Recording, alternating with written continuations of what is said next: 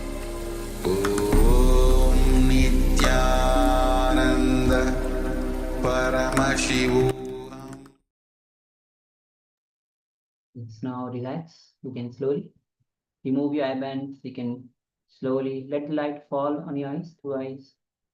Please open your eyes.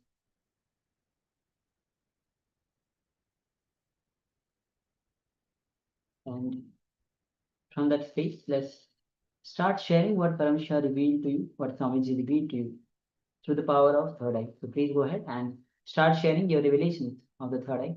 Any detail that was revealed to you, whether you saw an image, visuals, words, in any form that was revealed to you, you can go ahead and start sharing. So do not hesitate to share. Even if you think this is right, this is wrong, don't bother about it. It is Swamiji who is manifesting through you. So whether it is manifesting, whether it is revealed or not, whether it's right, wrong, it is Swamiji's glory or failure. So do not hesitate to share your revelation.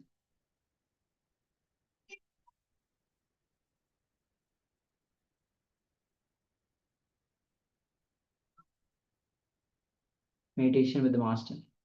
All right. Thank you. Thank you, Matthew.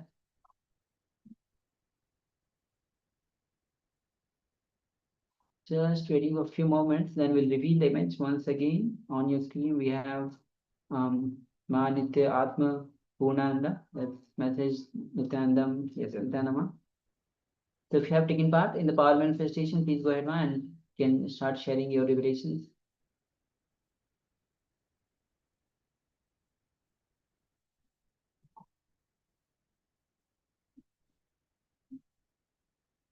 Feeling really calm through puja. Beautiful. Beautiful sharing here.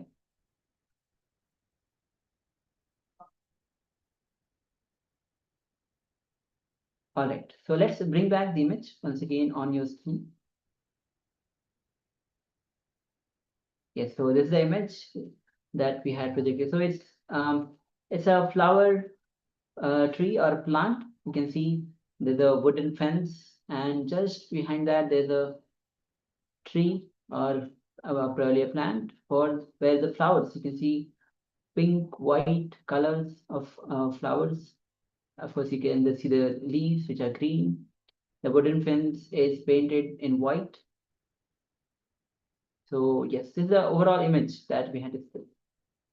So feeling calm through puja, meditation with the master. Yes, thank you. Thank you for sharing. And today's session is going to be on the awakening of all the 7 chakras. And Swamiji will be gracing us as Sadashivamurti. So all the flowers, all the chakras are actually represented in the form of the flowers, flowering of the chakras.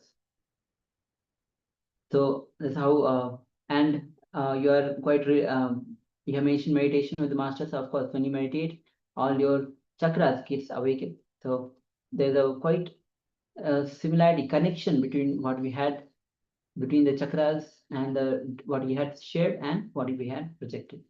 So thank you. Thank you, for sharing. So as we have already introduced, today we'll be going through Ananda Spurna, where Swamiji will be revealing or getting through all the chakras, the 7 chakras, and he will be working through us through various techniques, through the powerful cognition. So make sure that you are tuning in for this whole day of this sessions. Today we'll be working on each of the chakras, starting from the Muladhara chakra. But now we'll be getting ready for the introduction to the chakras, where Swamiji himself will be introducing about the chakras. What are the chakras? How it is formed? So, and lot more depth to it. So let's get ready as Swamiji reveals on the chakras.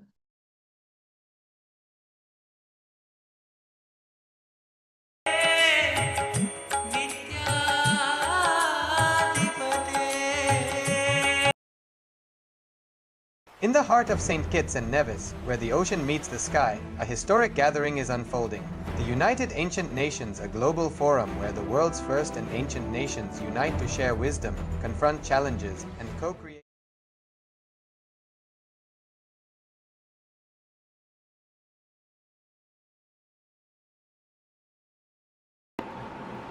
Most of us We do not know how to operate this system.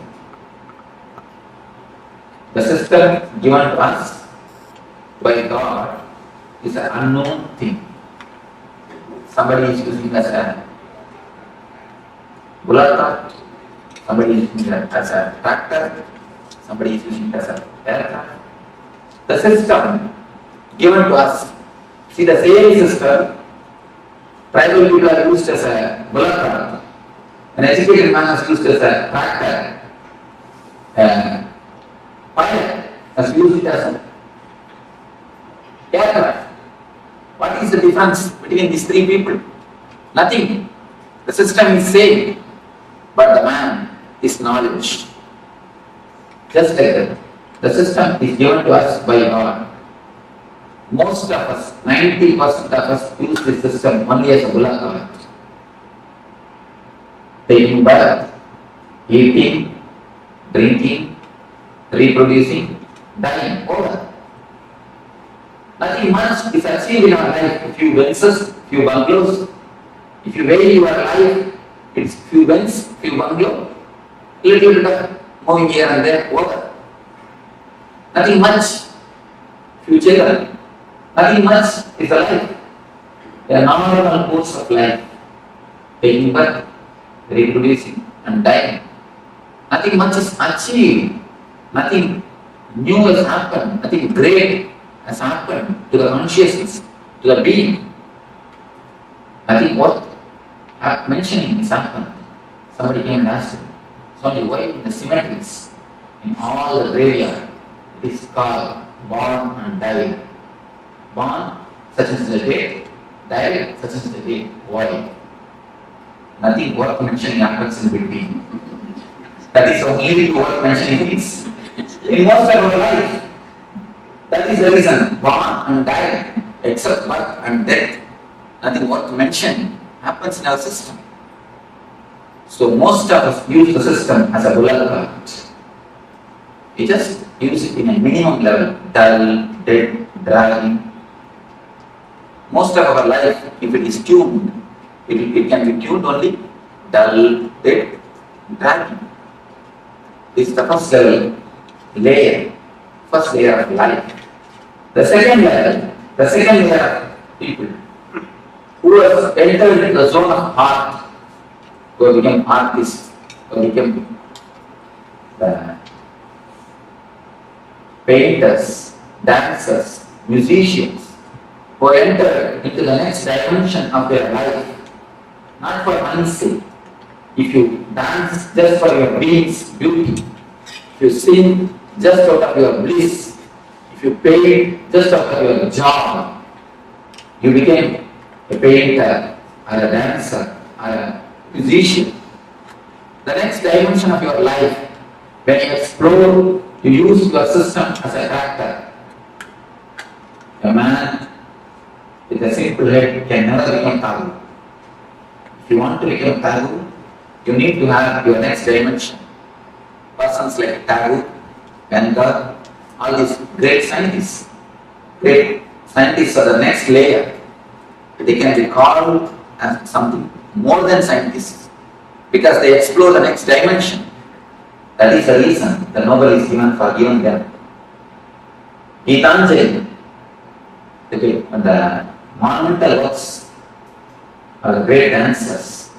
When they create the masterpiece of dance, or the art, or the poetry, they explore the next dimension of their being. They explore, they see the next dimension of their being. So these are the people who became practice, who see the next level of their life. Fulfillment, that is the reason the great poets, even if they die in poverty, even if they die with no property and in poverty, they have a very deep, satisfied death that they have lived their life ultimately, that they have lived their life with a fulfillment. They may live in a very poor way, they may not have wealth, they may not have the outer wealth, but they live in a rich way.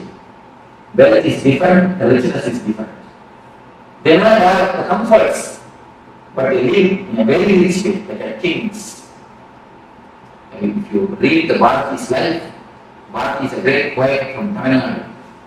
If you read his life, he is lived in a very poor way. But if you see the way in which he lived, simply a royal, he lived more like a king than a beggar.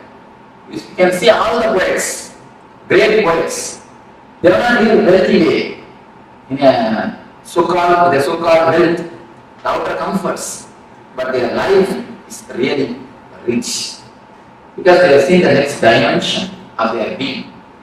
They know the ecstasy of the human being, of the human possibilities.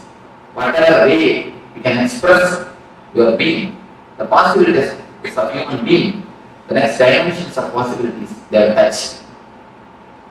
The third layer, only a Buddha, Krishna, Rama, these are the great intelligent masters who have used their system as an aircraft. These are the few people who have used their system as an aircraft. Majority, 90% was used as a bullock. 8 or 9% who are artists, are the great dancers, great poets, they use as a character. Only a handful of people. See, if you want to know the human history of humanity, you don't have to read the millions of people who have taken birth and died. All their history is not necessary. Just read 10% history. The Buddha, Krishna, this 10% life history is more than enough to know the whole history of humanity. These are the people who are milestones on the human history. These are the people who have created turning points in the human history. Just like that, if you know the few man's history, you can know the whole history of the humanity. These few enlightened persons are the persons who have used their system as an aircraft. Not even there is no need even to have 2 fingers, 2 hands. 1 hand is enough to count this type of people. Very handful of people. Buddha, Krishna. These are the very few who have a great impact on the humanity, who has used their system as an aircraft, who are real pilots, are the pioneers of the human evolution, of the human growth. If you see the difference between the villager, the tribal man, and the pilot, nothing much. Only one thing. The villagers don't know how to operate the mechanism. The tribal people, they know how to operate the system. That's all. Nothing. The tribal people, they don't know the mechanism. The pilot, he knows the mechanism. Nothing else is the difference. Only a very small difference. It is not that something needs to be added. No. Only one difference. They don't know, he knows. That's all. Just like that, if you know how to use your system and mechanisms in your body, in your mind, in your being, you can become a pilot. You can use this system for the optimum result. You can use this system for the maximum result. You can convert this system into an aircraft. The mechanisms which exist in your system is what is called chakras. There are 7 chakras in our being. The energy centers. These energy centers are real mechanisms in our system. If you know how to open them, how to activate them, how to remove blockages from them, how to energize them, you can simply transform your system into aircraft. As long as you do not know anything about the system, you will be just pulling your being. If you just know how to open, how to energize, how to activate the system, you will be using the same system, same mechanism as an aircraft. So, Now we will be entering into each and every system, each and every mechanism of your being, and we will explore how to operate, how to open it, how to work on the chakra, on the energy center. Let me show you how the chakras are situated. The small diagram, very small, I think all of you will be able to see how the chakras are situated. If you have this, you can just open the page 20. The lowest is called Muladhara, the root chakra. You don't have to remember the names. You see, there is no need to remember the names of all these things. Just I am giving an introduction. Then afterwards you will be entering into the deeper layers. You don't have to bother, oh, I have to remember all these names or not. There is no need to bother. You can just see and have an idea. That's all. First center is called Muladhara. From below I take the root of the spinal cord. Just at the root of the spinal cord, Muladhara. The next is Swadhisthana. Above the Muladhara, below the navel. On the navel, Manipura, and in between the chest, Anahata.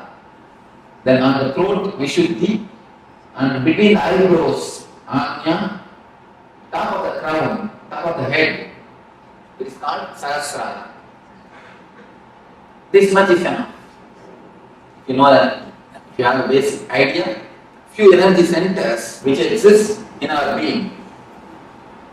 Now, we are going to work on each and every energy center, each and every chakra is connected to some emotion of our being. You can see throughout the world, in all the languages, the love and the heart, these two words are used as synonyms. Am I right? The love and the heart, these two words are used as synonyms. Any language, it is not that all the languages are happened, are created in one time or one place. All the languages are created in a different space, in a different time. But around the world, almost all the languages have got the same expression. The love and the heart is used as a synonyms. Why? Something more than verbal connection exists between these two. Some experiential connection is existing. If you really observe, then you can understand. If you meet a friend after 10 years, your childhood friend, after 20 years, with whom you have a lot of very loving and sweet memories, suddenly something will be flowing from here. You can observe. Have you observed, any of you? Suddenly something cool, very nice thing will be happening here in the soul, and it will flow. If you meet a person whom you love after 10 or 20 years, after a long gap, something will happen here. That is the reason, because this is an experience for everybody.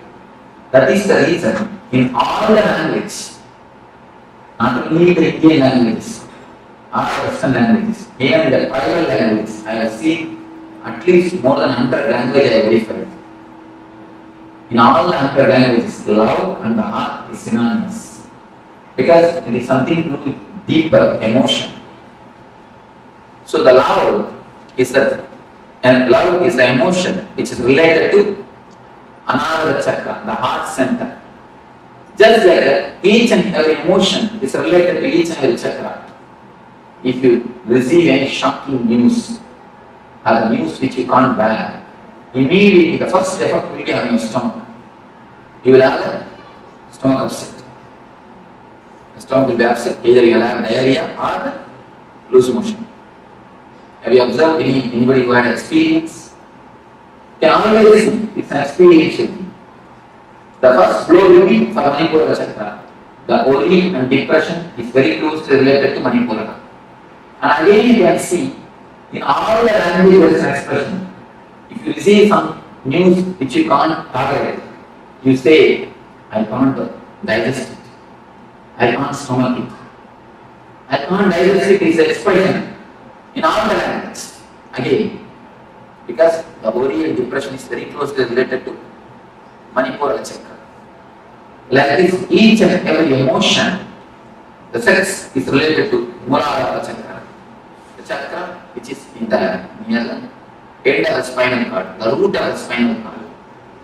Each and every emotion is very closely related to one chakras. If this emotion is handled properly in our life, each and every emotion is an energy given to you by God. It's like a money. If you don't know how to handle the money, you will become bankrupt. Just like that, if you don't know how to handle the emotions, you become energetic. See, if somebody works for you, his work is worth $1,000. You pay him only $1,000. If possible, 900. Never 1,100. That's what is a regular way of life. We give him $1,000, not more than that. But if he does a mistake, which is worth $1,000, how much of anger we pay him? At least $5,000 worth of anger we pay him. Anger is an emotion. It is valuable thing. If you can pay the anger just like the money, exactly how much is necessary, that much if you pay, you will never go energy card. That is the reason after shouting. We are so tired, we just fall in the sofa and have coffee. Because it's not a very big work. Just shouting is not a big work. But you feel so much you are drained. Why? Because emotion is energy. All your emotions are energies, which is in your center, in your beings. When you use the money in a very loosey way or in a luxurious way or an unnecessary way, and the luxury is something necessary for life, nothing wrong. But when you spend unnecessarily, lavishly, you become bankrupt. Just like that, when you spend the emotions, when you lose the energies lavishly, you become energetic. Each and every emotion is connected to some chakra. If you know how to handle them, how to use them properly, how to balance them clearly, your chakras, your energy centers open.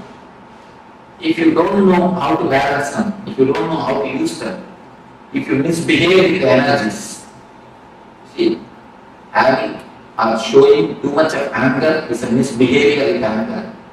Anger is like a Lakshmi in you. If you misbehave with the money, you are misbehaving with Lakshmi. Just like that, if you misbehave with anger, you are misbehaving with your energies. Will you throw a dollar note in the dustbin? Will you throw a $100 note in the dustbin? We always think, oh, it's disrespect to Lakshmi. Just like that, if you throw your emotions unnecessarily, it's a disrespect to your energy. Just like the God has given you money, He has given you emotions, energies to run your system, to run your life. When you disrespect, when you throw them out unnecessarily, you show a disrespect on the emotions, on the energies. If you know how to balance, how to run them, if you have an understanding, the chakras open. If you misunderstand or if you misbehave with the energies and the emotions, the chakra closes. For a little more understanding, it can be told in the other way. If you know how to give your love, the anahata opens. If you continuously ask for love from others, anahata closes. This is the master key for anahata chakra. Now first you will enter into the heart center. It's a master key for anahata chakra. If you know how to give the love, the center opens, ask for love, it closes. First master key. One more way you can understand. If the chakra opens, you will give the love. If you give the love, it opens. If you give the love, it opens. If it opens, you give more love. More opening, more love. More love, more and more opening, and more love. It's like a this side circle. Now it is in this side circle. More you ask, more it is closed, more it is closed, more and more you ask. The ball is rolling in the down way. This way. It is getting more and more black and more asking. Now we are going to stop the ball by the meditation and start rolling this way. Then more open. Once the chakra starts opening, the more love overflows. When the more love overflows, the chakra opens little more. When the little more is opening happens, the more love overflows. The ball rolls this way. The chakra rolls this way. The whole program is just to stop the ball rolling this way and start the ball this way. We are going to work on each and every chakra to open the chakra, to see the emotions are balanced, to see the energies are centered. First, in each and every session, we'll have a small discussion on the chakra, then your meditation on the chakra. The meditations are taken from many religions. I wanted to prove all the religions are centered on the same thing, the one ideology, how to make you more joyful and more blissful. First, how to make you more joyful. It means how to make you more happy in the life with the outer persons. And then how to make you more blissful. How to make you more blissful without the outer world. First, be joyful with the outer world. Then be blissful without the outer world. So this is the step, this is the reason why the meditation or the religions are born on this world. This is the center core of all the religions of all the world. That is the reason I have taken meditation techniques from Sri Vaishnavism, the religion preached by the great Vaishnavic masters. Each and every session we will have a discussion and then a meditation. This way we will have 7 sessions on the 7 different chakras. Finally, tomorrow evening we will be having the energy darshan, which is the peak or pinnacle of this camp. Later on we will be explaining what is energy darshan. Now let us enter into the Anahata chakra, the heart center. First question I receive is, people ask me, Swamiji, I haven't bypass surgery, will the chakra be as it is? Will the chakra be there? Whether you went bypass surgery or the angiogram, don't worry, the chakra will be there. Because it is not physical, it is more metaphysical. If you can give 2 more touches, I can show you. You have a ribbon, you can give me 3 ribbons. Next question, can give. I'll show you how the chakras exist.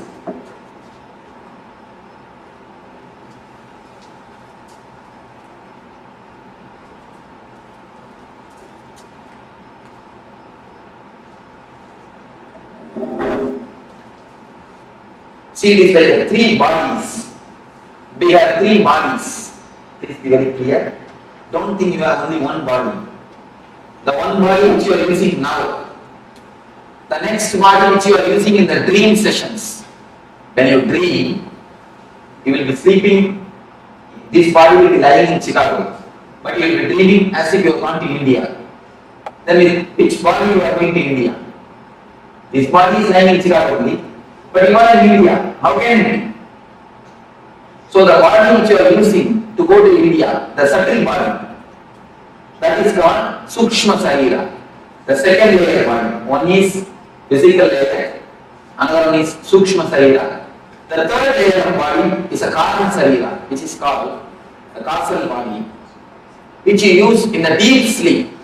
When you fall asleep without even dream or the wakeful state, in a deep layer, in the third layer, now what you are using is physical body. What you use in the dream is subtle body. The body which you use in the deep sleep is called causal body. You have three bodies in your system. The three bodies, they meet and merge in 7 different points. They meet with each other. You can imagine the 7 knots in these 3 kerchiefs. If you can imagine the 7 knots, just 7 different knots in 7 different places. If you can imagine, that is the places which is called chakras. The 7 different knots. The 7 different knots are called chakras. The first thing we are going to enter is anahata. Here also the 3 bodies meet and merge each other. In the book it is very clearly depicted. The 3 lines, they just meet near.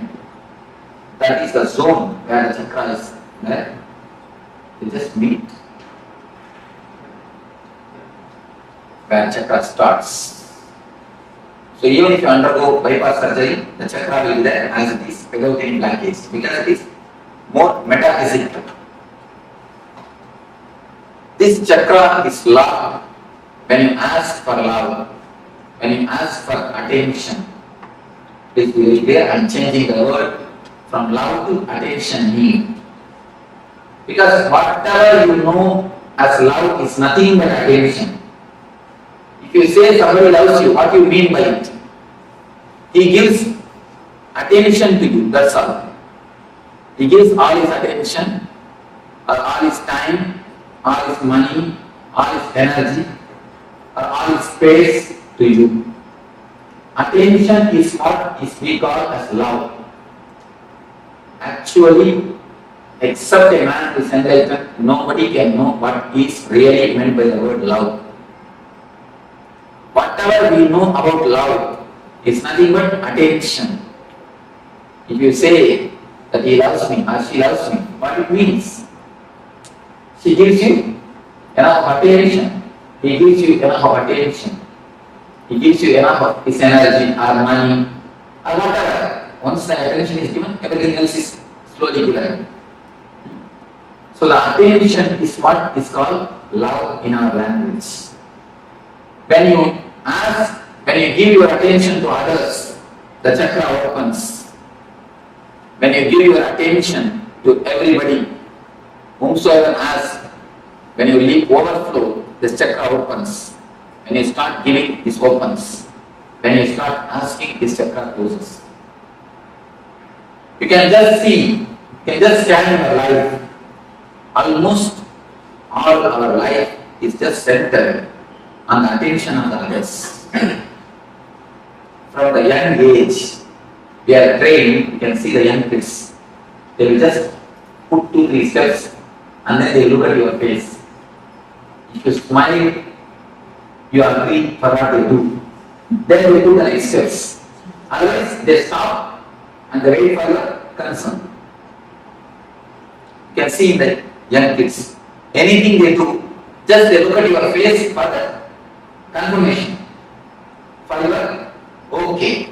Only when you say okay, they go for ahead. They wait. Just like from that age, we start expecting the attention or the okay from the others. The same thing continues till our end.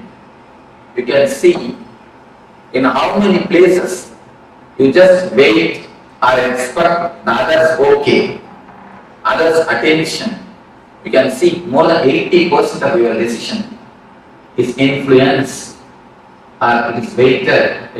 You just wait or you just ask for their confirmation, for the others smile. It is not only economically, mostly psychologically. You feel You feel inspired or you feel regenerated. You feel power or energy only when you get a confirmation from the others. Each and every move of your life, you continuously see whether somebody confirms it or not. You wanted the smiling face of the other. Almost it's like a psychological slavery. In every step, you wanted the other to be the source of your inspiration. If you just stand, you just sit in your room and scan the lifestyle in which you are living, almost 90% of your decisions, 90% of your life is just for the other's opinion, asking the other's attention, expecting the attention of the others, expecting the opinion of the others. It is more like a signature campaign. Each and every husband expects a certificate from wife, good husband. Wife is expecting the certificate, the good wife.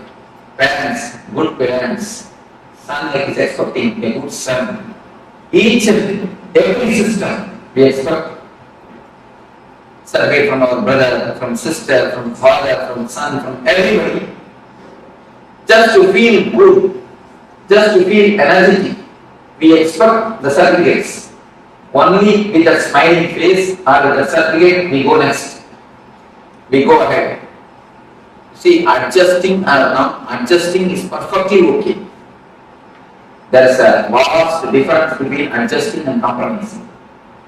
Listen thoroughly and you can contemplate on it thoroughly.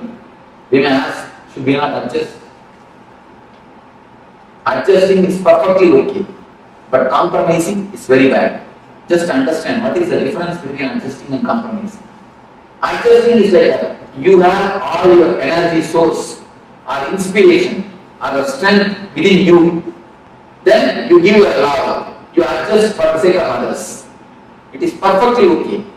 But compromising is, unless they are all supporting you psychologically, you will have no energy to run on your own. When you adjust in that zone, you are compromising. Most of our life, we have somebody else as a psychological strength for us. If he smiles at you, you have all the energy to run. If he does not open his mouth, if he doesn't smile, the whole day you will feel depressed. Have you observed any time? If he doesn't smile on you, as soon as early morning when you wake up, if he doesn't give his smile, whole day you will feel very low. If some of your boss, or the husband, or the wife, or the son, or the father, if some of them didn't give their attention or their smile at you, immediately you will feel low. It means they are the legs or they are the feet for you to stand. A psychological slavery, psychological handicap feel. I call it psychologically handicapped. In America, I saw so much of respect is given for the handicapped people. Everywhere you are parking for separate parking for handicapped, separate way for the handicapped people, separate bathrooms or restrooms for the handicapped people. Everywhere. Physically handicapped is much okay, nothing wrong. But psychologically being handicapped is simply sin. Please be very clear. I am giving a new definition for sin. Don't think sin is something what you traditionally understand. Sin is something scolding others, telling lie. Of course, that is different. But I am giving a new explanation for sin. Sin is psychologically dependent on others. That is the first sin. Because when you psychologically depend on others, you try to possess them. First, understand how many ways you have invested your energies on others. Most of our business becomes failure. Why you know? Till the business project comes to a shape, 90% of project is over. Till the time you get a inspiration, a smile, or a okay, from your inspiration source. At one point, if that is removed from you, if the inspiration source is lost, immediately the whole thing comes down and goes to pieces. Have you seen the children playing with a playing car? They just build a castle, they just build a house with a playing cars. If you remove one car, what will happen? At least the children are intelligent. They build their castle with their own cars. But you build a castle with others' cars. When he gives a certificate, a good husband, you collect that. Good wife, you collect that. Good brother, collect. Good sister, good son, good father. You collect all the certificates and try to build your personality. Just like a car's castle. And if anyone at any time takes away their certificate, removes their certificate, their source, what will happen? The whole personality just collapses. That is what I call depression. Most of your energy is centered on somebody else. Only if they say, psychologically you have a center, only if they say what you do is right. Even if it is right, you are not convinced. You ask for their certificate. You ask for their attention. That is the reason. Till the end, you don't feel you are independent. How much you speak about independence, how much you speak about freedom, it is all only the word. Only when you start loving others, when you don't expect the love from others, when you stop expecting the attention from others, you are really independent. Till that time, you are a psychological slave. Whatever you speak about independence or freedom, you are a psychological slave. Because your source of energy depends on others. Only if he smiles, you can run. If he doesn't smile, what will happen? You will not run. You will feel very low. You will feel very dull. You will feel very depressed. The source of inspiration, as long as the source of inspiration is somebody else, you cannot have your freedom, your anamata cannot be active. Your energy center can never be totally awakened, totally alive. First thing, find out where all you have invested your energy center, on whom all you are dependent.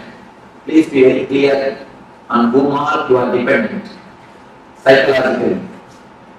You need how many smiles to run. Try to reduce the number of smiles.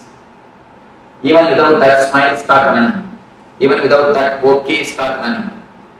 I am not telling you to go against the society, no.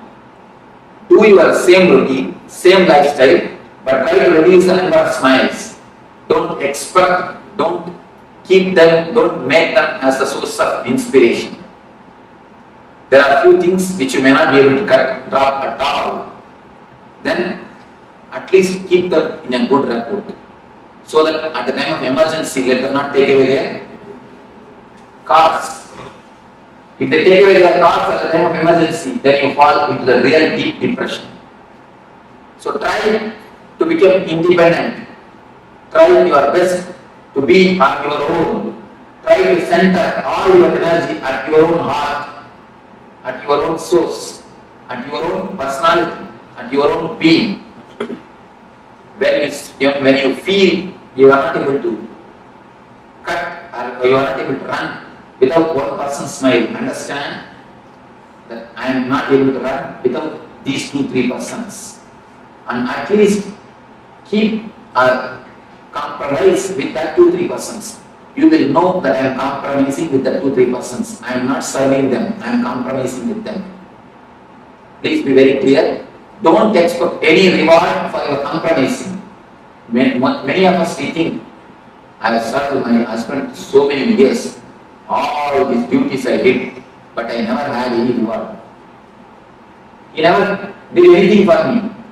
Be very clear, if you really serve, always will have reward. But all our service is just compromise. He is the source of inspiration for us, so we compromise something. So be very clear, all your work, all your attitude of seva, we again and again tell you, I took care of my son so much, I did so much for my son. After growing, he never did anything for me, he went away with his wife. Be very clear, if you have done really service, if you would have done really something, if you would have given, you would have never lost. We just give and take. He is the psychological support for us, so we compromise with him. Just scan or filter all your emotions, all your understandings, revise completely where all you have failed, where all you take decisions, you are dependent on others. This one understanding can give you a tremendous strength on your own, to stand on your own, to run on your own. When you understand it's a slavery, you will never invest your energy on others. As long as you understand only problem, people say, Swamiji, I understand the smoking is bad, but I am not able to stop it. Then be very clear, never till you understand. If you really understand, you can never fight, you can never again smoke it. Do you say, I understand, if I put my hand in the fire, it will burn, but I am not able to resist the temptation to put the hand. You never say that. Once when you understand the hand, if I put my hand, if I put my finger in the fire, I will get burned. You never do it again. You always keep yourself away from the fire. The same way, if you really understand that there is a psychological slavery, simply you can see, you can be so clear, you can be very, very clear, it will transform your life. Only thing we don't understand. Have this understanding after going back to the house after a few days. Just sit in your room alone and scan your life, where all you have invested your energies, who are all inspiration sources for you, and try to organize, try to bring all the energy center on your own being. Don't let somebody else to drive you. If you keep somebody else as an energy source, you are allowing somebody else to be a driving force for you. So naturally you will be living for somebody else. When he is the inspiration source, naturally you have to take these ideas and work out. You have life or the time only to live your desires, not all everybody's desires. If you try to live 5-6 persons' desires on your life, where is the time? Where is the energy? Where is the money? No. When we try to live somebody else as an inspiration, we have to live their desires also, because they will live their ideology also. Whenever they are inspiration, they will live their ideology. So, you will be dancing for so many persons' tunes. You can dance for one tune. In front side, somebody is putting Bharatanatyam. You go and put 2-3 steps. Then this side Western music. You shall just come and shake your head. And then this side immediately some Carnatic music is going on. Then you have to jump here and do for one more tune. And that side Kathakali is going on. You have to go on 2-3 steps. How will it be? The whole thing will get mess. Now our life is nothing but that. Each and every tune you try to dance. Will it be possible? No. It will never be possible. If you try to dance for one tune, your life will be successful, even if you don't know dancing. You will create new dancing. What you do is what is dance is key. It is not a dance, it is not some basic rule. If you don't do according to that, it is not dance, nothing like that. I have seen all the great dancers are unique. People who go beyond the rule and still they maintain the grace, they are the successful dancers. People who maintain the rule, I have always seen they are only millionaires.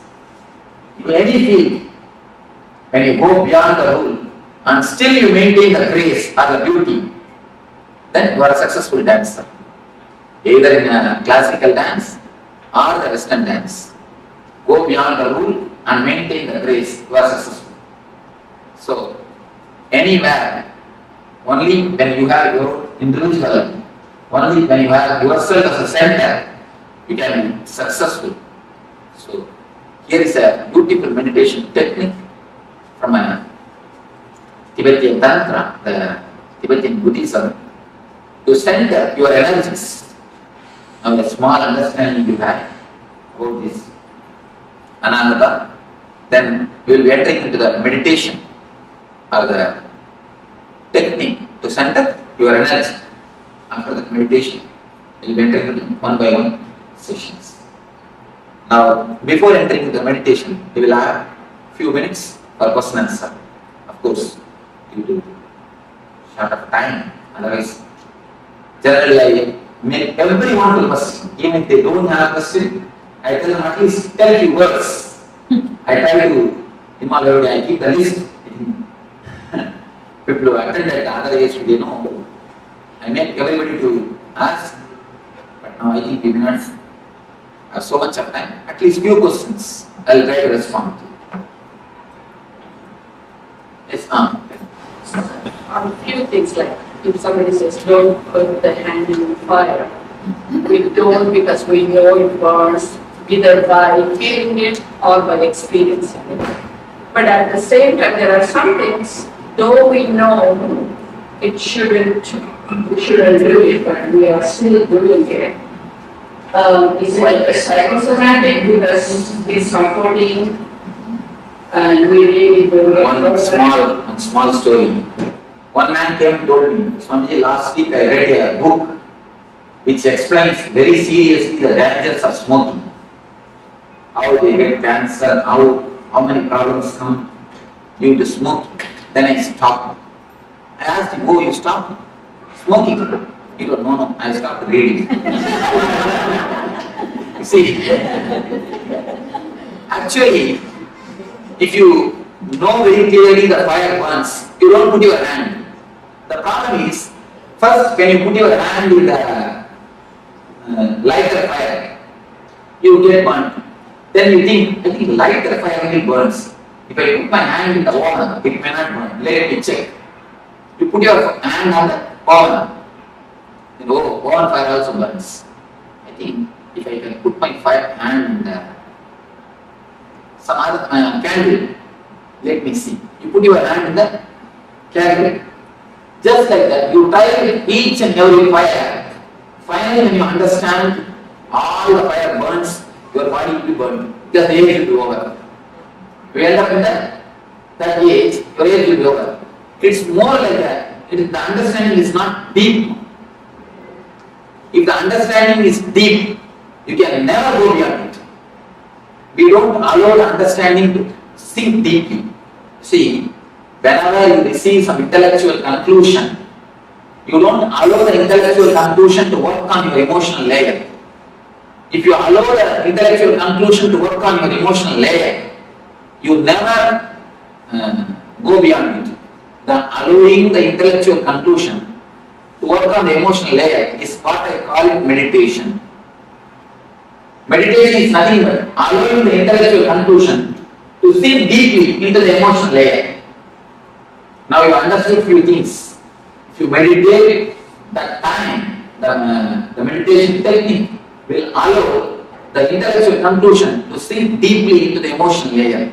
That's what they call in Vedanta, Sravana Manana. Sravana means listening. Manana means allowing it to sink deeply. Most of the time, we don't give space or the time to allow the intellectual conclusions to sink into the emotional layer. So once the intellect is allowed to sink into the emotional layer, you will always see Nithyananda, transformation happens. It should not be done. No desires should be suppressed. No transformation can be done. It should only happen. See, flower, if it automatically flowers, then it is really flower. If you just open a lotus, in many temples I have seen they open the lotus, and the floweriness will be missing in the lotus. The floweriness will be missing in the flower. Only if it blooms or if it flowers by itself, there's got beauty. You can do few things. You can allow the transformation to happen. You can put them inside and wait a little bit. You will see the transformation happens.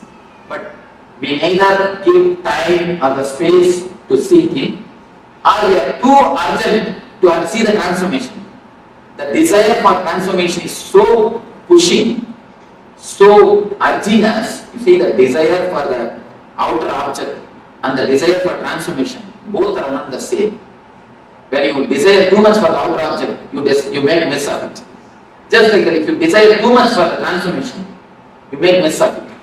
Put the idea aside, just wait for a little. Allow the seed to sprout.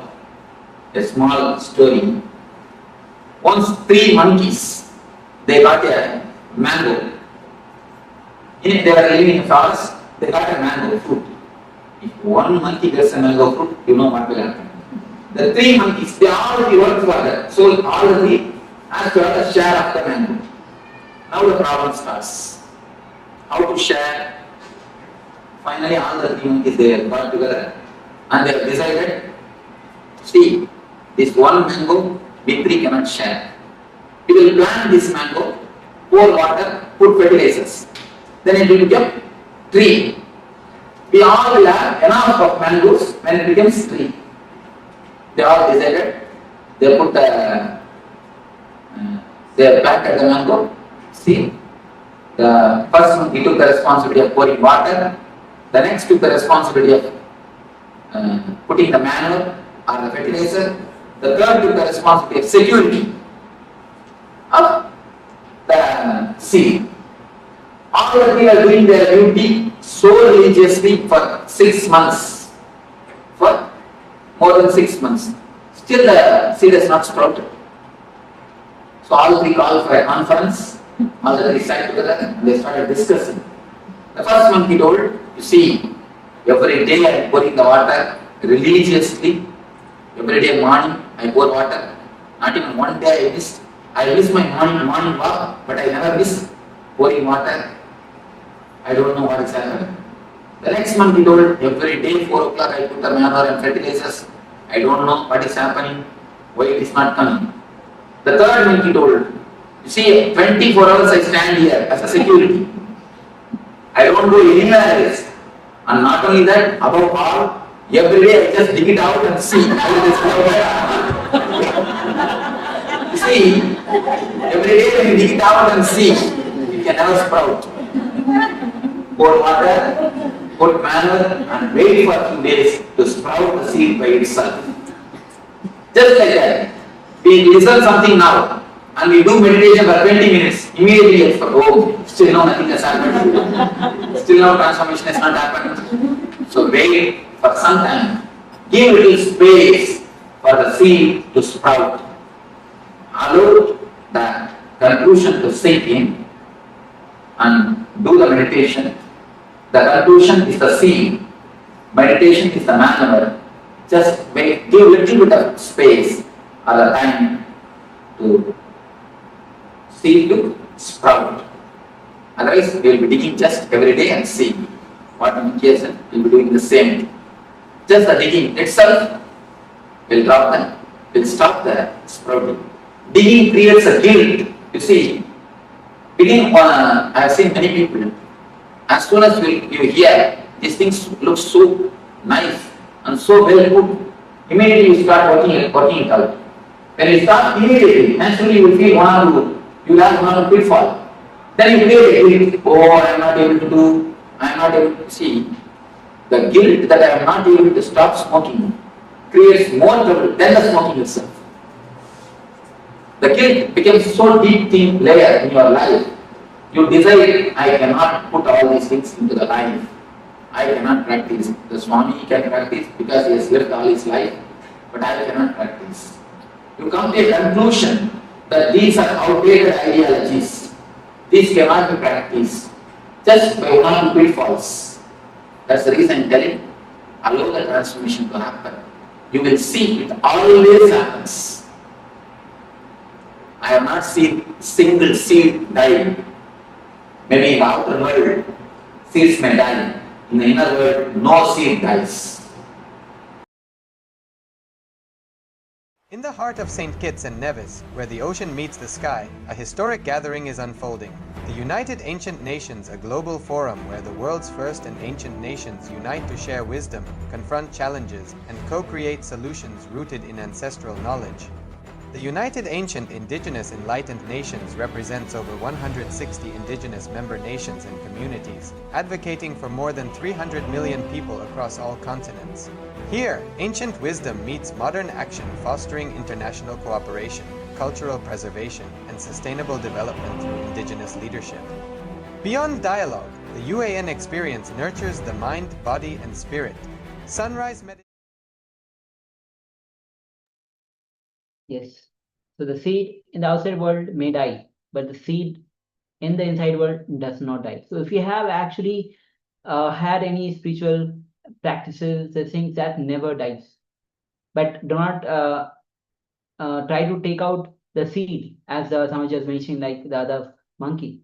So understanding, as Samaj has revealed on the chakras, how the chakras are formed when the different energy centers meets at a point that makes the chakras, and there are 7 major chakras what we know, from the Muladhara chakra, Swadhisthana chakra, Manipuraka chakra, Anahata chakra, Vishuddhi chakra, Angya chakra, and the Sahasrara chakra. But there are other chakras, the minor chakras as well, where the energy meets. But these are minor chakras. The major chakras are these 7 that most of us know. So will we understand that any disease that happens in us is only an imbalance in these chakras. So these chakras, whenever there is some imbalance, only then the disease happens, because our body and mind are rooted in our inner consciousness. So whenever there is a disbalance or any imbalance in our chakras, from that being, disease happens, because we are out of our own center. Yes, now let's do a quick activity from how Swamiji has explained, the Supreme Pontiff of Hinduism has explained where the chakras are and how each of those chakras actually have a direct impact on our emotions and our physical health also. So what we'll do now is we'll present a sketch. You can draw a simple sketch, and you can mark the 7 chakras, all the 7 chakras, and you can also write down all the patterns, the thought patterns, the thought currents that are part of the chakra, that impact the chakra, that block the flow of energy through that chakra. So what we'll be doing is you can do a simple line drawing also, that is fine, no issues, but this is for your reference. So you will be very clear on what you are working with, the 7 chakras, and also each of the thought patterns. The first one is to go through all the chakras. You can see the image being projected now. Here, you can mark all the 7 chakras, starting with the Muladhara chakra at the base of the spine, 2 inches above that, the Swadhisthana chakra, and 2 inches above that, in the physical body, the Manipuraka chakra, the navel center. At the heart center is the Anahata chakra. At the throat center is the Vishuddhi chakra. The region between the eyebrows, the brow center, is the Agnya chakra. And the Sahasrara chakra is at the top of the crown. So you can take a few moments to draw this out. This is for your reference, so you can have it handy. Let us start. If you have any questions, please let us know.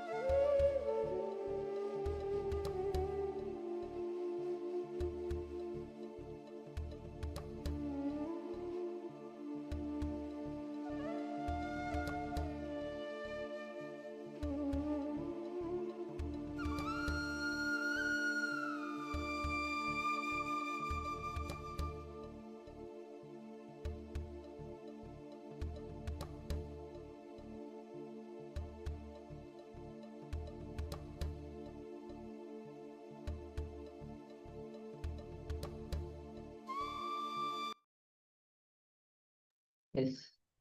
Slowly you can relax. And with this, now we'll be entering into the first chakra, which is the Muladhara chakra. So let's get ready. We'll be entering into, Swamiji himself will be guiding us. So let's get ready and let's enter into these two villages.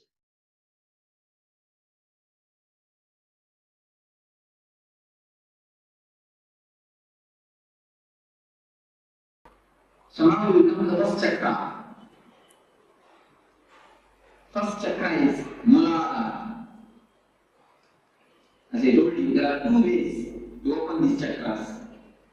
One is meditation, another one is maturity. Maturity means just understand in which way these chakras are locked. Get the key and open the chakras. If you know how to open the chakras, you will see the maturity descends on you. This chakra is locked by a particular emotion. Each chakras are locked by a particular emotion. If you know how to unlock it, the chakra energy will be released in you and you can float with the energy of the chakra. The Muladhara chakra is concerned with the sex.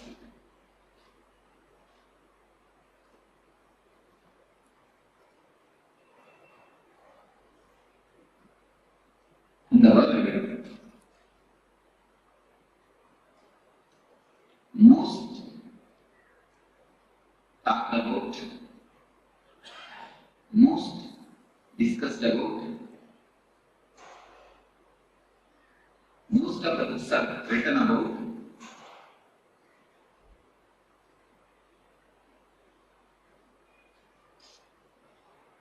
I think on these three sentences, most of the books have been written about, most talked about, and most discussed about. Subject is and most confused, most misunderstood, most misinterpreted. Subject is also.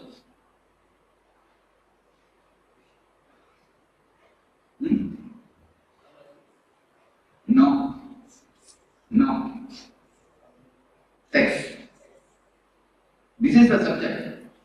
Most talked about, most discussed about, most written about, and most confused, most misunderstood, most misinterpreted. No other subject is talked about so vastly. No other subject is talked about so vastly as this subject. But no other subject is misunderstood as this subject. We try to avoid the subject, we try to indulge in the subject. The man who tries to avoid the subject tries to avoid the big pit in front of him. If he doesn't know that pit is there, how is he going to pass it? Man who tries to indulge in the subject is trying to jump into the pit. So both are not supposed to be done. We should know and pass it. Either we try to avoid or indulge. Do we try to do anything else? What is the reason? Ancient rishis, science give a very beautiful, clear understanding of this subject. The man who wrote the Kama Sutra, the science of this book, of this subject, is a sannyasi like me. Anybody know? He is a rishi, Vatsyayana. He is a rishi, he is a sannyasi like me.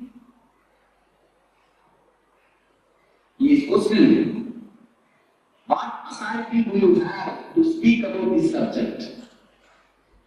He is questioning. I think proper question, the right question. Any man who is little bit intelligent will put this question. What authority do you have to speak about this subject. Yes, I mean, yes, actually, logically, I have no authority to speak about this subject. Marxian very clearly answers in his book.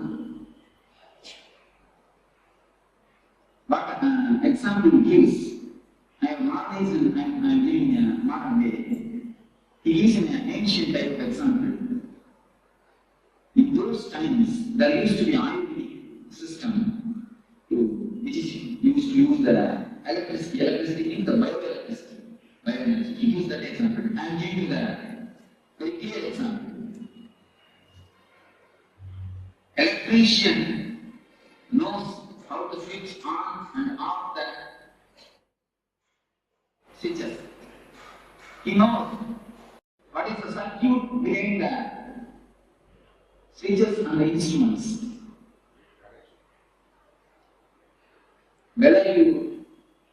When you switch on, what will happen? Switch on, what will happen? Everything he knows. He may not have switched it on and off. He may not have directly done it. But he knows the science behind it. He knows the energy flow behind it. But a man every day uses a switch. He is switching on and switching off. He may not know the science behind it. Am I right? Many of us know only how to switch on and off, not the science behind it. That is why many times we get shocked. That is the reason many times we get shocked. We all many fathers, grandfathers, we have all grown up in our life. We may have done it. Just like an normal man who knows only how to switch on and off the switch. But he doesn't know the mechanism or energy flow behind it. Just like an ordinary animal, living with a simple basic instinct. But Marxiana says, I may not know how to, I may not have done the switching on and off, but I know the background energy flow. I am the man only as an authority to speak about these things. Marxiana says, a real sannyasi is the only person who is authorized to give an idea about the subject. Nobody else has got any authority, he says. Because he gives one more example. Some two persons are playing chess. Saguranga, chess. Two persons got involved in chess. When you see from outside, you will be having a right idea, you will be having a right move, you will be knowing the right movement, but they will not be doing that. Have you any time experienced it? When you see from outside, you will be knowing the right movement, they will not be knowing it. But when you sit and play, you will not be knowing the right movement. The person who is outside, he will be knowing the right movement. Do you accept this? What is the reason? He has no pressure that he has to win. The man who witnesses has no pressure. The man who is outside has no pressure that he has to win. The pressure makes mind dull. So a man who has jumped out of this being, samsara chakra, a man who is outside this being only can give a right idea about the being. If you are sitting in a giant wheel, you can take the example of giant wheel. If you are sitting in a giant wheel and rounding, can you give a right idea about the giant wheel? Can you? When you have jumped out of it, when you are away and looking the things, seeing the things are happening, you can give a right idea about giant wheel. So a man who has come out of it, who is beyond, who has transformed energy, who has jumped out of the samsara chakra, can only give a right idea about this subject. So we come to the question, what is sex? Today, biology proves all men are 51% men, 49% women. All women are 51% women, 49% men. Just 1% this way or that way. 1% only, this way or that way. But when we start growing, society doesn't allow the women part of us to express. When we do the meditation, many times I observe, men always cry, women try to laugh. Why the reason you know? The women, feminine part of us has been suppressed. The masculine part of the women has been suppressed by the society continuously.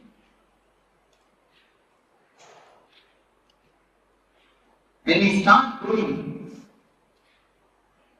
we slowly start collecting the image that 49% in us tries to satisfy itself through mother and father. That is why girls children are always attracted to father and boys are always attracted to mother. From there, the sex starts. The science starts. We start slowly collecting the images, prints. All men try to fulfill their image with mother. All women try to fulfill their man image with father. The art is suppressed by the society. When it is suppressed, we try to fulfill it with the father and with the mother, having some loving relationship. Then after a few years of growth, we start collecting the images from many people, from the outsiders, how a real woman should be, especially from media, how a real man should be. We start collecting the images and start preserving it in our system. The repressed or suppressed women is always in the unconscious. It's the deep science actually, what is happening in the mind. When you go after a certain age, you will start collecting images from many actors, actresses, many stories, especially from the TV serials. From all these things, we start collecting the images and start preserving it. How a right man should be, how a right woman should be, how a many things, how a husband should be, how a mother should be, how a father should be. Many images we start collecting. We keep the imagination of a woman inside, the ideal woman. Sometimes, rarely, at the age of 15, after 18 to 23, in that age, we see somebody outside, and from distance, it looks like as if they resemble in this image, which you have inside. We continuously start searching for this image. We have the copy inside. We start searching this outside. We start searching whether some image will suit with this image, whether some real person will suit with this image, which we have collected and kept it in our mind. So actually, when you see somebody from distance, you feel as if that your image is resembling with that real person. We start falling in love. The falling in love happens in that moment only. The science behind the falling in love is different. We have an image and we search In distance we feel. In distance we feel as if the both are resembling. As if the both are looking alike. Then we fall in love. But when you come here, you will immediately find the image is image and real person is person. You can never find image in a real person because it is image. Not because of anything, because it is image. How can image be a real person? Because it is image. This is the base of this where we start expecting something from the other. This is the greatest expectation all of us have. We always want the other. Other means either wife or husband should act according to our image. Is it possible? Can it be possible? Dreams can never become true because they are dreams. The very word denotes they are dreams. If they can become true, why will they be called as dreams?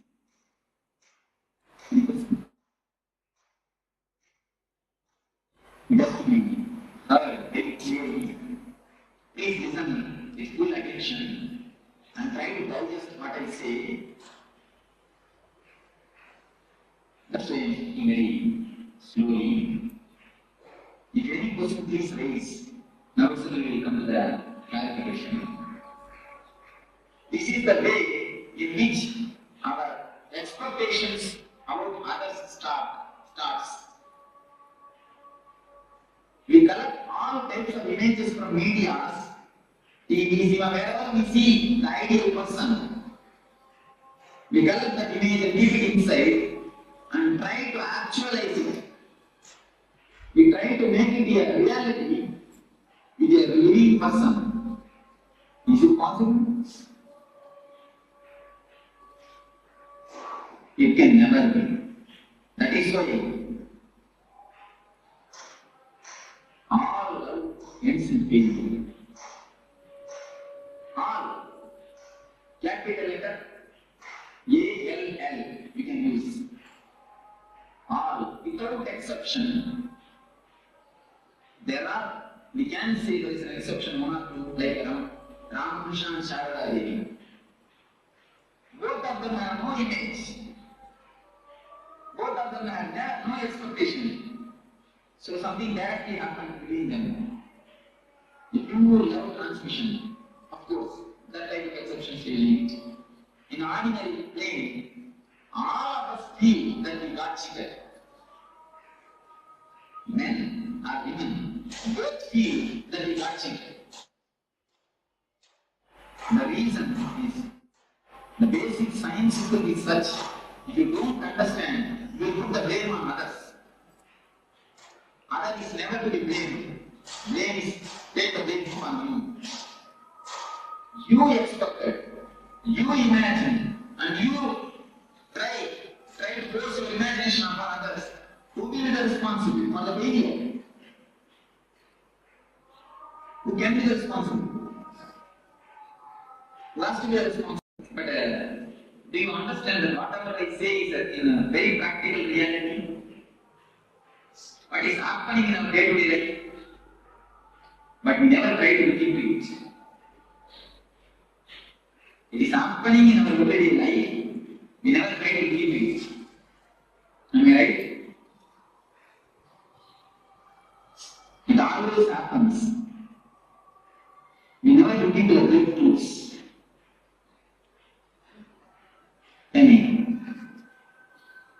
So, when we see that our image is not a reality, when we saw from a distance, it looked like what is in my hand, oh, it is green. That also looks like a green.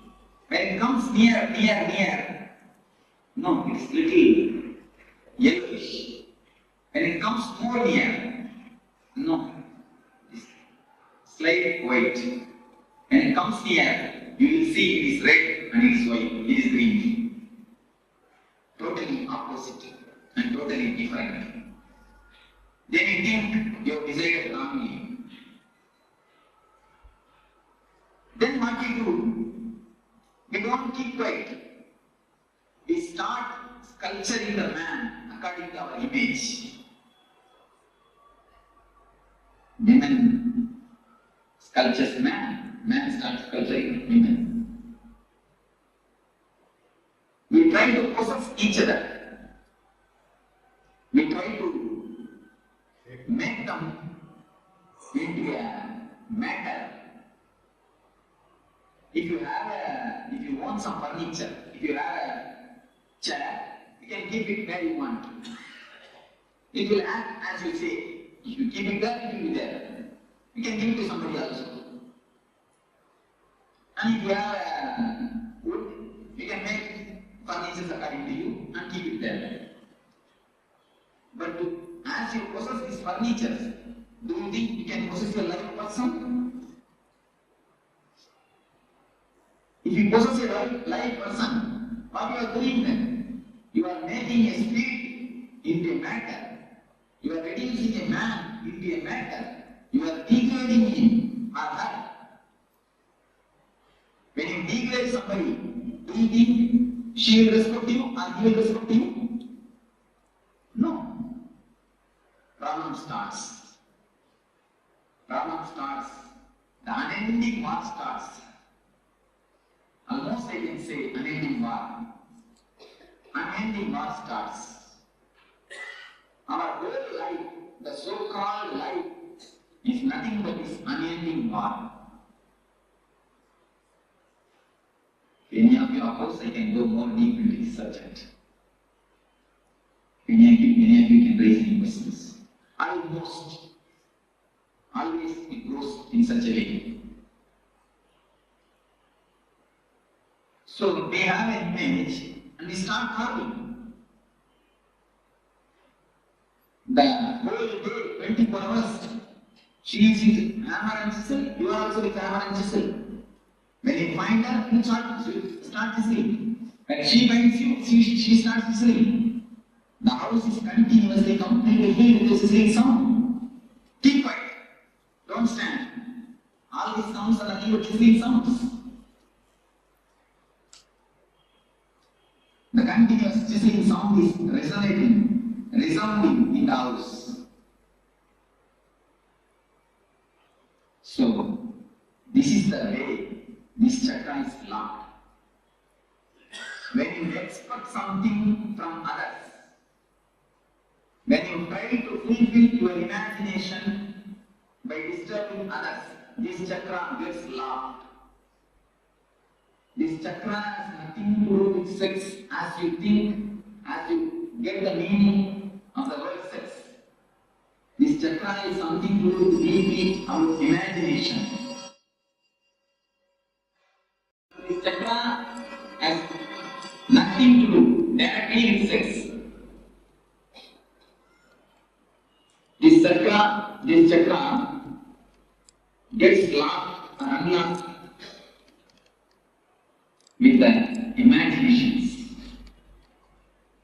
When I say that this chakra has nothing to do with sex, I mean whether you are a brahmacharya, sannyasi or grihastha, this chakra can be opened.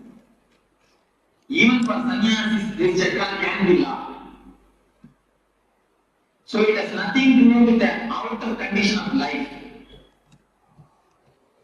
I want to say, this has nothing to do with a so-called celibacy. A real celibacy is who can be called as a real celibate? Man who has dropped his inner image. When a man drops the inner image, which he preserves, inner woman's image, he only can be called a real sannyasi. Even if you live in a grihastha life, if you drop this image, if you drop the chisel and the hammer from your hand, if you stop chiseling the other, you will be a brahmachari. Your Muladhara chakra will be opened. you will get having the real benefit of this chakra opening. Do you understand what I say? So the outer conditions, whether you live a married life or unmarried life, has nothing to do with this chakra.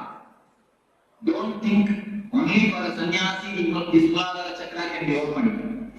This can be opened for anybody. Yes, because we have never looked into us. We never turn inside. We go everywhere, but never inside. Just drop expecting, just drop chiseling the other man. Then this chakra will automatically open. When you drop the imagination of hero, the chakra will automatically open. Actually, when you have the imagination, many people come to me and ask, Swamiji, in my house only we two are living, but there is no peace. There is no peace, only we two. We don't even have son. Myself and my wife, both are living, but there is no peace. I used to tell them, no. With two persons, there can be always peace. You are not two, you are four. Your imagination about your wife. She had imagination about you. You four are living. With four, you think peace can live? Peace can be with him? With four, peace can never be. With two, peace can be. With four, it is impossible. So if we drop the imaginations, two things happen. Yes. What I mean is, we always got the images of heroes and keep it in our mind. We want that should be in reality from our husband, from our wife. That is the way I understand. Yes, if you drop that, this chakra can be opened. Don't expect that it should be according to you. You should act according to you. Not only about husband and wife, even about father and mother can keep an idea. How the ideal father should be. Today all of you have a homework. The 5 things you will write. Today please go and write and see. One thing I will just tell them and then I can note down. Father, mother, wife or husband. If you don't have wife or husband, no problem. If you have wife or husband, son and son or daughter. This about some 5 relationships. You write how you expect them to be, how you feel the ideal father will be. You just write down 2-3 points. So all these 5 relationships, write ideal your vision. The ideal father, ideal mother, or ideal son, or ideal wife, or ideal husband. You will find if you dig down your unconscious, you will find all your ideas are just from the TV serials and cinema. All your ideas you will find. And few times I check with people. I just ask them to write down how your house furniture should be. It will be corresponding to serial. Even the house furniture, we have the imagination. How it should be. We take from the medias. Before that, there were dramas. If you live on the dramas, there were uncle images. Huh? Even now, even in earlier time, you see, from kings, they torture as best they can. And she tortures as best she can. She tries to make a Rama, we try to make a Sita. But finally what happens? Anjanaya comes out. We do not know what happens. Anyhow. So the imagination and trying to project it disturbs this chakra. If you can drop the imagination, if you can stop chiseling the others, this chakra will be completely opened. The people whosoever has got a problem with the uterus problems, if you diagnose your mind, you will be having this problem of imagination and trying to project it and forcing upon the others. Of course, women have their own way to pose. They don't pose with chisel and hammer, they pose with tears. They pose with tears and crying. So they have their own ways.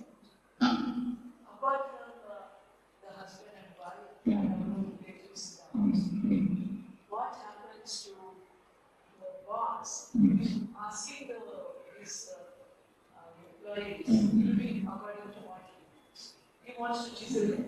What about You see, in ways, so in business world, there is no other way.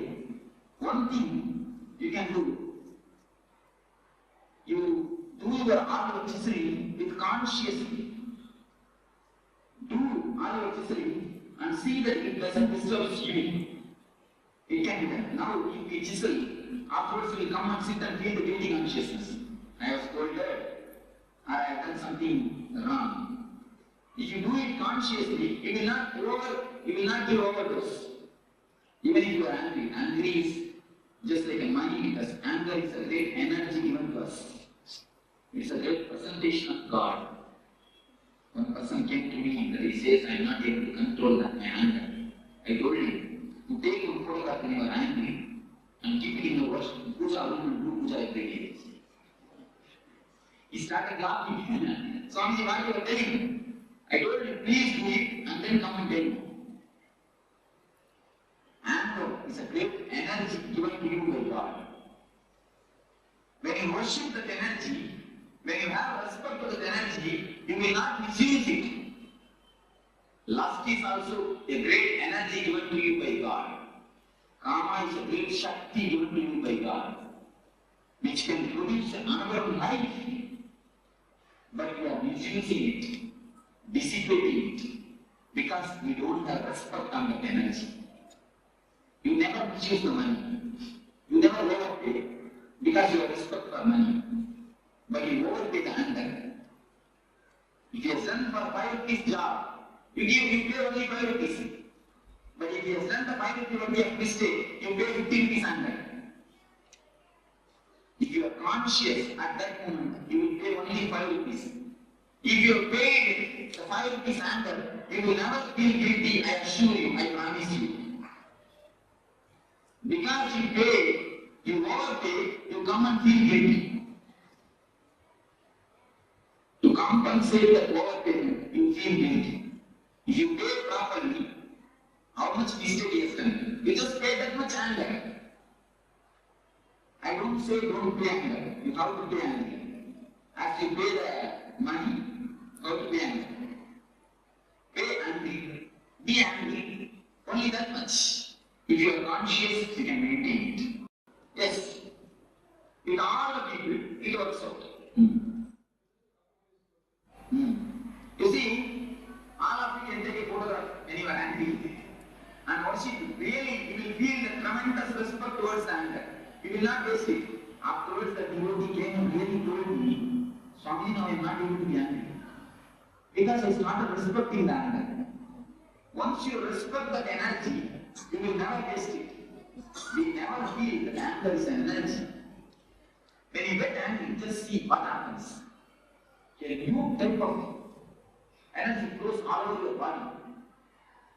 Your eyes are becoming red and blood started flowing more and beating becomes faster. See the difference. See the energy flow. Because we always fight with that energy. If we don't fight with that energy, if we know how to use it consciously, we will never have that. There is no need that other person should know. You can show him the outer result. What you are asking is, if I don't show the enough result, outer result, enough impact, enough punch, he will not respect me next time. That's what you are asking. You can give a good punch, there is nothing wrong. But see that you are not disturbed. That is what I mean by the word consciously angry.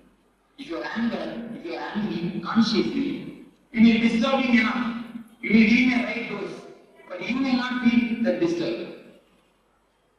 Be very clear. This is the situation. I have to handle the situation this much only. Don't allow the situation to control you. You control the situation. And be angry. Whatever has to be done, logically, clearly do it. Do it perfectly. Then afterwards, don't feel guilty. If you have done it consciously, you will not feel guilty. Yes, right word. Knowledge of anger reduces anger. Right word. Same way, knowledge about lust reduces the lust. Because both are one and the same. Both emotions are two sides of the same coin. If it is allowed outwardly, it is called lust, karma. If it is stopped, if some obstruction comes, then it turns as anger. If somebody doesn't allow to have what you want, then immediately it is converted, it transforms, it becomes anger. So both emotions are the two sides of the same coin. So how to open this chakra is just drop all the imaginations which you have. Don't expect anything. Then in your house, you will see two persons only will be living. Accept the person as he is. There are few people come to me and tell, Swamiji, I love my wife very much. That is why I try to convert her. I make her as I want to. I want her to be. Am I right? Many people won't tell me. And you also think, because I love him, that is why I force him to do what I want. Is to answer them. You don't love your wife. You love the image which you have in yourself and try to force that image on her. You will love her if she acts according to your image. If she doesn't, you won't be loving her. So your love is not towards her. Your love is towards the image. That's the real truth. Your love is towards the image. How she should be. That is why you force her to be as you want. So, when you drop these imaginations, the Mooladhara Chakra energy will be awakened. One thing. As a byproduct, your house all will become a great Kshetra. All our houses are almost ready to this good Kshetra. Our houses have become good Kshetras.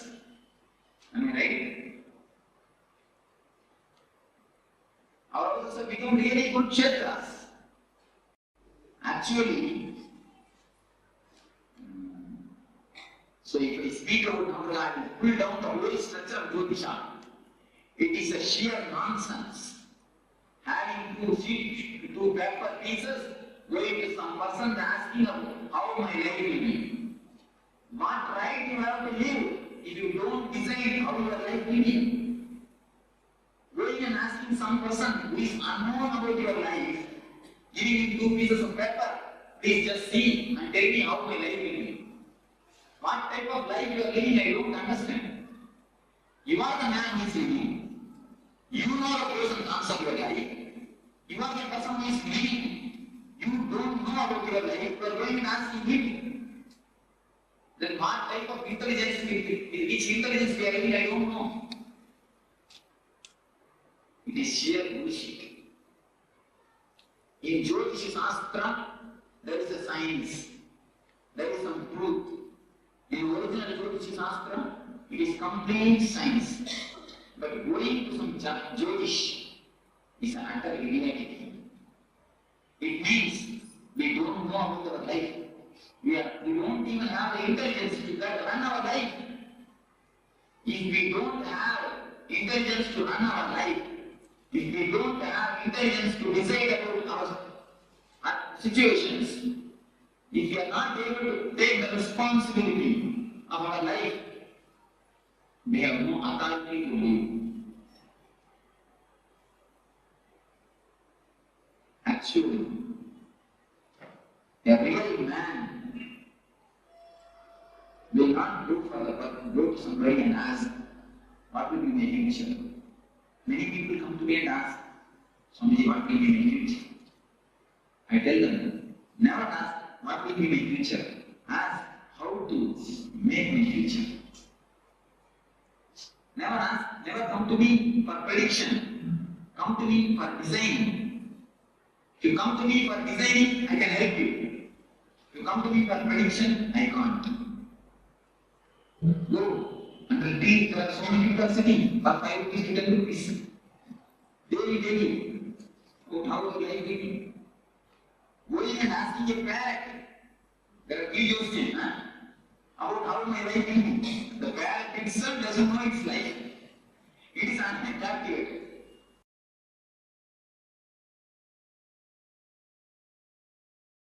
ब्रह्मानन्दं परमसुगदं केवलं ज्ञानमूर्तिं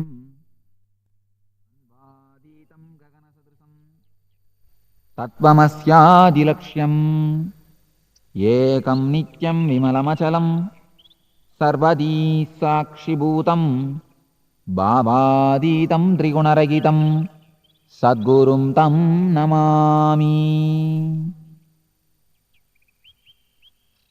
Meditation is greatest art, greatest science to make your being beautiful, to make your being blissful. It's not a regular religious belief or a faith system. It is something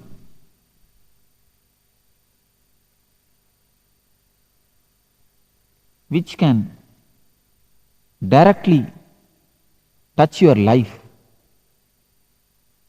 transform your being,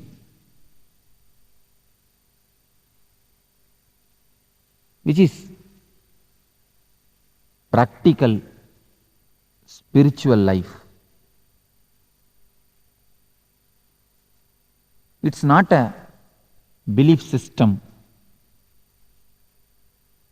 Of course, it is anti-belief.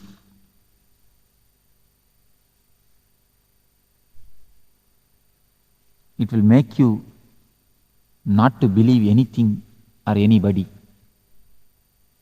You will be completely independent and individual. As it has become a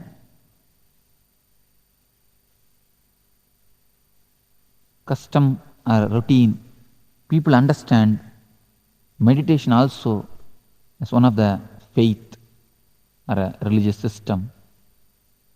No. It will make you religious, that is true, but meditation is not religion. It is practical, spiritual system. It's a science to transform your life.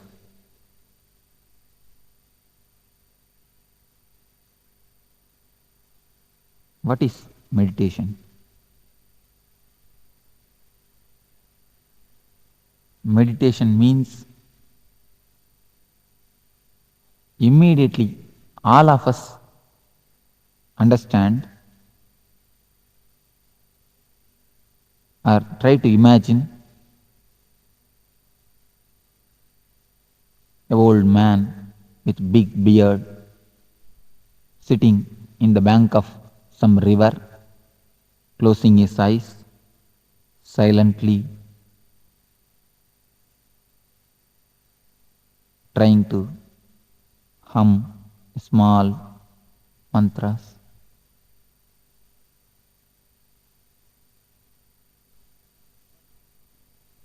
But that was ancient methods, techniques. Today, if I ask you to sit silently and control your mind, what will be the result? All of you can try a method.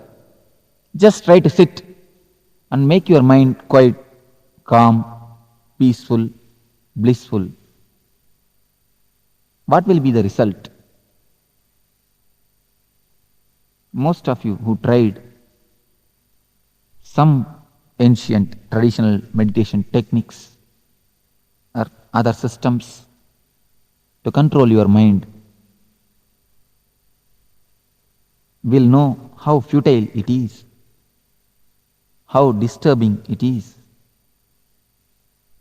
Many people come and report me that Swamiji, if we sit for meditation, we get so many number of thoughts, so much unnecessary thinkings that we don't know from where these things are coming out, from where they are erupting out, from where they are gushing out. We don't know how to control. We don't know what to do. Almost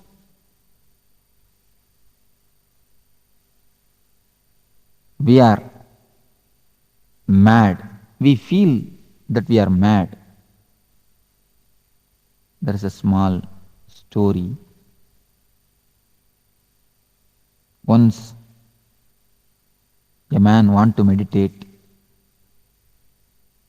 went and asked a guru, please give me some mantra that I want to meditate.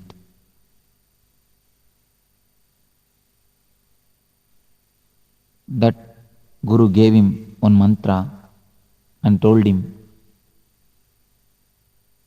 you will achieve your desires by meditating with this mantra, but only one condition, you are not supposed to remember monkey when you start meditating. This man told, okay, oh yes, verily, this is not a big condition, because none of us remember monkey, and he also never remembers monkey, unless he is the devotee of Anjaneya. He is not a devotee, and he never remembers also. He came, took his bath, and sat for meditation. As soon as he started the mantra, you all can really imagine what would be the first thing which entered in his mind, thought which occurred in his mind. Surely nothing but monkey. Guru has already given an instruction. If you remember monkey, immediately you should take bath once and then you should sit for meditation. As soon as he remembered monkey, he went to take bath. He took bath, came back and sat, started the mantra. Immediately, before his Ishta Devata, he remembered what he is not supposed to remember. Monkey. Again, because he is a man with passions, went to take bath, took bath, came back, sat, started meditating. As fate would have it, again he remembered monkey. This happened some 10 times. 10th time he is going to take bath. Even at that time, in the bathroom itself, he remembers only monkey, nothing else, nothing but monkey. He feels all over his body, all over the mind, he is completely surrounded by monkey. He started shouting at himself, at others, ran to the master and begged the master, please, Guruji, Take back your mantra and the monkey both. Leave me alone. This is the condition of a man who tries to meditate, who tries to calm down his mind by the so-called traditional techniques, meditations and methods. At the age of Patanjali, in ancient times, there used to be meditation techniques with which people can directly sit and start meditating. They will become calm, cool, collective, blissful. At that time, man was very simple. Man was nothing but his body. Mind was not so much developed. There is no such thing existed, cerebral layer. Today, the greatest problem, the biggest problem of man is cerebral layer, cerebrality. At that time, in ancient times, those techniques worked out. Those techniques really helped. But today, direct silent sitting methods won't do. They can't be anyway helpful because man has become too complicated. Man has become neurotic. In modern day, neurosis has become a normal state of whole humanity. Along with the growth of science and consumeristic society, almost all of us are in the condition of neurosis, neurotic. So, the ancient techniques, the old techniques which are designed at the age of bullock cart is not going to help us, as the bullock cart is outdated. The bullock cart age techniques are also outdated. Today,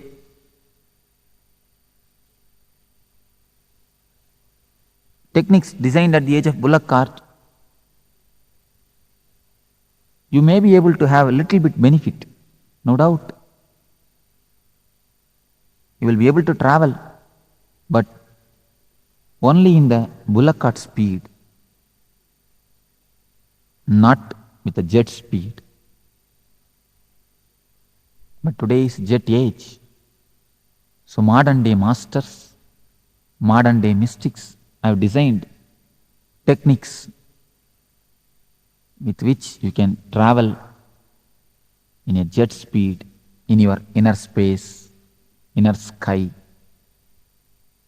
where you can fly yourself from alone to alone. Here is a technique which is called Dukkha Harana, to make you flower, to make bliss, Ananda to flower in you, to transform your being. This technique will help you really to meditate, throwing out your cerebral layer. Let us see what is cerebral layer. Complication in the mind which is created by medias is cerebral layer. Continuously you are bombarded by medias, TV, radio, advertisement boards, hoardings, newspaper, many consumeristic ideas, consumer products are injected in your being. You are hypnotized. You are continuously mesmerized. For example, wherever you turn, a certain product is advertised. Lux is best soap. In book, you read the same thing. In paper, you read the same thing. In TV, you see the same thing. In radio, you hear the same thing. In hoardings also, you see the same thing. Then, naturally, when you go to shop, in a half-sleep state, you ask, give me Lux. Just like that, whole your being is completely filled with the cerebral ideas, with the imaginary livings, with a lot of imaginations. Unless you throw out your suppressed desires, suppressed emotions from your being, you can't sit quietly. You can't sit silently. This is the meditation through which I am trying to pull out the insanity in you. I am not trying to force sanity in you. I am trying to bring out, erupt out the insanity in you. Then naturally sanity, bliss will flower, blossom in you. You are already in Nithyananda. You are with Nithyananda. Only thing, I have to kill the dukkha. I have to kill the layer of dukkha. I have to cut the layer of dukkha to make you Nithyananda. I have to bring it out, the dukkha which is in you. This technique will help you to kill the dukkha, to throw out the dukkha from you. That is why this is called dukkha harana. This technique will help you to throw out all the suppressed emotions, repressed anger, and cleanse your being, make you well-being. Let us enter into the technique. This is called dukkha harana. Various masters have used this technique using various names. This technique is designed from the message of all the enlightened mystics. First, this technique lasts for 30 minutes. First 10 minutes, chaotic breathing, deep breathing, with no system, with no regular breathing system. First 10 minutes, you are supposed to breathe chaotically. We start with breathing because breathing is the bridge to universe. Breathing is the system with which you are living. With breathing, you are alive. Your mind and breathing has got a deep relationship between each other. If your mind is calm, your breath also will be slow, steady. If your mind is aggressive, restless, your breath also will be restless. So your breath and mind is very closely connected. Unless you work with your breath, you can't directly work with your mind. So the first 10 minutes, chaotic breathing to create a chaos in your repressed system. You have repressed a lot of emotions in you. So when you deeply breathe, all your mental system is completely made alive. Deep, fast breathing will give you more oxygen. When the body gets more oxygen, you become more alive, more vital. Now, as you are only half dead and half alive. You have to be made fully alive, fully awake. So, with the chaotic breathing, with more oxygen in your blood, your cells will get more energy. When your body cells get more energy and alive, the oxygenation helps you to create more body electricity, more bioenergy.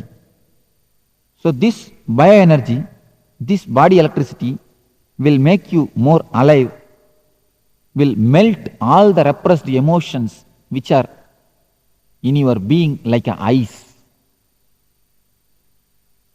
The cold, frozen ice in your nervous system, the repressed emotions will start melt.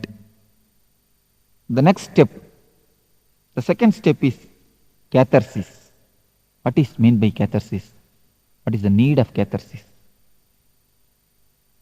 Catharsis means throwing out all the poisons in you. If you want to scream, scream. Give complete freedom to your body.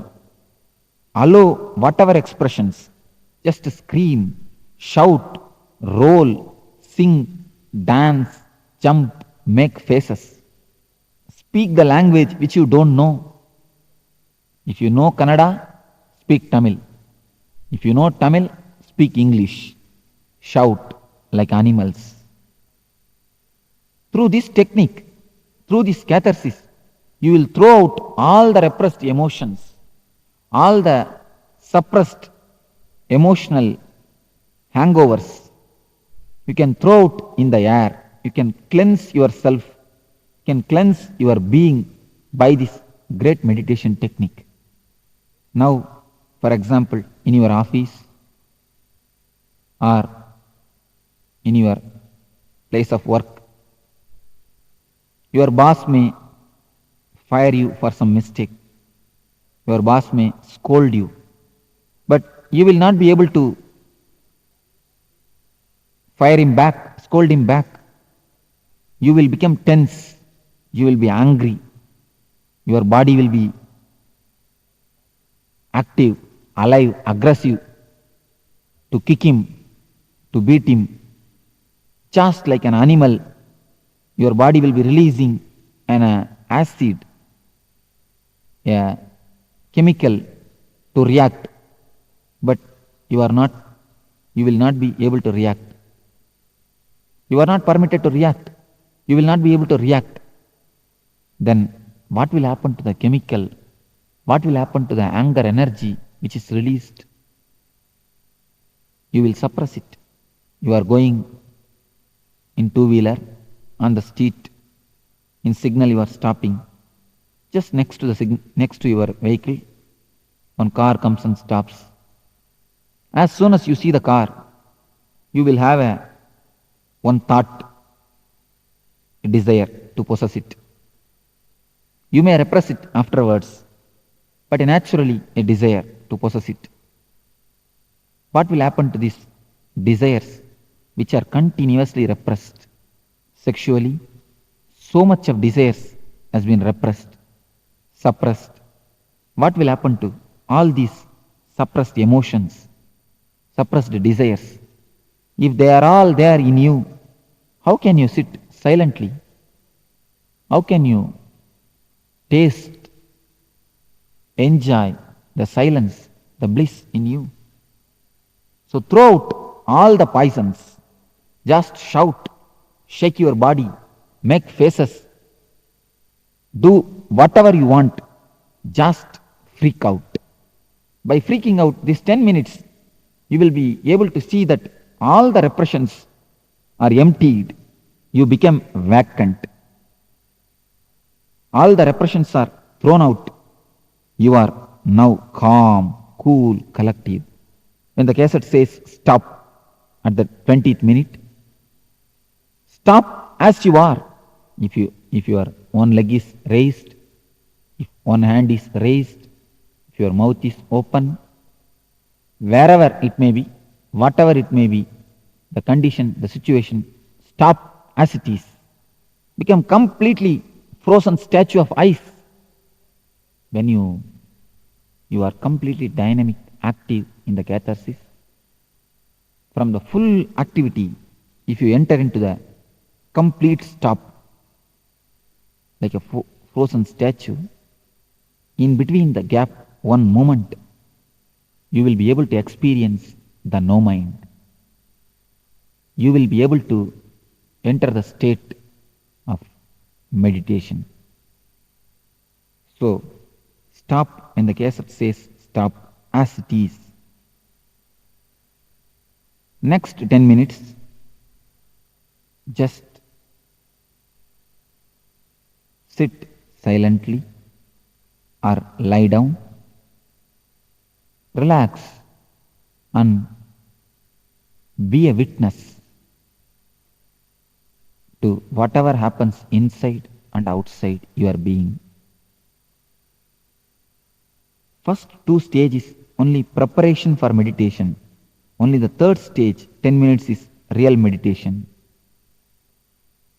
When you have cleansed yourself, when you are empty of all the repressions and suppressions, you will see that without your effort, a beautiful silence is flowering in you. A beautiful bliss is happening in you. You don't have to control your mind. You will see that mind is silent by itself. Silence cannot be forced. It can only happen. The last 10 minutes, just relax yourself with a smiling face and blissful mood. This is the key. Silent face and blissful mood. Completely relax. Don't concentrate on anything. Just be aware of whatever happening inside and outside your being. There may be many experiences. You don't have to worry, bother about experiences. Just as you watch TV, as you watch television, movies, layer by layer, film by film, picture by picture, watch your mind, thought by thought. Be completely relaxed. Be completely cool. Be completely collective. Be completely in a state of bliss. This meditation, Dukkha Harana, should be done in the morning. There should be no food taken before the meditation. You should be with empty stomach. Loose white cloths are best. And do it along with this music. 21 days of this meditation will help you to transform yourself. You will feel as if you have taken a psychological bath. You are cleansed completely. Your being itself is reformed, transformed. This meditation will help you a lot to transform yourself. In 21 days, you will be able to taste, you will be able to experience what is Ananda, what is silence in you. So, when you kill the dukkha, Ananda in you automatically, naturally flowers, blossoms and oozes out a beautiful smell within you and around you. Let you all use this Dukkhaharana meditation technique and kill the dukkhas, go beyond the dukkhas and enter into the blissful state, enter into the bliss and be with Nithyananda.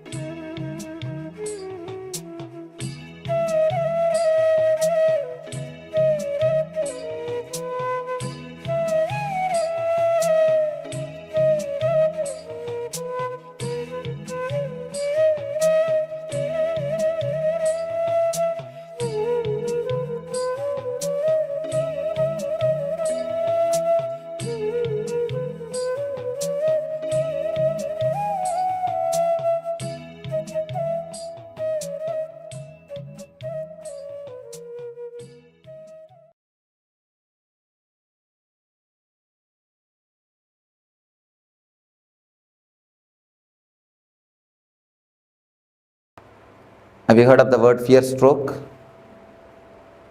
For example, in the night time, around 9 o'clock, you are taking a small walk in your garden, like this place. In some place there was no light. If you see a coiled rope, what will happen? And the moment you feel it is a snake, you get a shock. Of course, within 1 minute you will understand it is a rope because it is not moving. You will understand it's a rope. Then you will reconcile, you will settle, that is different. But the moment you think it's a snake, you get some shock. If you analyze, you can see very clearly it starts from that point only. From Swadhisthana only the shock will start. That is why any fear stroke will create a feeling of diarrhea in you. It will just churn your stomach. There are so many instances we can say when a flight is caught in turbulence, you get the fear stroke. When the lift stops in between, you get the fear stroke. Many more instances you can tell. Come up with some more instances from your life. When cell phone rings midnight, 12 o'clock. Brake failure. See, mind, because of long time thinking, it gets its own intelligence to survive. It plans anything which is harmful for mind. If it is proposed for you, immediately you get some reason, some logic to avoid it. So it tries its best to escape. That is why many people, I have seen many people, especially in the West, in the East people are not afraid, many people in the West, the moment they see me, they tell me, Swamiji, when I saw you, I felt so joyful, so pleasant, but from inside my being, from some corner, a terrible fear attacked me. They feel such a joy and pleasure and feeling of ecstasy, along with it, a deep fear arises. The deep fear is because of the mind. Mind just wants to escape. See, anything which creates pain, mind is ready to receive. Because with pain, mind can survive. But anything, any method to go beyond the pain or to go beyond the mind will never let you do that. Mind will never let you do that. Mind will try its best to put some obstacles.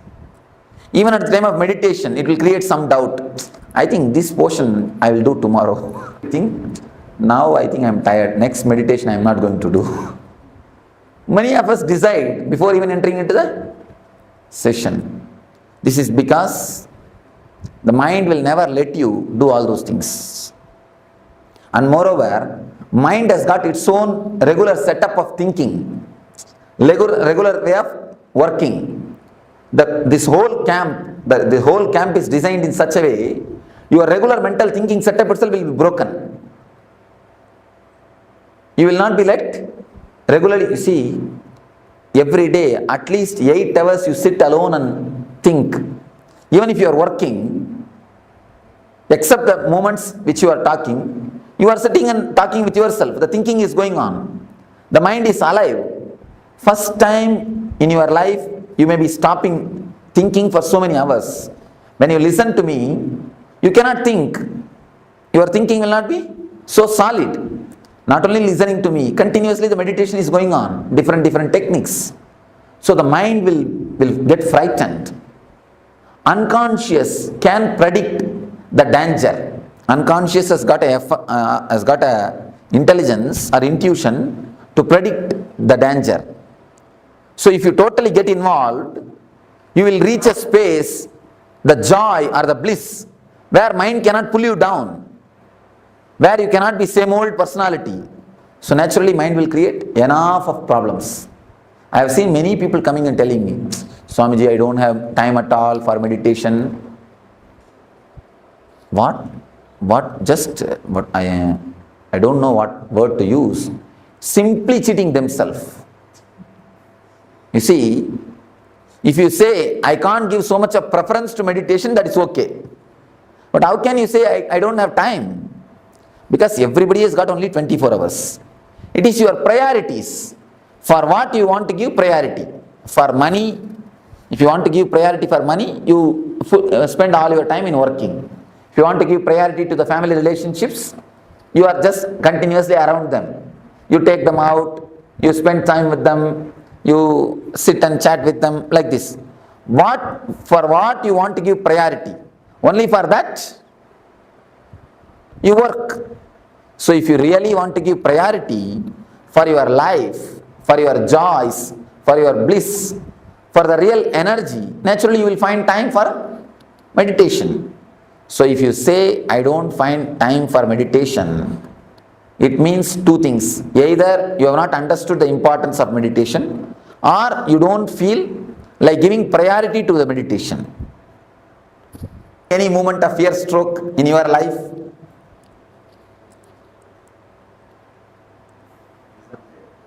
Oh, exam fear. Oh. Okay. Even exam is a fear, not fear stroke. Interview is the fear stroke. When he asks a question, you do not know the answer, you get that shock, fear stroke. The fear of unknown things. Whenever you see, in the midnight, you feel like having a cup of coffee. You slowly come down from your bedroom to go to the kitchen. Suddenly you see a shadow moving. Then you get the real fear stroke. Instead of boiling the milk, you are boiled. That's right. Some other situations? I have always had, whenever I am planning to leave my home, whether on work or whether on any private journey, immediately I get some churning in my stomach. Yes. Yes. It means in the young age, when you leave the house, mother will warn, hey, be careful, come back properly, don't go here, don't go there. The mother's train, that gets recorded.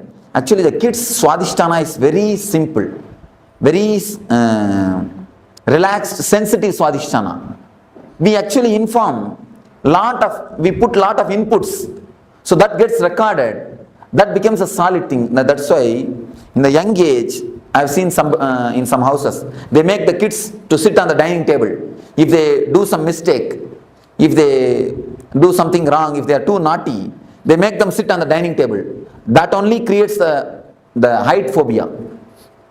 The height phobia is created if you punish the child, making them sit on the heights. So naturally they get that fear.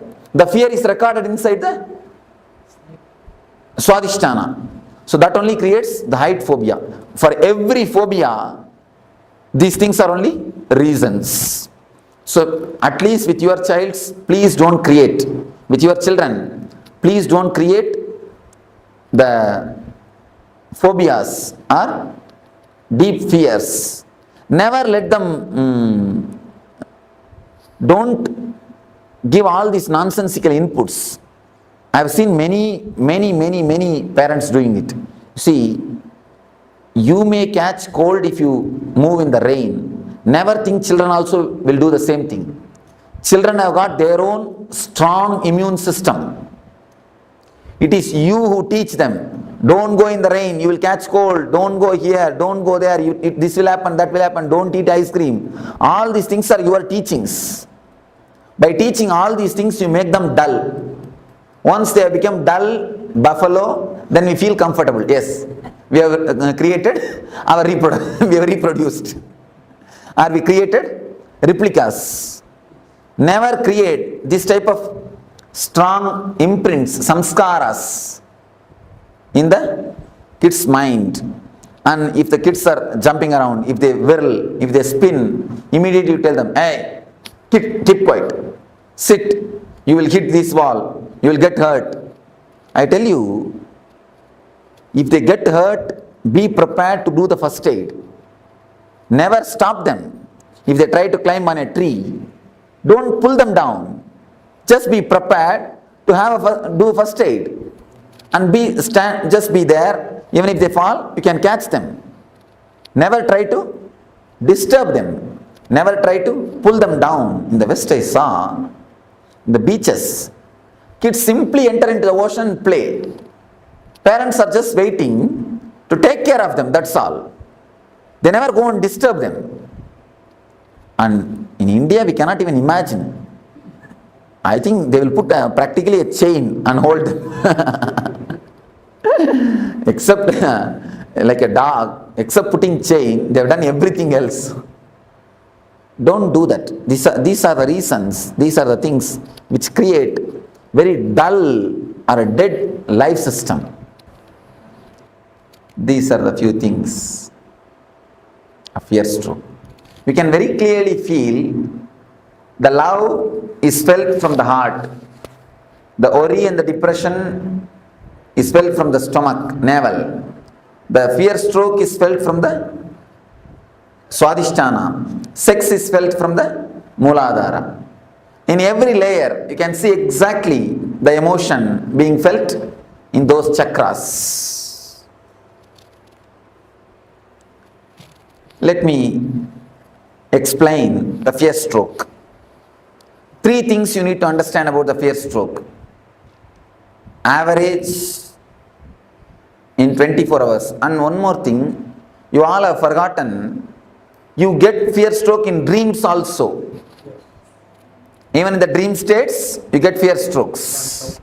And suddenly you get up and you will see your heart rate is high and you are sweating. Yes, you have fallen from a height and you get up, you see fallen from a height and many things. So even in the dream, you get the fear stroke. Average, at least 6 times you get fear strokes every 24 hours. Every 24 hours, at least 6 fear strokes. You may think it looks too much. But the people who do research on this, they say average at least 6 fear strokes you get. They say maximum even 12 people get even 12 strokes per day. Minimum 6 strokes. One thing you need to understand, fear stroke is just like shaking a rose plant. There's a rose plant. Every day, 6 times if you shake the root of the rose plant, what will happen? Plant will die and the whole flowers will wither out. Just like that only, the same effect happens on you. Fear stroke does the same effect on you. Your whole nervous system is just shaken for one moment. You see, after 2 minutes you understand it is a rope, it is not a snake, by torch, or because it is not moving, you understand. You settle down, that is different. But the moment you get the shock, that's like almost like electric shock, and especially the strong fear strokes, you can feel almost like electric shock only. Your whole body is just shaken. The fear strokes shakes your whole nervous system. First thing, at least 6 fear strokes you get in 24 hours.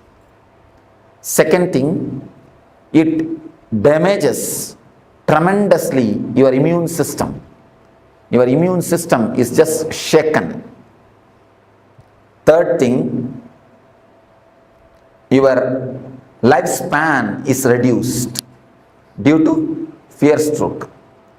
Never think you are afraid of death. You die because you are afraid. We always think we are afraid of death. But understand now, scientists are proving you die because of death, of fear. Your fear brings the death more closer. There is a beautiful Sanskrit saying, a man who is courageous dies only once. Man who is coward dies every day. The fear stroke only is called death of every day. Every day you die. Every fear stroke is a death. And in death, you will have only one fear stroke and leave. That's all over. But in the covered life, in this type of lifestyle, every moment you get the fear stroke. Every moment you are dying.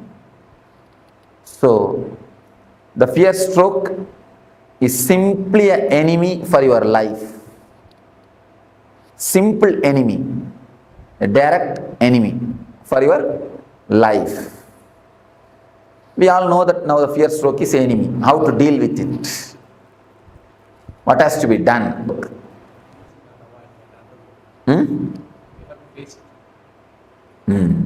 Yes, said beautifully.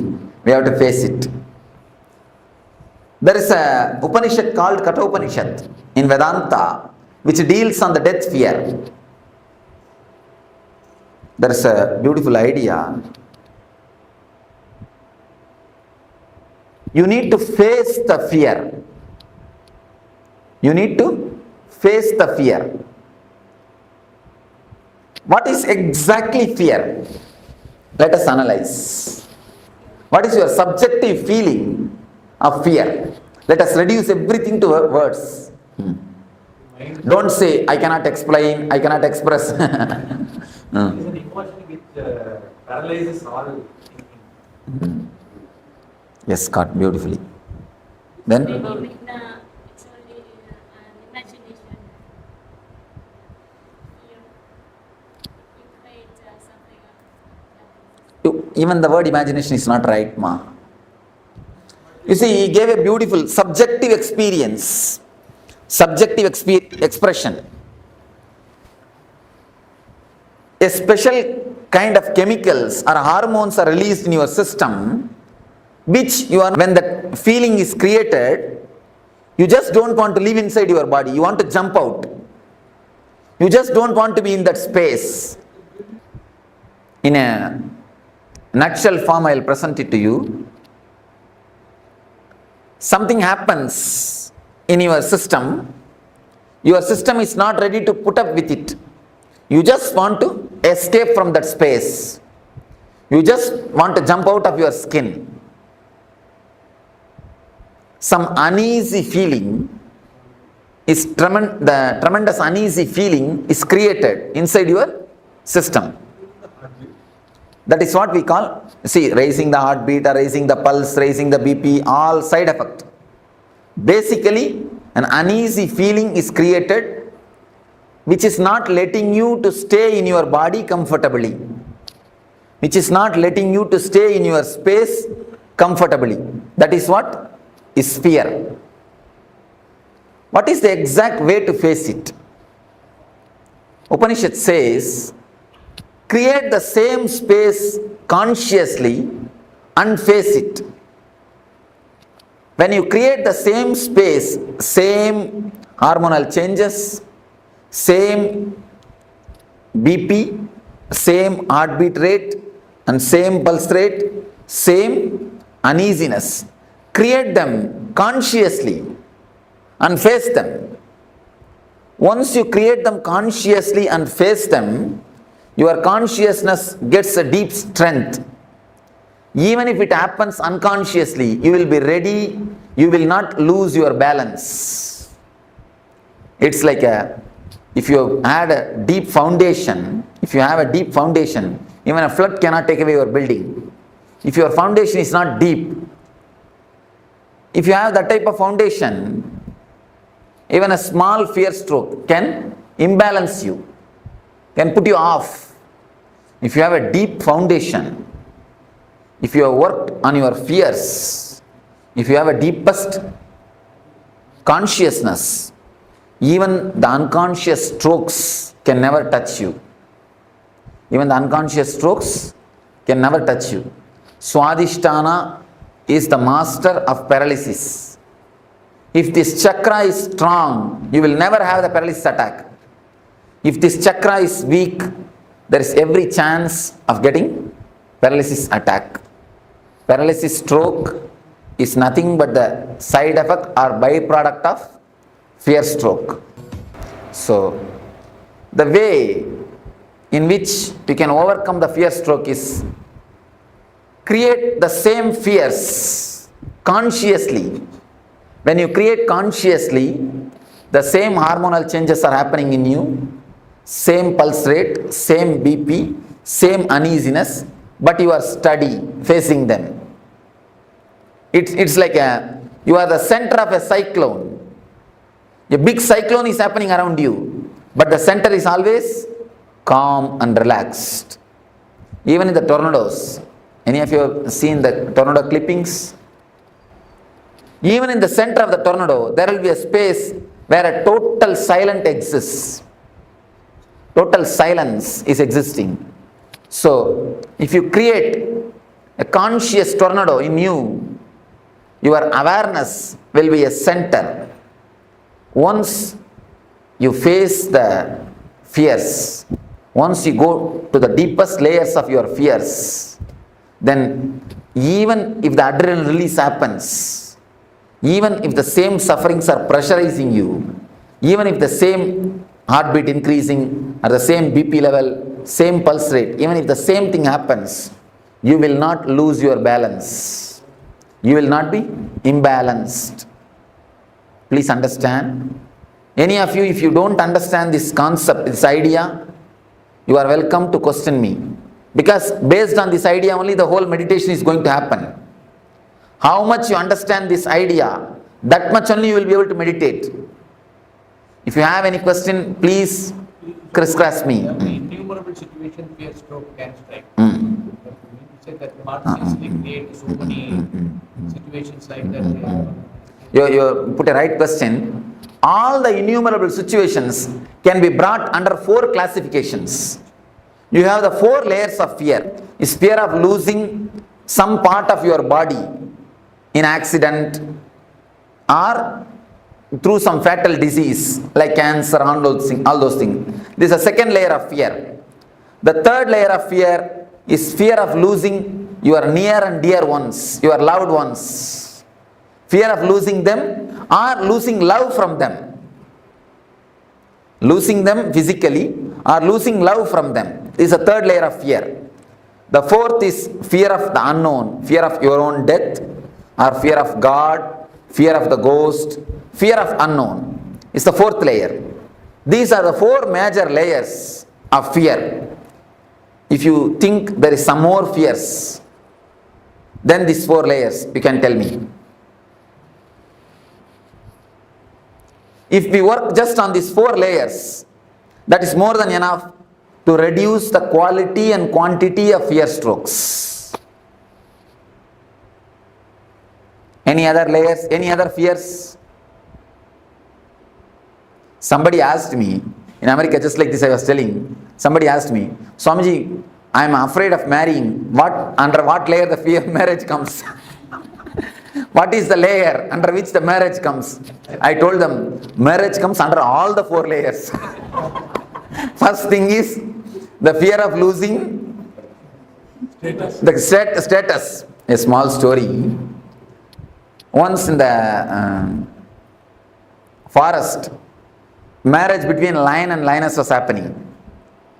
Because the marriage was lion's marriage, the whole forest gathered for celebration. Monkey is playing some instrument and fox is playing some instrument. Everybody is playing some instrument and celebrating. Big celebration is going on. Suddenly, a rat jumped in the stage. The center of the stage, it started dancing. The rat started dancing. One lion came and caught the rat and told, hey, it's a lion's marriage.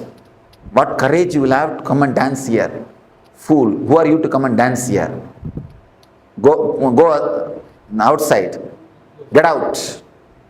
Immediately the rat said, no. Before marriage, I was also lion only. So,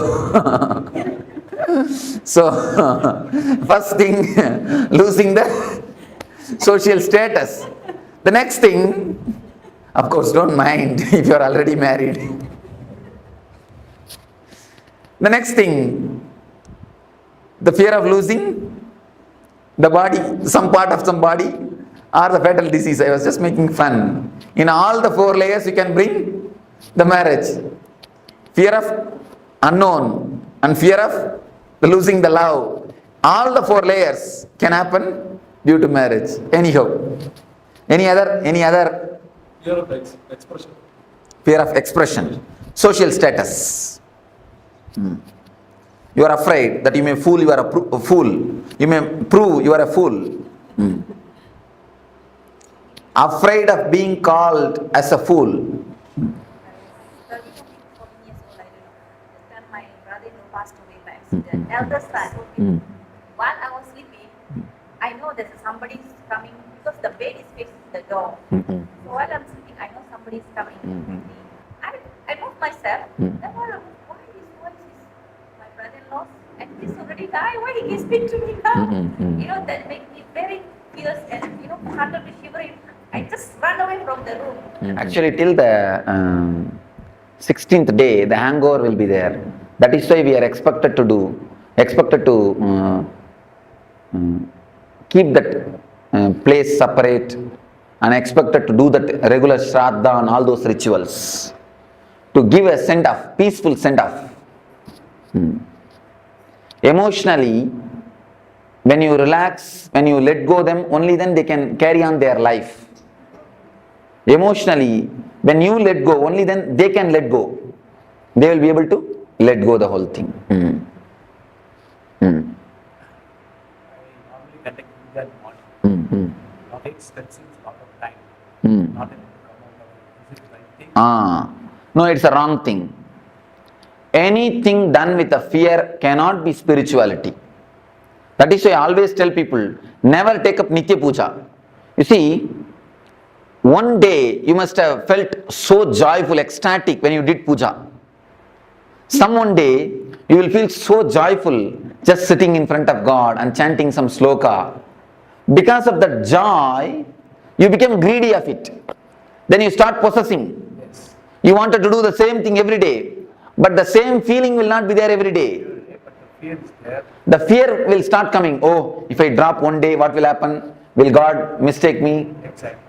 Be very clear, God is not waiting for your milk or fruit. He has got enough of work. First thing, and next thing, because you have the fear, first you must come out of it. Simply drop the puja. Don't bother about it. Simply drop it.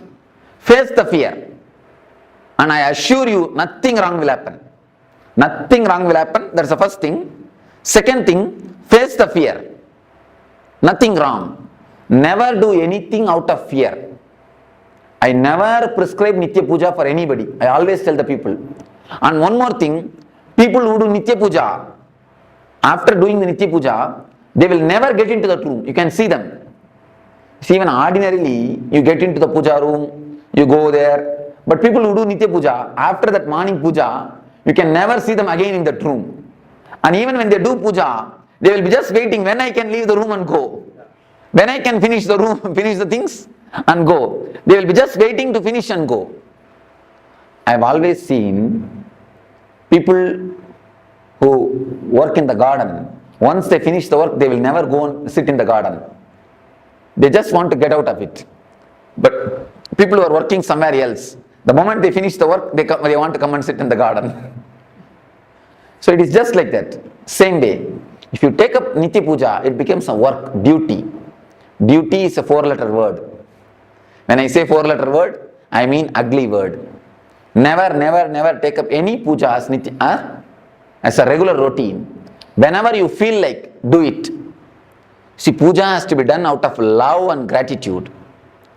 Many people ask me, even in the West, many people ask me, Swamiji, please give us a set of puja, Guru Puja. We want to do every day, do puja to you. Do the Guru Puja.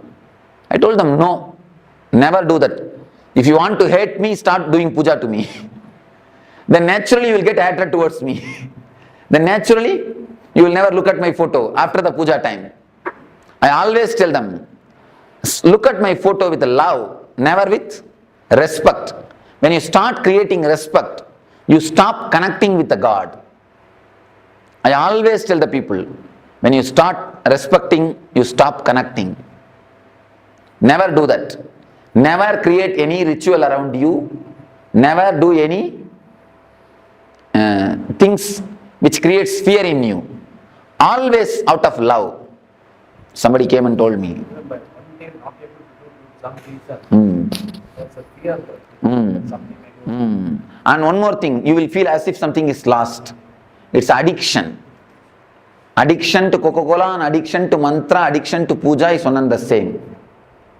I always tell the people, never be addicted. You see, out of too much of love and gratitude, if you do the puja, it is totally different thing, but never out of ritual. And I tell you, when so much of gratitude and love flows, even your very walking will be a pradakshina. Your eating will be offering nevedya. Your thinking will be just a japa. Even your sleep will be a meditation. There is a beautiful sloka by Shankara. Even my nidra is samadhi, meditation on you. Even my walking is a pradakshina for you. Even my words are archana for you. Even my eating is a nevedya for you. When you live with a love and gratitude, you live like a flower on the planet Earth. That is the status, that is the state in which real puja happens. Don't do it, that's all. Why do you bother? Huh? What is this? Why should you feel guilt? One thing, if you think the God will punish you if you don't do puja, why should we worship him at all? Pull down, he is not God, it means. If he accepts you, whether you do it or not, only then he is God. You understand? Only then he is a compassion. Only then he is a love. He will accept when you do it, he will not accept when you don't do, means he is more or less a politician. And pull him down from his seat. One thing, remembering him will be always with a love. Then you will not have the fear. If it's a ritual, you will have a fear. Be very clear about the things. Be very clear, analyze yourself. If it is out of fear, drop today itself. This moment itself, drop it. If it is out of love and gratitude, you can do it. I always tell people, no intelligent man can do any practice more than 21 days. It's a law. If you are an intelligent man, you cannot do any practice. Practice means this type of rituals. Of course, meditation you will be able to do. That is different. Any kind of ritual cannot be done more than 21 days. If you do it, it will become a dull, dead thing. The moment you enter, you will be waiting when I will leave, finish it and go out. That is Rama Nama, Krishna Nama, Govinda Nama. By the time you finish the 108 Nama, only Nama will be there, nothing else will be there. What is the significance of this 21? Last time on the previous class of 21 hours. 21, every 21 minutes, your energy does one full circle. In every 21 hours, your energy moves through all these 7 emotions. The emotion of love, worry, fear, sex, and jealousy, ego, discontentment. These are the 7 emotions related to the 7 chakras. Your mind at least goes once and comes out throughout the 7 emotions in every 21 hours. That's one thing. In every 21 days, at least 3 days you fall in every one of these emotions. That is why the 21 is a very significant number. In every 21 minutes, at least one thought related to these emotions come in your mind. If you can test it. Just sit for 21 minutes and write down whatever thoughts come up in your mind. You will see all the 7 emotions thoughts will be there. Every 21 minutes, all thoughts, the thoughts which is related to all the 7 emotions will appear at least once in your mind. Same way, you will have the fall into that emotion at least once in 21 hours. And in 21 days, you will have a deep feeling of that emotion. The peak of that emotion will be realized in your body at least once in these 21 days. Thought, feeling and the peak, intellectual, emotional and being level. In all the three levels, you will enjoy or you will experience these 7 emotions at least once. In intellectual level, 21 minutes. In emotional level, 21 hours. In being level, 21 days. That's why the 21.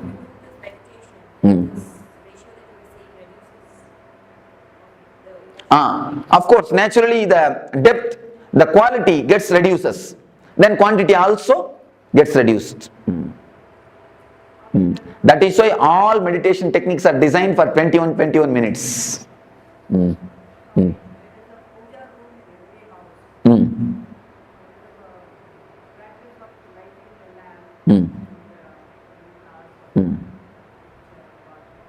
Make it as a small ritual. When you feel emotional, that day you sit and do it casually, relaxed, wait 2-3 hours. When you don't feel, do it as a 2-3 minutes ritual and finish it and go. Over. Or take turns. Tell somebody else, if you are feeling, today let them go and do, that's all. Even that is to satisfy the mind. Even that is also to satisfy the mind only. If you ask me honestly, I will tell you drop even that. Don't bother about it even. Don't even bother about that. Is it only for partners or even for the future? Generally our life. You see, when you imagine about the future, you alter your life. When you imagine about partner, you alter her life. If it alters your life, it is welcome. It's a vision. Only in that way you grow. If it alters somebody else's life, it's an imagination. Don't do that. Alter your life, okay, but never try to alter others' life. This is the difference. Bhavana, Kalpana. Bhavana means vision, visualizing. Kalpana means imagination. So do visualization, never imagination. So visualization, what I have seen with experiences, they are contradictory visualization. Okay. You see, whenever the vision is not same, work on the visualization, work on any one visualization. If you think as yourself as a cricketer, start working towards it. If you think yourself as an actor, start working towards it. When you start working, someone will drop automatically. Then you will understand for which you need to give importance. In 1 or 2 steps itself you will understand which is going to suit with in your life. Then naturally the other one will drop. But never drop any visualization without working on it. Because you will have a hangover. If you drop that visualization, if you drop the idea of being an actor without trying to work towards it, at least take 1 step towards some producer's house. Then if you feel, no, this is not for me, it is difficult, then you drop. You will not have a hangover. If you drop without having any steps taken towards it, you will have a hangover. So start taking steps. Naturally, whatever is not for you will drop. Not that you need to drop it, that will drop you. Naturally, you can go ahead in the steps which you need to go. So visualization for the positive aspect is so good. Right. Sometimes the mind thinks other aspect also is negative. You get into the trap of negative, sometimes negative. That is called unconscious visualization. Meditation is the only solution for unconscious visualization. Otherwise, the unconscious visualization is nothing less than a poison. It is a simple poison which will kill your life. See, with poison only your body will be destroyed. With unconscious visualization, your lives after lives will be destroyed. You will carry this unconscious visualization everywhere. So drop the unconscious visualization, that is a just poison. Meditation and bringing more consciousness to your thinking setup. See, if you meditate just 21 minutes per day, the whole 21 hour will be flooded with awareness. So don't miss at least 21 minutes of meditation. Every 21 hour, at least 21 minutes allot for meditation. Then you will see, because in every 21 minutes, you come up with one full circle. If one circle is filled with consciousness, it will have an impact on the whole day circles, on the whole day energies. So naturally the awareness will improve. When the awareness improves, the unconscious visualizations will disappear. You see, chanting of mantras makes you only unconscious. It never helps you, it makes you only forget. Chanting of mantra is like a painkiller. Painkiller only makes you forget the pain, not that it heals the pain. This meditation will heal the pain. It will heal the very symptom itself. So now, don't miss this meditation. Do it totally. Then you will see the symptom itself is healed. And you can do this meditation even in the house. By sitting. Don't do it by lying. By sitting you can do it. Now, any one meditation technique if you practice, that is enough. Which is suitable for you, tomorrow I will answer. Tomorrow in Energy Darshan, every one of you can take advice from me. I will see the energy of every one of you and you can take the right technique. That one technique if you practice, that is enough. Please don't start practicing all the 7. That will become an Arambha Suratva. I have seen many people, in starting they start doing everything. Except cooking, they do everything. If you do all the 7, where is the time for cooking in the house? Then after 2 days, no, this is not for me. So don't do that. Take up one meditation and do it sincerely every day. Meditations you will not feel bored. Meditations are not rituals. So do one meditation every day, that's enough. Of course, if you feel, you see, for some people I give 2 meditation. For that type of people, morning one, evening one. For some people I give only 1 meditation. If you receive only 1 technique, you can do twice. If you receive 2 technique, do it only once. Because I see the chakras. If some chakra is damaged, I give them the meditation technique. If some chakra needs more help, I give them that technique. How do you know that chakras are open? The very feeling of lightness and the bliss, that itself is the symptom. Cleansing the chakra, only I ask us to meditate, but you are not told us how to meditate. Just concentrate on the region. Don't meditate, don't imagine any flower or any chakra or anything. If you start imagining, you will start seeing visions. You will not have the experience. So I don't want you to see visions. I want you to experience the maturity, the emotions. So best thing is just concentrate there. I'm getting some golden light. If it automatically happens, okay. Don't do it by yourself. So we shall start the meditation. Please sit straight. Let me explain.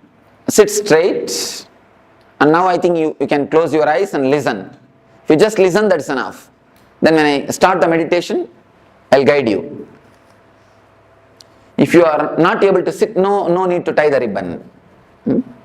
If you are not able to sit on the ground, you can sit on the chair, nothing wrong. But sit straight and close your eyes.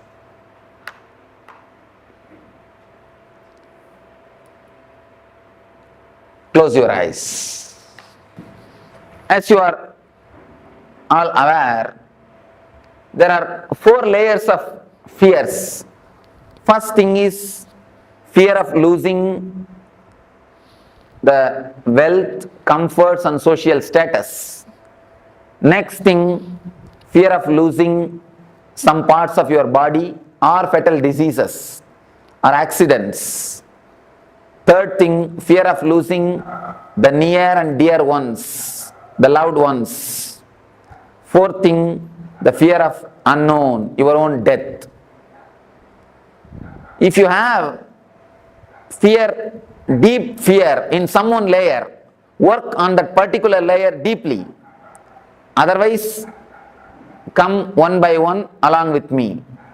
I'll guide you one by one.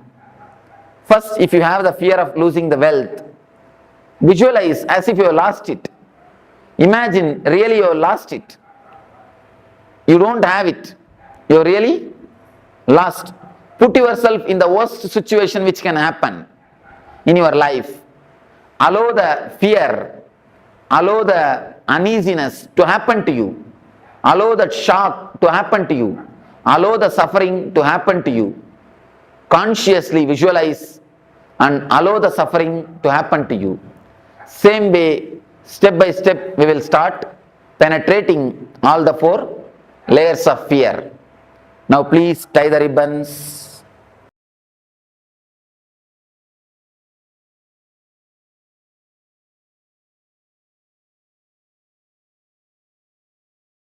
Understand, your system undergoes a hormonal change or chemical change which you are not able to bear.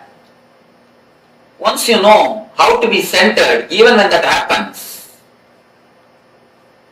you can open the Swadhisthana. You can manage the situation. You will be centered even when the fear stroke happens to you. The quality and the quantity of the fear stroke will disappear. Many people, after doing this meditation, they come and tell me, Swamiji, the total fear stroke itself has disappeared in my life. Even if the same situation raises, I don't get the fear stroke. This will totally heal your Swadhisthana. When the fear stroke happens, you can see the Swadhisthana only will be shaken. That is why immediately you go for 1 or 2.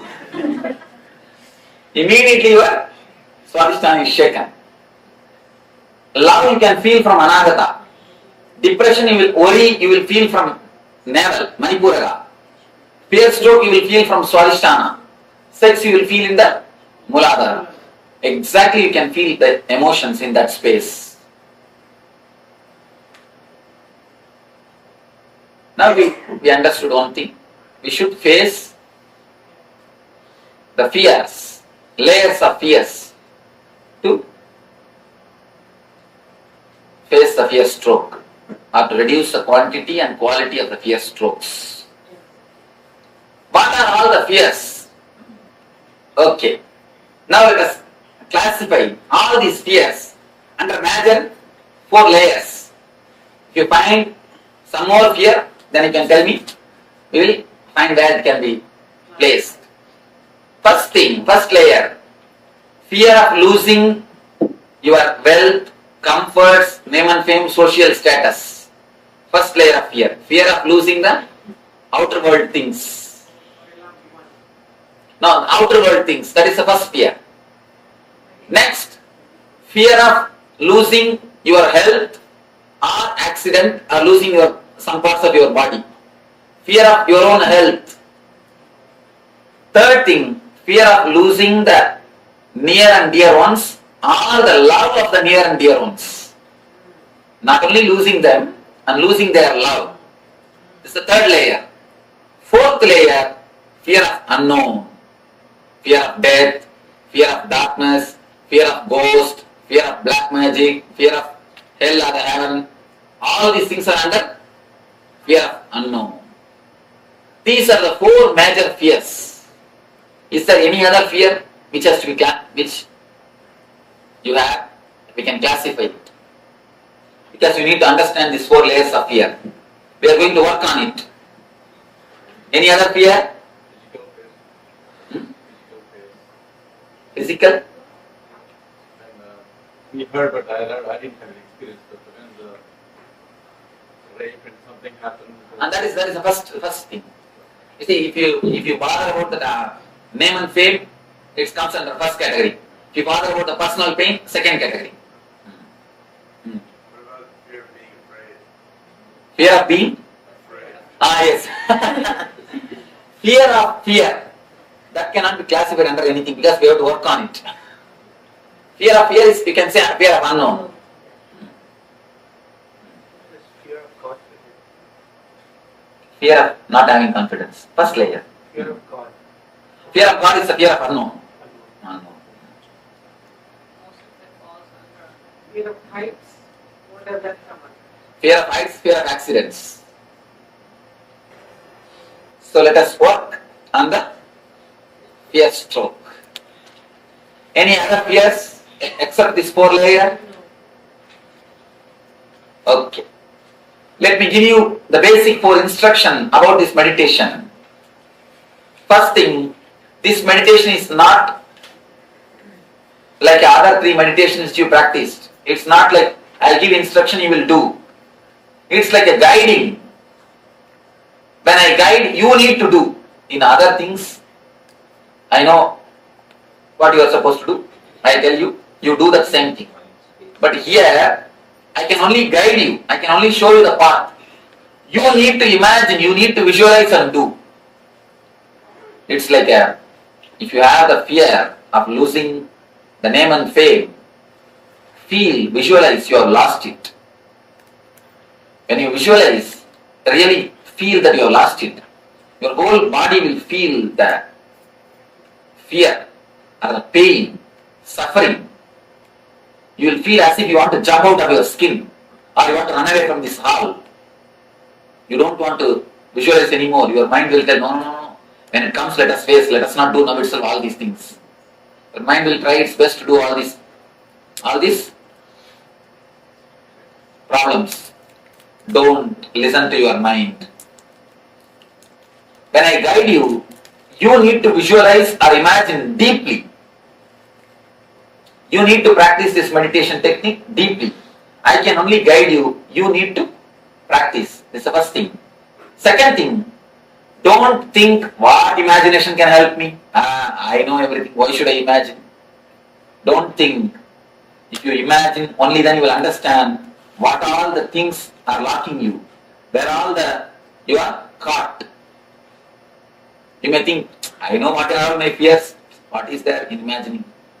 What is there in visualizing? What it is going to do? I know how to come out. I will do. If you think in that way, it's only an intellectual knowledge. Intellectual knowledge, the value of intellectual knowledge, it's like a 0, 0, 0, 0, 0, 10, 0. Spiritual experience is 1. If you don't add that 1, what's the value? 10, 0 is equal to 1, 0 only. So if you add the 1, only then the zeros get value.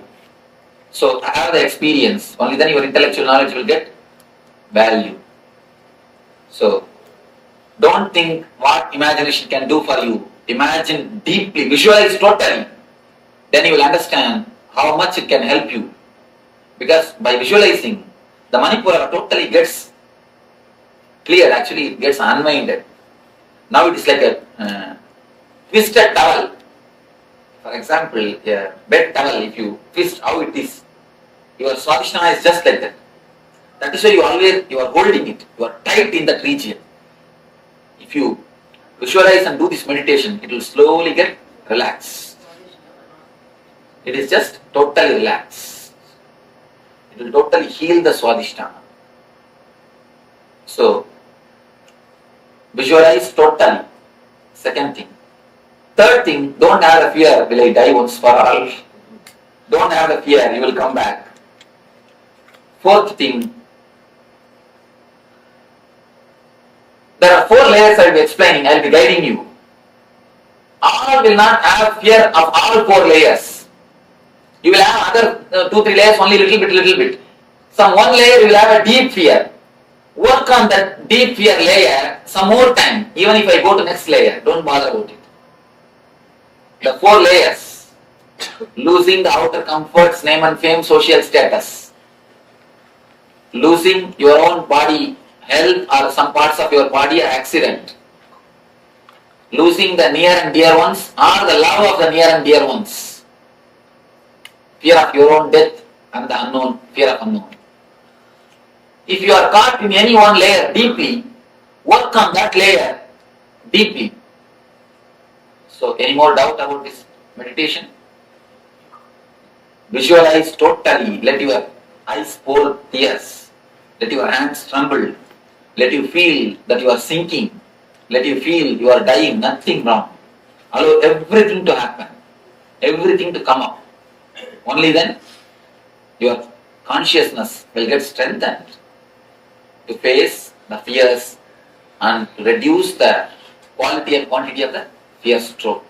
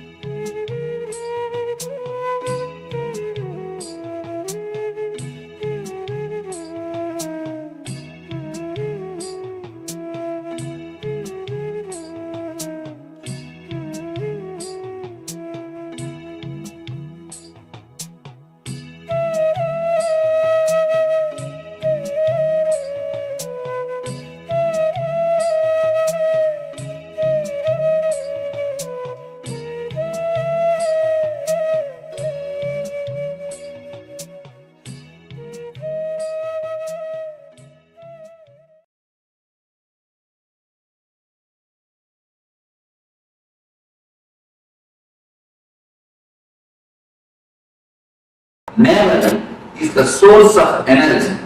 Because only through navel you are connected to your mother. Your mother is the source of all your energy. Now let us discover it, they say. I read in that book, Why God Won't Go Away. It's a book. It's actually 3 doctors. They did a lot of research on this psychosomatic zone and the mysticism. How the mysticism, the prayer, meditation, all these things, what is the effect of all these things on the mind? They have done research with the SPECT scan, what is happening in the brain at the time. More than neuroscience study. And they published their report. And after that report, they say the students in the medical college signing for the spiritual study, the spiritual aspects of meditation. Spiritual medications. What is the meditation, the other healing systems, alternative therapies, all these things, the study, the signing for the, before this book, the signing rate is 10%. After this book, they say 80%. The signing rate, 80%. Such a tremendous new opening is done by few doctors, but very thoroughly study. And very critical study also. Never think the bias used, very critical study. And in the study they reported, the mother, she may be in India and child may be in America. But if a mother falls sick, that works on the brain of the child. No connection. There is no need that the child should be informed. The mother is sick. Simply it shows in the neural system, the brain system of the child. Of course, no proof. We cannot give any logic, but it happens. It's happened. Are you talking about telepathy or what? No. All the child. You see, delivery, if you learn, then only it will do. What age? What age of You see, below the 7. Below 7. Below 7. All the kids. Below 7. After 7 only you get the individual.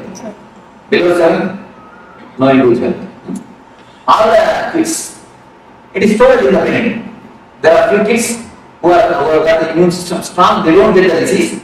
But there are many kids whose immune system is not strong, they get the disease. Even a small fever, what to say, headache, it is immediately responded. The corresponding thing happens to the kid.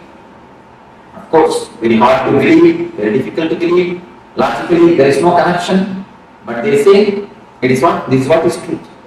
Such a after vast research, they say it is truth. It is happened. Why? Because the nerve center, Manipura, we are connected to mother through this Manipura. The first source of energy is nerve center, Manipura. From to the nerve center, we are related to mother before birth and even after birth for some time, few minutes, till we get their connection with the air, with the outer existence. We have a connection with the navel center. Navel center is the center which can give all the 5 energies to us. The ether and air and Agni and water and Prithvi. All the 5 energies, 5 elements, Panchabhutas, all the 5 energies can be given to us through navel center. Other chakras can receive only 1 or 2 energies, but the navel center can receive all the 5 energies. That is the reason we are connected to mother through navel. This chakra is disturbed by worries and depression. By worries and depression, there is a master key. Let us enter deeply into it. How? You may ask, any worry, you can see the first blow will be for stomach. You can always see it's an experience of thousands of people. Any worry, the first blow will be for the stomach. Either diarrhea or other indigestion problems. Any worry. We always say, I can't stomach it. I can't digest it. And the next thing, let us see what is worry, and then we'll enter into what is depression. First we'll finish the worry, and then the depression. About worry, I think about worry, I always saw more than people give beautiful explanations about worry, because it's an experiential expression. So let me ask some of you to give few explanation about worry. Anyone? Anybody who can give an explanation about worry? I lost my money. I give somebody borrow money.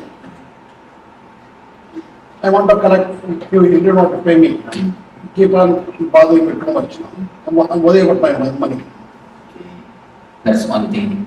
A small story about this. You see, and also another thing. My son is a 31. He didn't want to marry.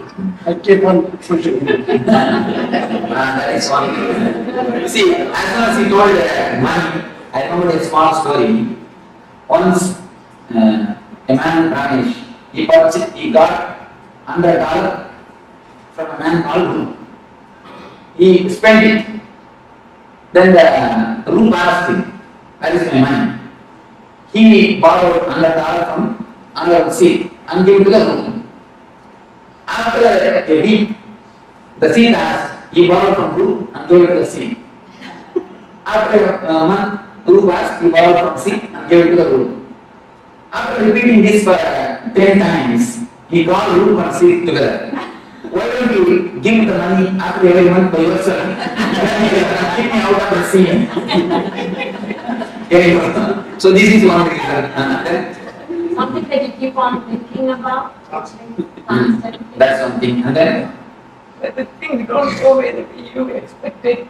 And then, anyone? Some more? Some more worries? Fear. Fear inside you to prepare for the future. Insecurity. Worry about your patients again. Each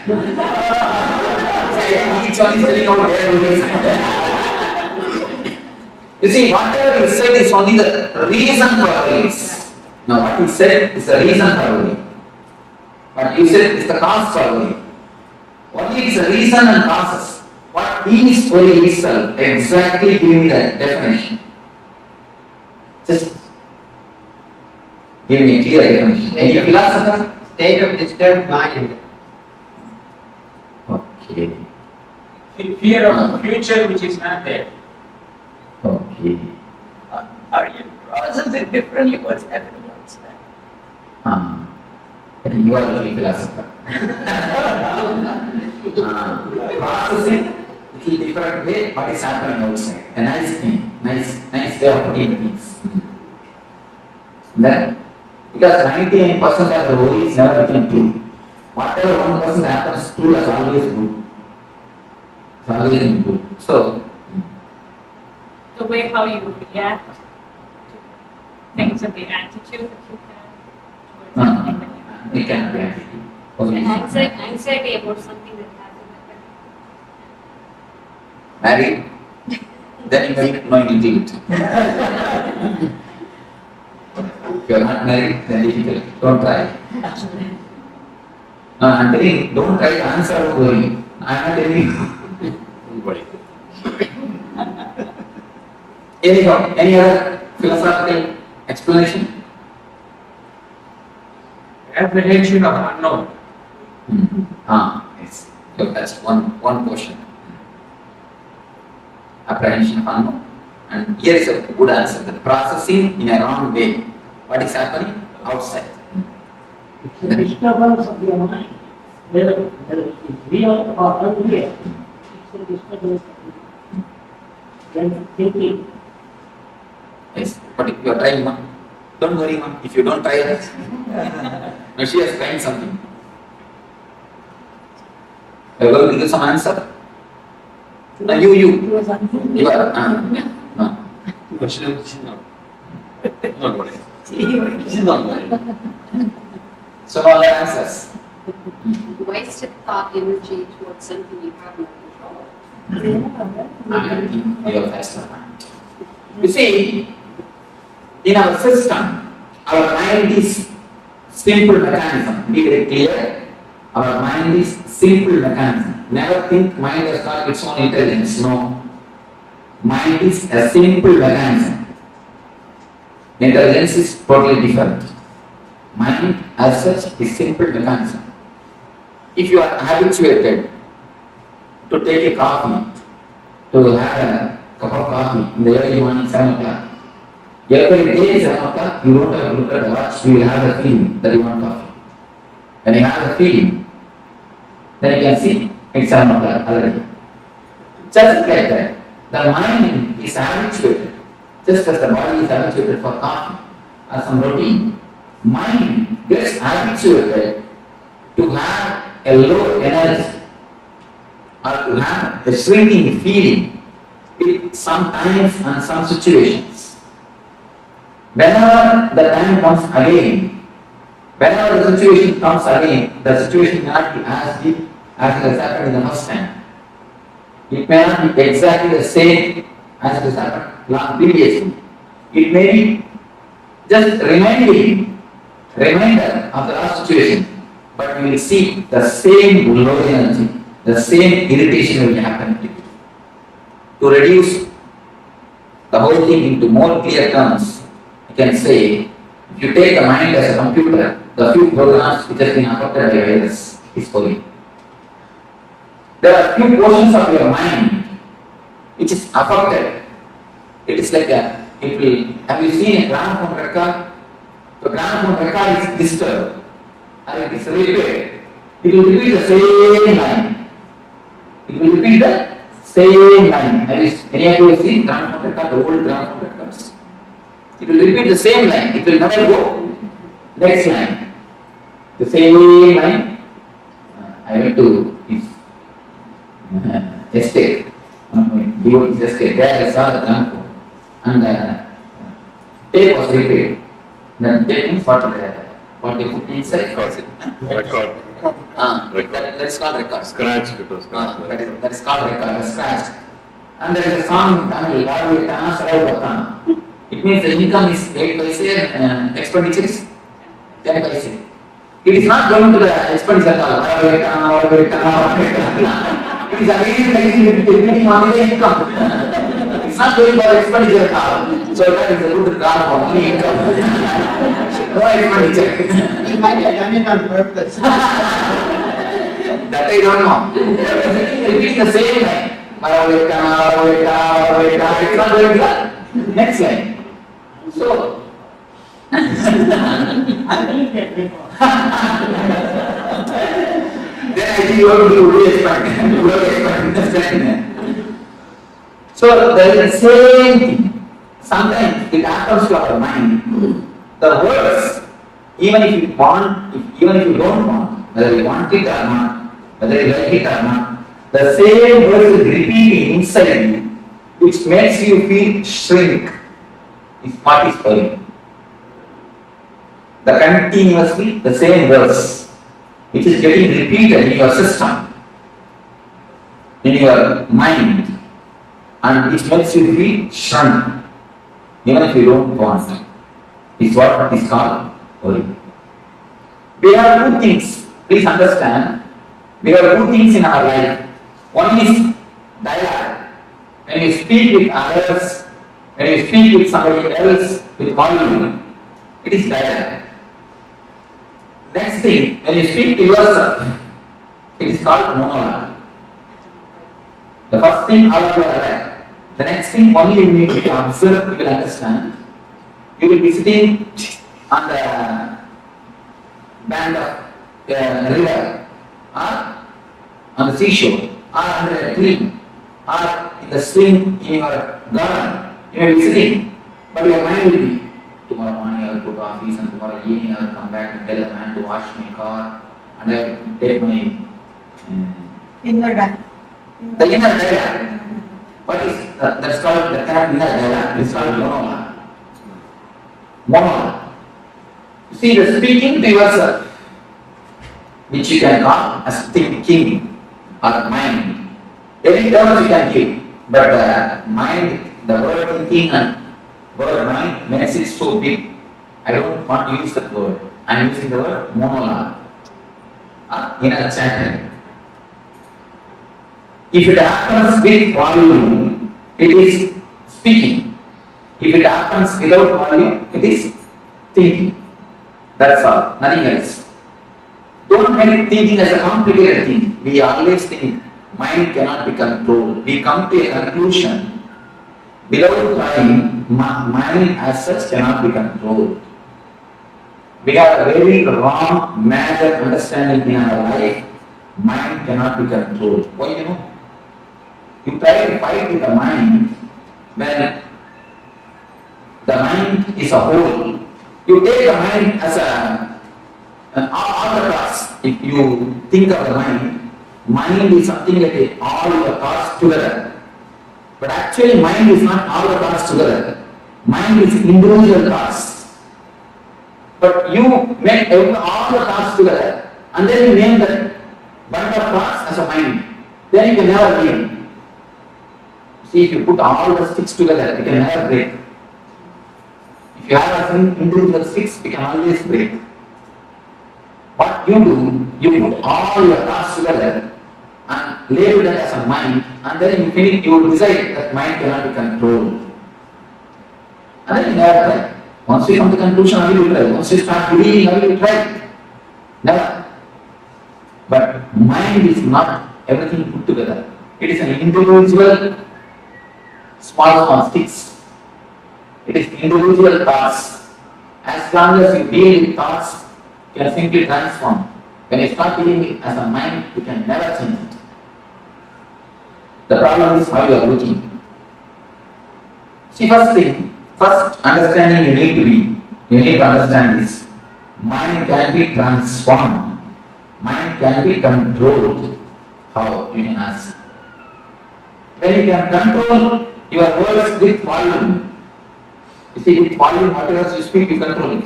Am I right? Am I right? You are controlling it. When you can control with volume, can't you control without volume? You can vary. Only think a little bit of awareness, nothing else. Just see the logic. With volume, when you can control. Without volume, can't you control? You can vary.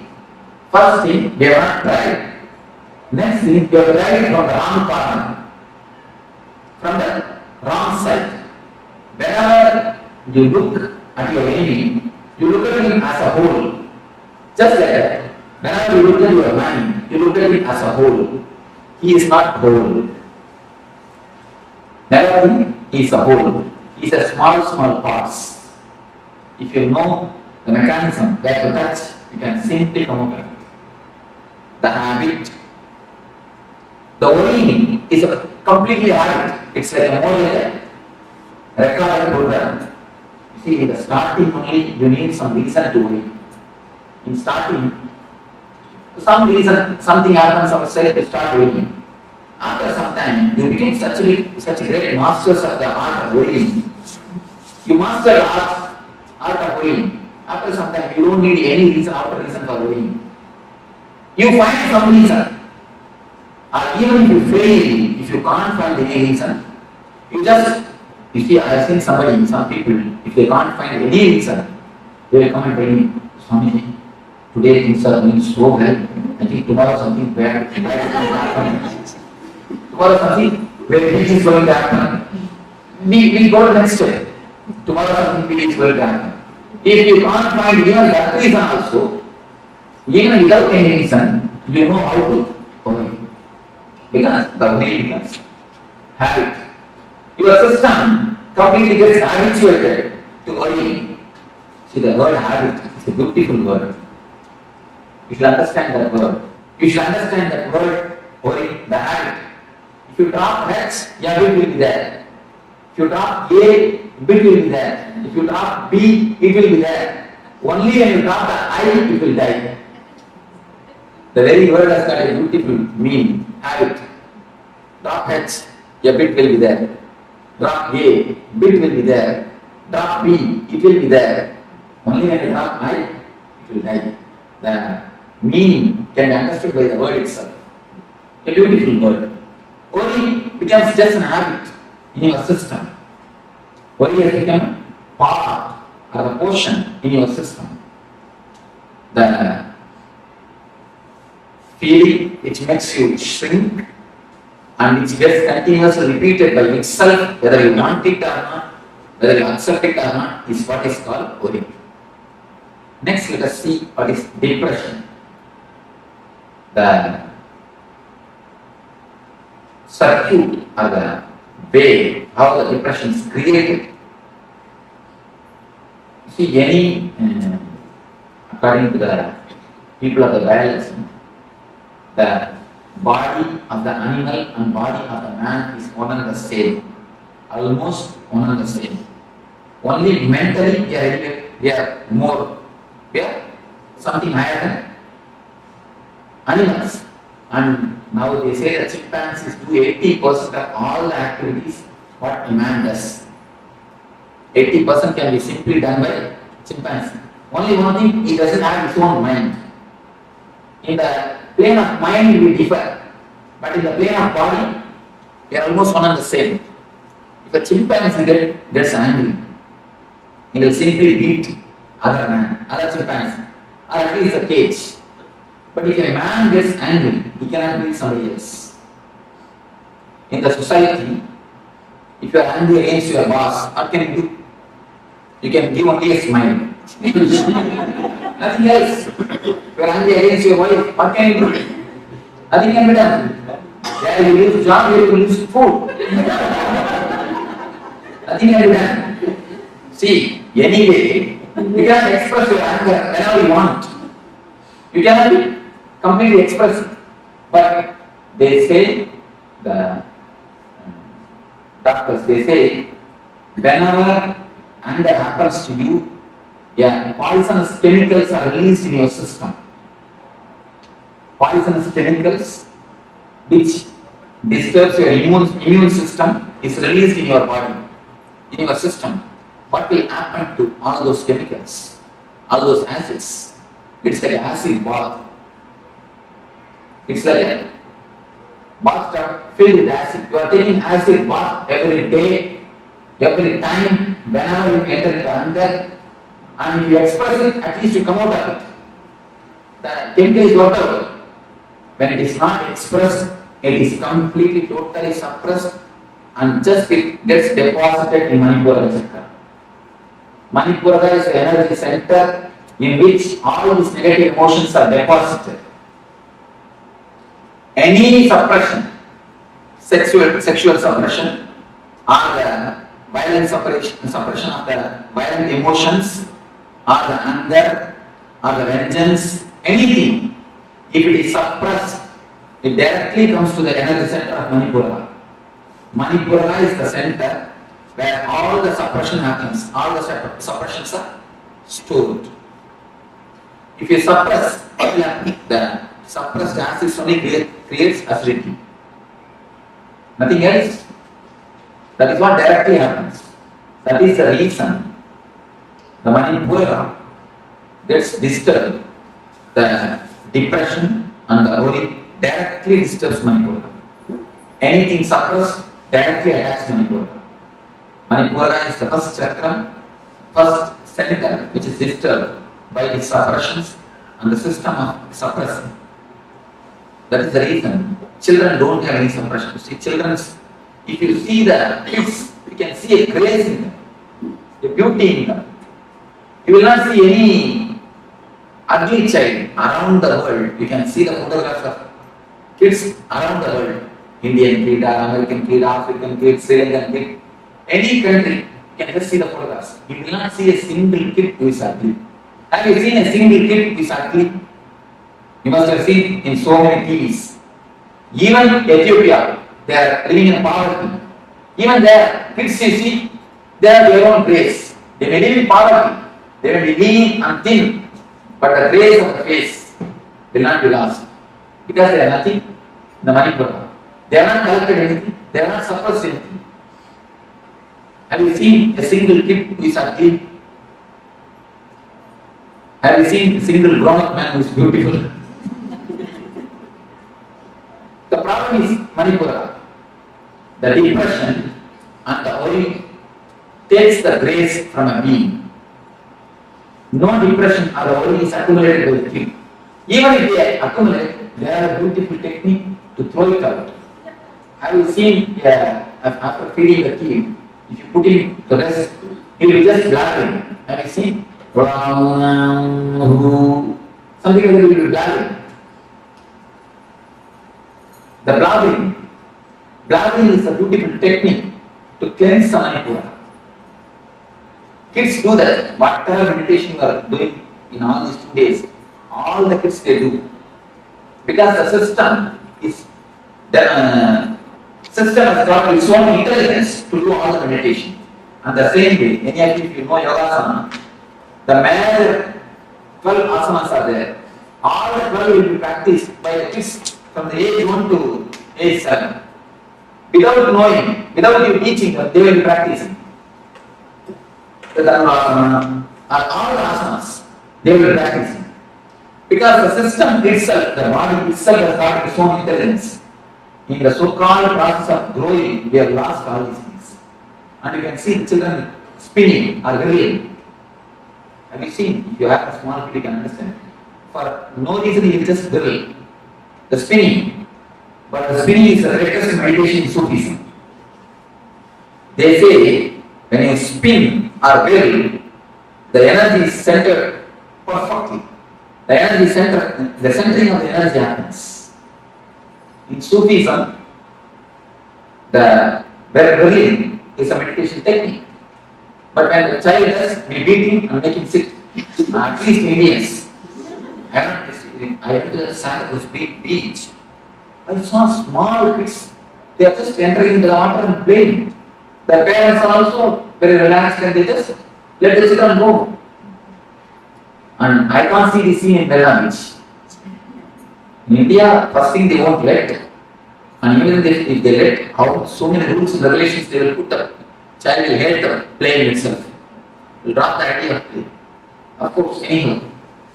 Whatever the kid does, we don't encourage, we don't allow it. The so-called process, the process of growing, we lose everything. Blocking is a beautiful technique. You may ask how? How can it be a technique? See, whatever you say as a mind is nothing but the languages which you know. You can tell me what are the languages you know? English and Tamil, that's all. Not even 2-3 words in other languages. Bhavanana, Kuchundi. No. 2-3 words in Telugu. Huh? No Malayalam. I can understand. I can understand. Nothing. I see, if you know even a few words, add in the list. Okay.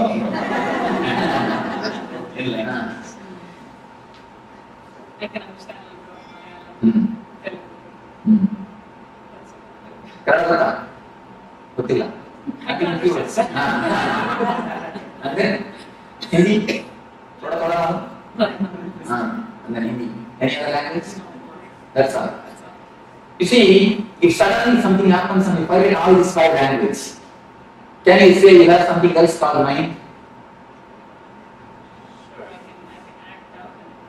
No. Even acting out happens only with the seed of language.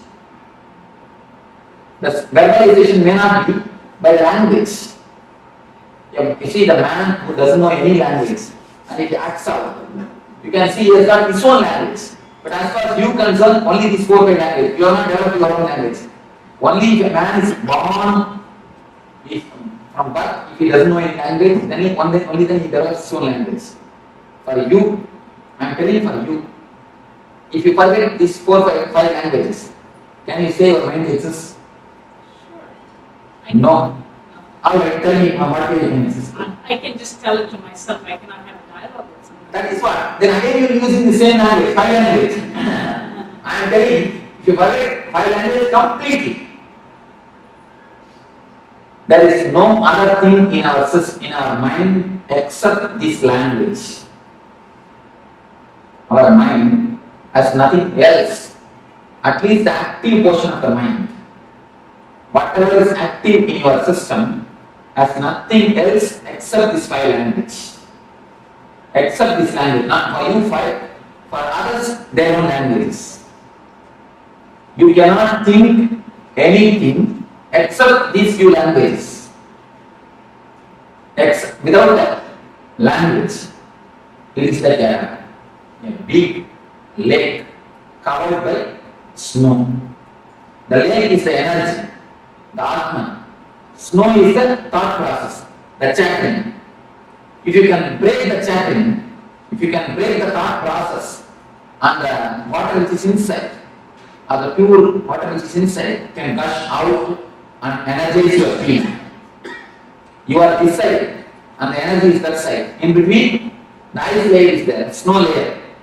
The ice layer stops the energy reaching you. The ice layer is what is the mind or the thought process. If you can break the thought process, if you can break the mind process, you can see the energy gushing towards you. The Manipura also, Manipura is the energy. The suppressions or the depressions, the suppressed emotions form a layer in your system, in the Manipura Chakra. By some process, if you can break the thinking system, if you can break the thought process, the energy just gushes out and washes away all the depressions and suppressions from your system. If you feel that anything else can exist without words, you can tell me. Anybody else? Do you understand what I mean? Difficult, difficult, because the whole mind is reduced to just languages. It's something new. Because it's new, we are, almost a base is lost. Because mind means we are thinking as a big thing. Mind is something very big thing for us. But simply the base is removed. Now I say mind is nothing but a few languages which you know. So we are really at the last. The big property is taken from us. But last thing I tell you. What about people who think before they had any language? You see, that we cannot imagine. Now if you imagine, again you are using only the language. Then you try to imagine, they had their own language. Again, when the mind got developed, when an animal has become man, in the process, the language development was there. The sounds, I see the special sounds are associated with the fear. If a man feels that a fire is happening nearby him, he used to create that sound, and all will understand something frightening thing is happening there. So they will run away. Like that, with the sound, the language was developed. They had their own language. With that sound, they think. They start thinking with that sound. Do you understand what I say? The tribal language, you may call it.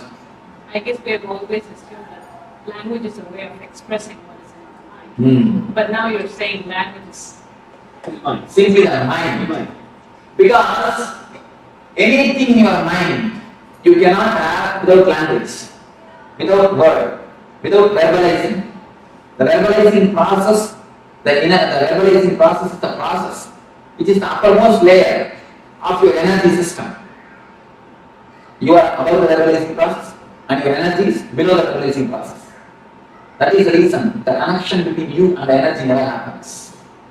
So any logical thinking is lost without language. There cannot be there cannot be any logical thinking. There cannot be any logical thinking. You see, when you use your logical mind itself, you are not using your whole energy. Please be aware. When you use your intelligence, you are putting all your energy to use. When you use your logic, you are not putting all your energy to use. You can always see the decisions of women is very sharp because they think more with intelligence, not with intellect. The decisions of the men, maybe immediate, they will give an immediate result, but for long run, the decisions of the women are sharp because they think with intuition. Any decision With intuition, I have intelligence. Any decision with logic has no intuition. I always seen the decision taken by logic gives immediate result, but for not for long run. Decision which is taken with intelligence, and the intuition, which may not be directly, you cannot directly give a reason, but you will see, for a long run, for the whole life, it will give a tremendous effort. Swami, I have to thank you for telling this to all the men over here. Swami, to give me some examples. You are See, if you can question me, I am ready to tell you an argument. I'm just like, figure out in my mind, please give me some examples. You see, there are few conclusions. I will not be able to give you directly example because of whom I have seen, in what the place I have seen, all those whole examples I will not be able to give. But you take this conclusion and scan your life and see. For a long run, any great logic man, a man who is excellent in logic and a great professor, he will be giving lectures and convincing thousands of people. He will come to the house and a small problem. He will convince his wife for half an hour. After the half an hour, she will start from the first step. You see, she will start from the first step. What do you know? Because the conclusion structure is not by intuition, by intelligence. They don't have thinking. You see, I have always seen women doesn't think much. They get proper results. Because most of the energy is stored in the seed form itself. Whenever it is necessary, it gives out the result. In the ancient India, women are more treated like counselors. Any problem, in the evening, man will come and tell the problems. She will give the counseling, and tomorrow morning it will be executed. More they are treated as counselors, and not only that, the techniques to keep the intuition alive is practiced by women. The dart itself is a technique to keep the intuition alive. Tomorrow we will be using the technique with the dart, with the Chakra. The techniques to keep the intuition alive is always practiced by women, but you cannot see any women logically. How much you try to convince by logic, nothing like that. Is it that they think through the heart more? No, they think through Manipura. They think through Manipura, not through heart, but through. Are they more emotional? No. They think through intuition. The Manipura is the center. You see, Manipura is the center, very active in women. That is the reason only women could give birth. And not only that, Manipura is active in women. One more reason, they need to give birth. They need to give a whole body to one more life. For that, by nature, Manipura is strong for women. They need to give a full structure. Practically, the work of Brahman needs to be done in that energy center. So the Manipura of women is more strong. That is the reason. And this, I have seen the intuition counselors there, and that also, women are more successful. Even in India, the Ayurveda Suraran, have you heard of this? Intuition counseling. Even in that field, women are more successful because the Manipura is very strong for women. The intuition or the conclusions will be more strong because the layer will be very thick. The thinking layer is not deep in women. Only the conclusion layer, the energy layer is high and strong for the women. Just the proportion between men and women here says we're smarter. That cannot be the publicity. No, that cannot be the solid reason. No, I want a solid reason. No, we have intuition that we're going to be enriched in our power by attending your course.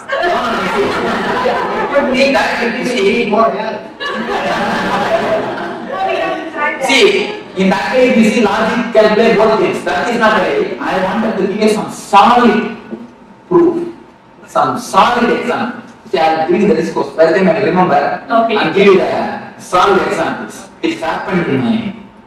And even if you give one example, that will not be enough. This is the concept. If you scan your life, you will understand. This is the idea. If you just go through your thing, you will understand. Whenever everyone decides it's for long run, it's always good for a long run. Because she doesn't have much of energy wasted in aggressive immediate. No, not only that. The aggressive joys. You see, any joy which comes to you by aggressiveness, but outgoing things. She doesn't have our system itself, the joy of passiveness. The very system is more passive. Energy is wasted only in aggressiveness. Okay, The very system is a passive. women being nurturing, because they nurture, they have to use a lot more common sense and intuition rather than logic. That is something. Why it happens, how it happens, they ask. I am trying to give them some basic examples. Still now I am giving only the reasons. Reasons from all the energy sources or the books. Only I am giving the reasons. I will give you an example and I remember. Manipura is, you see, this basic understanding. The Manipura is the master of intuition, the master of the energy, master of the energy source. This chakra has to be powerful for you because you need to give birth. You need to supply tremendous energy to the other life. That is the basic logic. Why the Manipura of the women is more strong.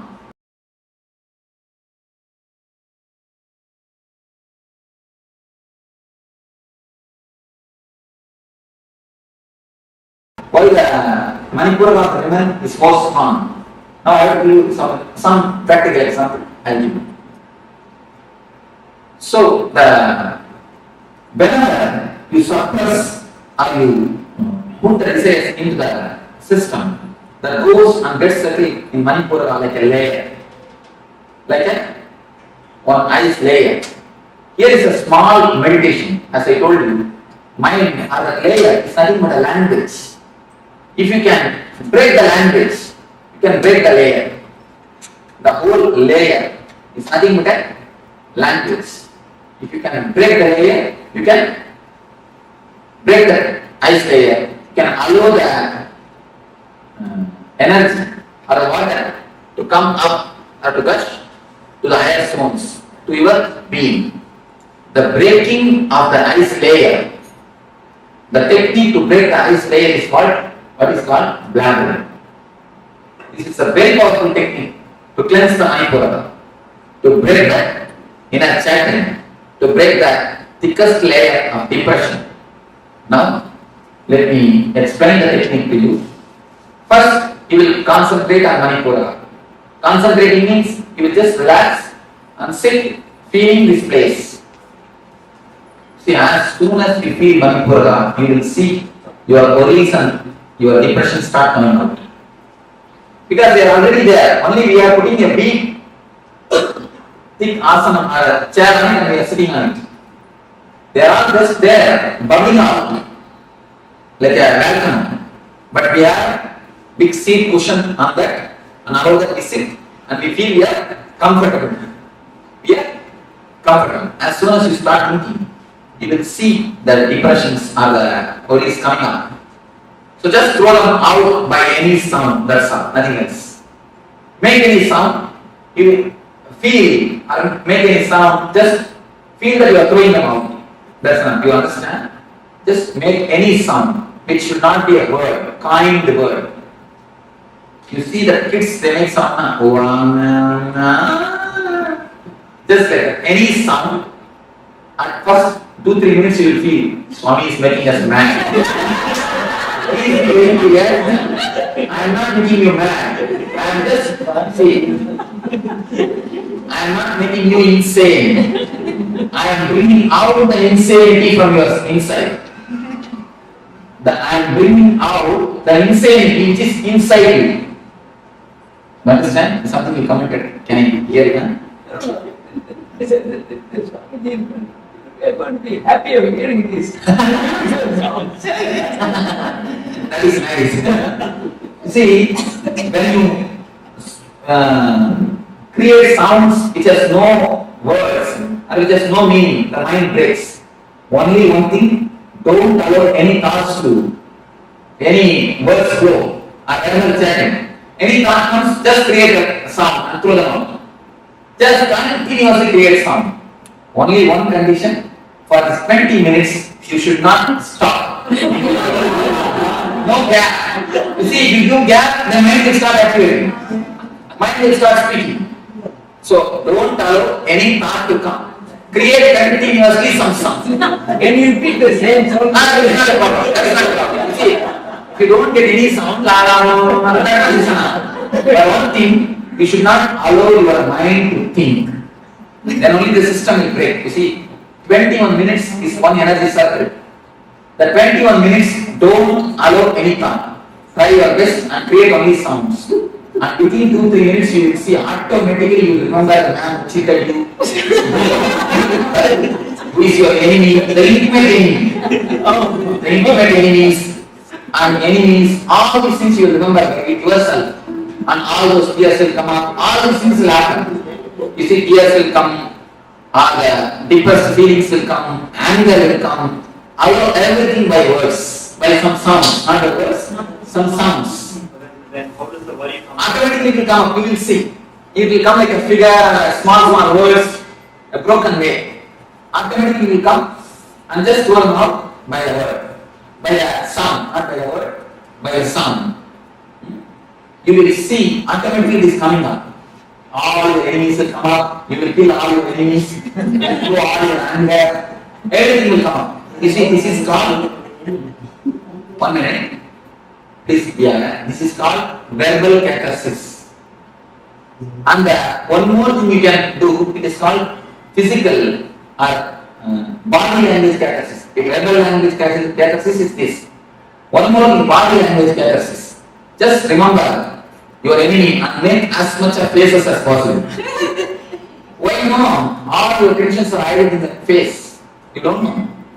The grace is lost because of the layers of the tension in your body, in your system. Have you heard of this alien photography? They photograph the aura body. And now it is accepted as a diagnostic system, one of the diagnostic systems in the East and of course the West also. It is discovered in Russia. They say if you are worrying, if you have a suppressed mood, depressed mood, the aura in the photograph falls only for 2 inches or 2.5 inches. If you express the worries like this, if you shout and finish, throw it away. They say at least 8 inches the aura is seen. 8 inches, the Korean photography. Any of you have heard of Korean photography? Not even one. You have heard of the Korean photography? Have you seen any photographs? They have photographed ghosts, they have photographed angels, they have photographed and the man becomes possessive. What happens? All those things are photographed. And they prove how a spirit enters into a man and how it leaves at the time of death. A man is continuously photographed and the light going out of the body is seen and the silver cord means even after the cutting the navel cord or the umbilical cord, a certain connection exists for 11 days between mother and the child.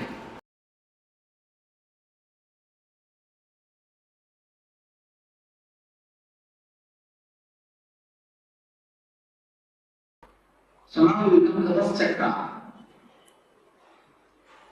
First chakra is Muladhara. As I told you, there are 2 ways to open these chakras. One is meditation, and one is maturity. Maturity means just understand in which way these chakras are locked. Get the key and open the chakras. If you know how to open the chakras, you will see the maturity descends on you. This chakra is locked by a particular emotion. Each chakras are locked by a particular emotion. If you know how to unlock it, The chakra energy will be released in you and you can float with the energy of the chakra. The Mooladhara chakra is concerned with the sex.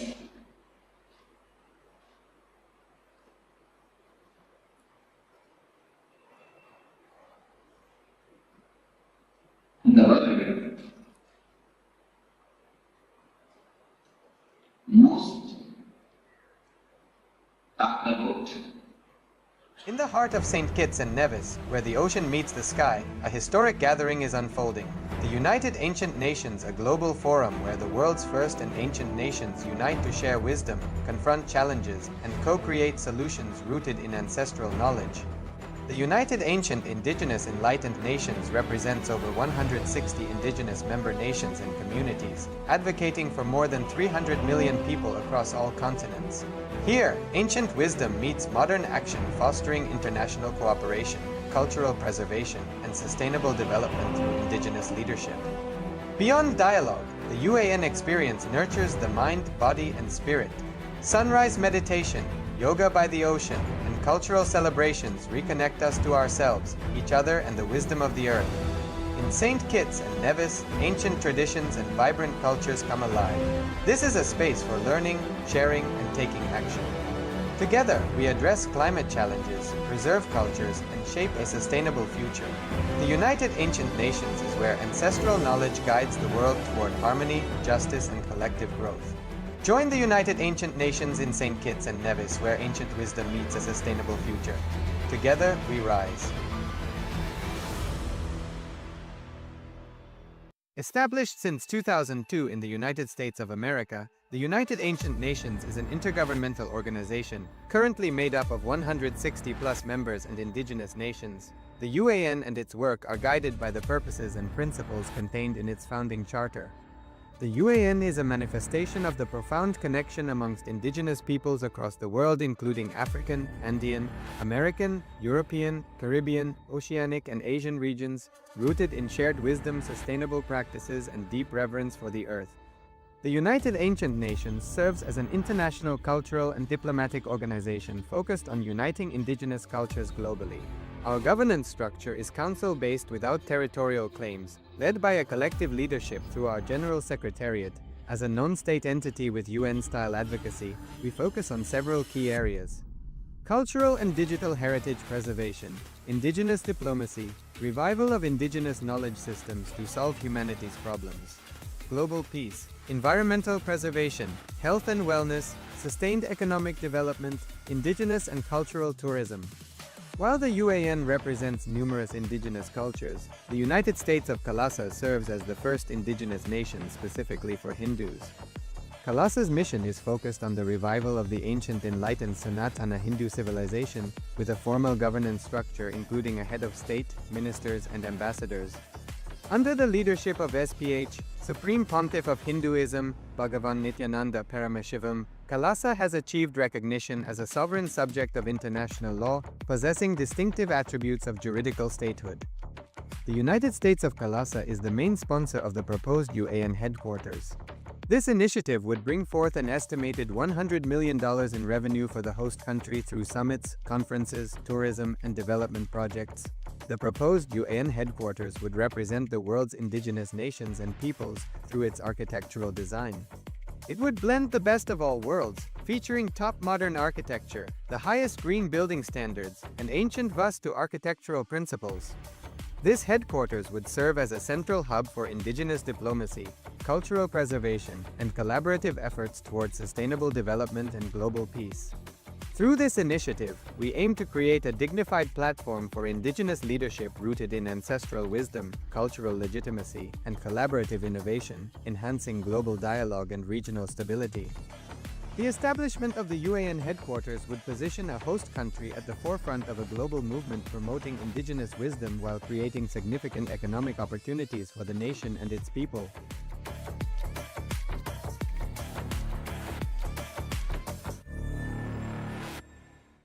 In the heart of St. Kitts and Nevis, where the ocean meets the sky, a historic gathering is unfolding. The The United Ancient Nations, a global forum where the world's first and ancient nations unite to share wisdom, confront challenges, and co-create solutions rooted in ancestral knowledge. The United Ancient Indigenous Enlightened Nations represents over 160 indigenous member nations and communities, advocating for more than 300 million people across all continents. Here, ancient wisdom meets modern action, fostering international cooperation, cultural preservation, and sustainable development through indigenous leadership. Beyond dialogue, the UAN experience nurtures the mind, body, and spirit. Sunrise meditation, yoga by the ocean, and cultural celebrations reconnect us to ourselves, each other, and the wisdom of the earth. In St. Kitts and Nevis, ancient traditions and vibrant cultures come alive. This is a space for learning, sharing, and taking action. Together, we address climate challenges, preserve cultures, and shape a sustainable future.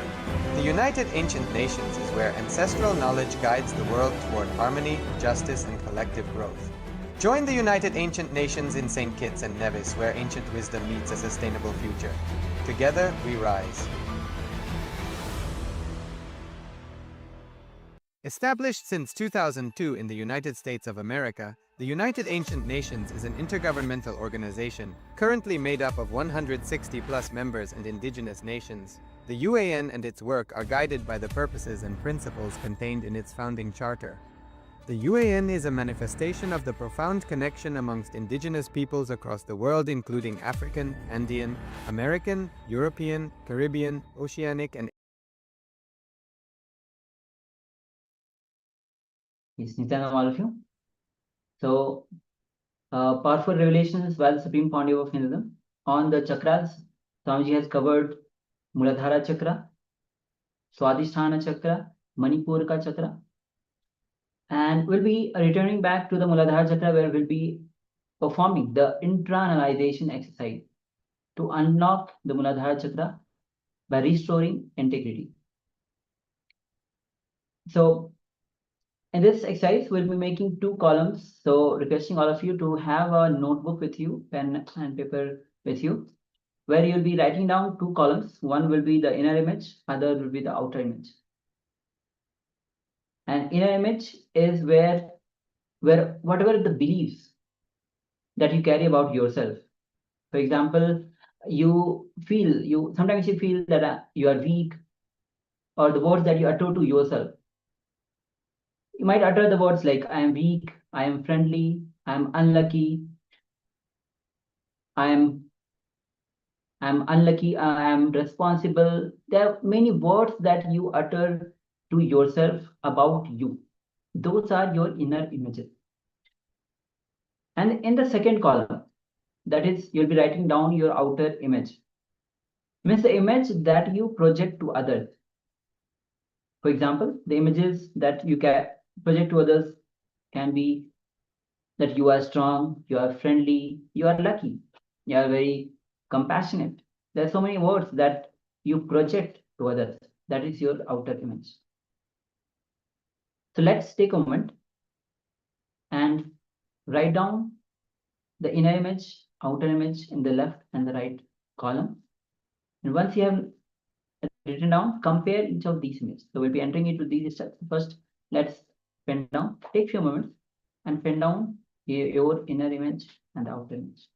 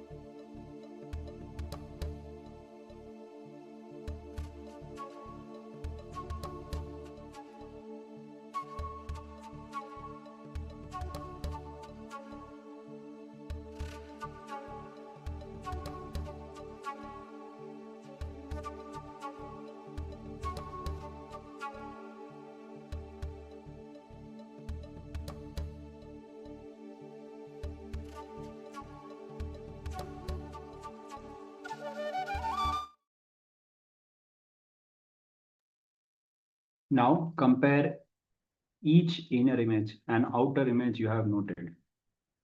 Whenever there is a conflict, start tuning your inner image and outer image, what you perceive as you and what you project as you to others, by always choosing the higher idea. For example, whenever your outer image is higher than your inner image, decide to tune your inner image. Decide to tune to your outer image. Don't reduce what you project yourself to be for others. Increase what you perceive yourself to be. So now let us compare your inner image and outer image.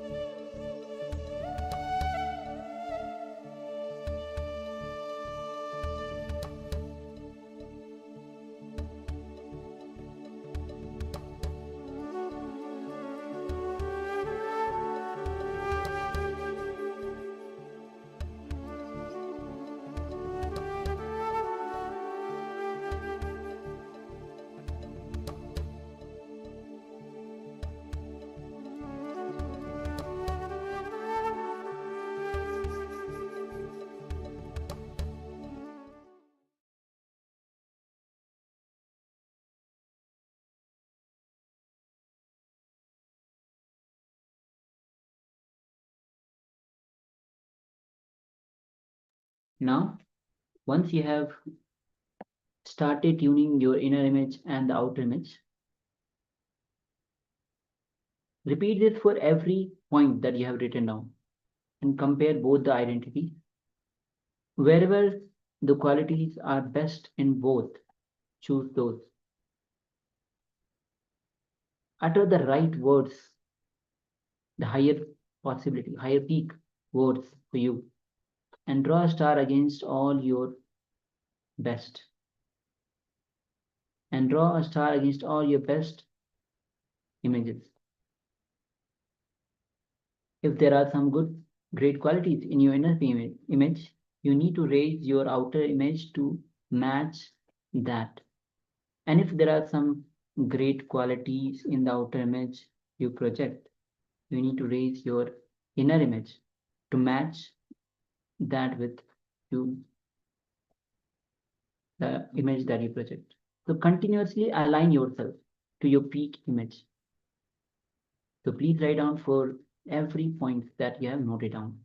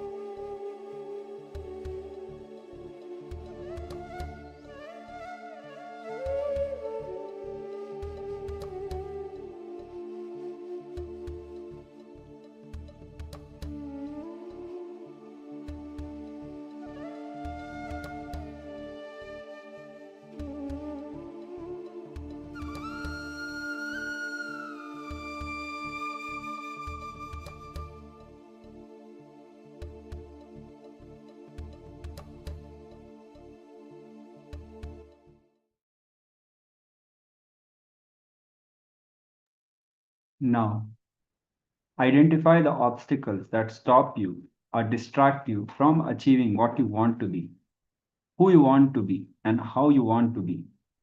One of the biggest obstacles for most people is self-talk, which is a negative thought pattern that happens because of memory of past failures. So now, just sit and analyze in your inner space the obstacles that stop you or distract you from achieving what you want to be, who you want to be, and how you want to be. Let's continue.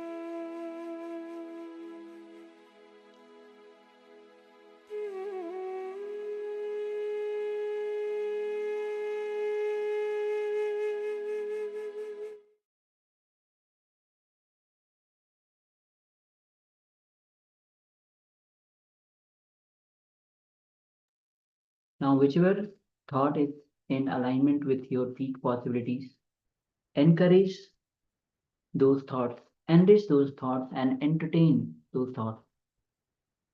Whichever thought is not in alignment with, complete with it, consciously, decisively, complete with that pattern.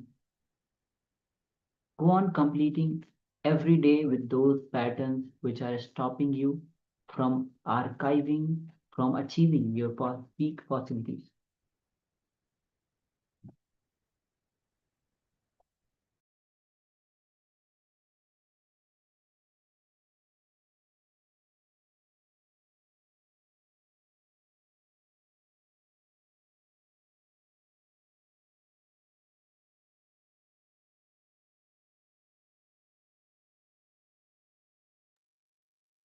Understand? When you start living authentically, you know the right way of thinking, and you will use your thinking to achieve what you want in life. In Hindu spiritual practice, this is the second step, known as manana, which means the authentic thinking. When we are in authentic thinking and we are authentic to the current image we have about ourselves, a new higher image is revealed to us. When we are authentic to that new higher inner image, then the next higher and higher images are revealed. Authenticity will take us progressively to higher peak possibilities. So let your thinking be established in authenticity, continuously expanding you towards your peak possibility. When you achieve a powerful clarity in your thoughts that makes whatever you think into success, then once you have achieved this, you have unlocked your Muladhara Chakra. So again and again, align your inner image, outer image to the peak possibility. With this, we'll be now entering into internalization exercise on Vishuddhi Chakra. So Vishuddhi Chakra is the center of comparison and jealousy. It is blocked by comparison and jealousy. And the reality is we all are unique. So we'll be working during this internalization exercise on the knots that affect the Vishuddhi Chakra. So we'll be looking in and identifying at least 2 situations that happen in our life where we experienced jealousy and used it as a justification mechanism. So look in, identify, and write down how this jealousy became a defending mechanism, defending you from your own inauthenticity. Look in, identify, and write down how you are defending and how your defending mechanism protected you from your inauthenticity and how you declared supremacy of your inauthenticity. So, as Swamiji has revealed, we need to now work and internalize on this aspect. We might have thrown various jealousy patterns at our friends, family, siblings. For example, if the boss expects you to do work, you would be comparing yourself to the other employees and saying, okay, he doesn't work as much, why should I work? It seems very logical, but in that way, we are blocking our peak possibility. It is a different thing to ask for a higher salary because you are working more, but it is a different thing to deny work just out of jealousy to establish supremacy of your inauthenticity. By this, we block our creativity, we block our knowledge, we block our expansion. So this is how the jealousy pattern might be working. So for your own unique case for your life, look in and identify at least 2 situations that happened in your life where you experienced jealousy and used it as a justification mechanism. So let's enter into these steps. Look and identify at least 2 situations happened in your life where you experienced jealousy and you used it as a justification mechanism, and write down how these jealousy became a defending mechanism, defending you from your own inauthenticity, and how your defending mechanism protected your inauthenticity, and how you declared supremacy of your inauthenticity. So let's take a few minutes, have the pen and paper with you. We'll be projecting the exercise for you. Let's begin.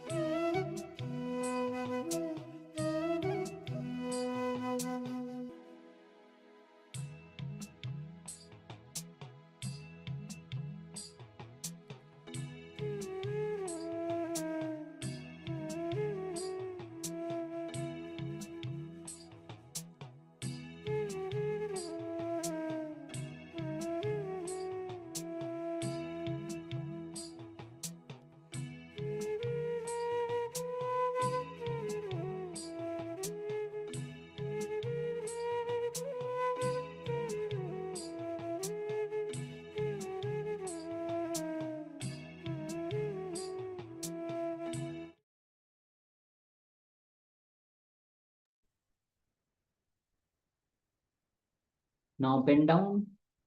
Lately, what thing you have wanted and not gotten, or wanted, and someone else had it.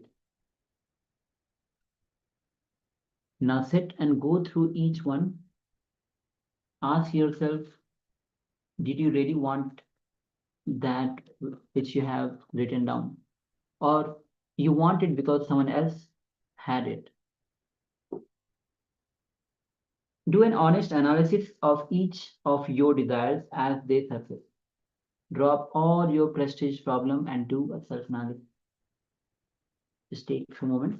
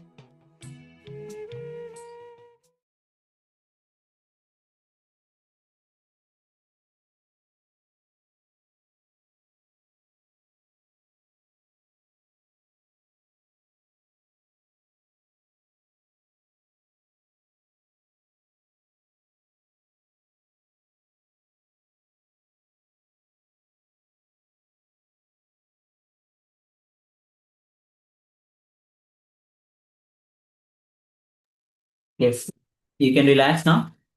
And with this, we'll be now moving on with the next revelation by the Swamiji, which is going to be on the Anahata Chakra.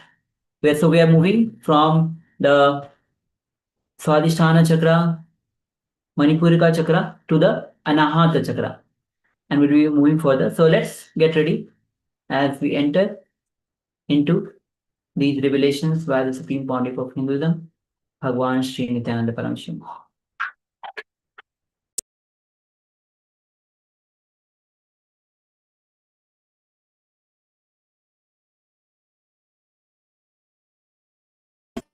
You feel you are something special. You are attended. You are cared. You also told the right word. You are cared. Care is what we call love. If somebody gives his attention to you, you say he loves you. If you give your attention to somebody, you say you love him. That's all. Giving attention or having attention is what is love. When you give your attention, you say you love him. When you receive attention from somebody, you say he loves you. Am I right? Any question? May has not understood. Well, a lot of times you hear people say, I care for you, but I don't love you.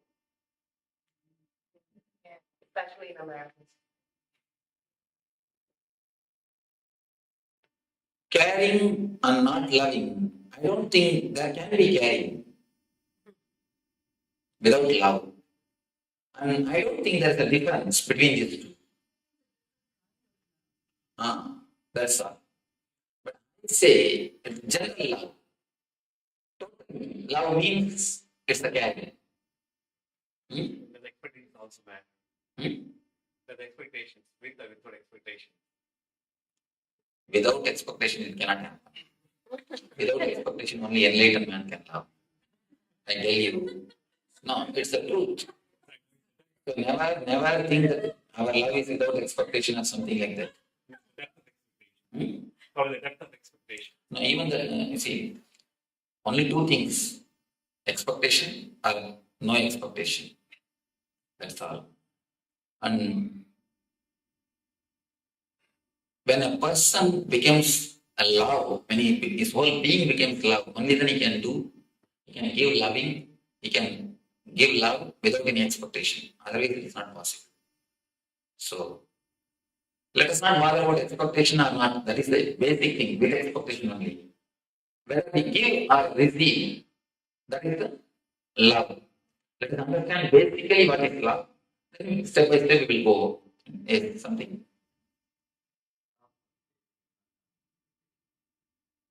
Love for a place. How do you say you want to be there? Then you don't have love. You see, the very love, you imagine that about the place continuously. How can you say, I love the place, I don't want to be there?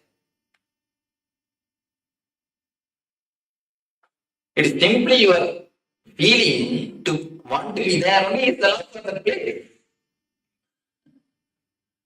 You see, if you love some place, naturally you want to be there. You would like to stay there. That is the love. Otherwise, how will you say that you are loving that place? When you remember, you feel like you are full, you are calm. That is what is love. Even place, the love for a place is nothing but with expectation.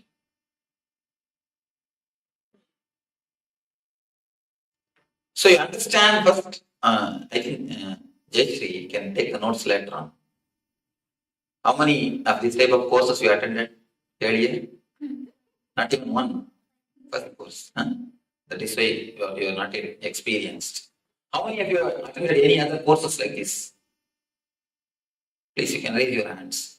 And how many of you have taken notes at the time? Raise the hands. And how many of you went back to the house and started seeing once more?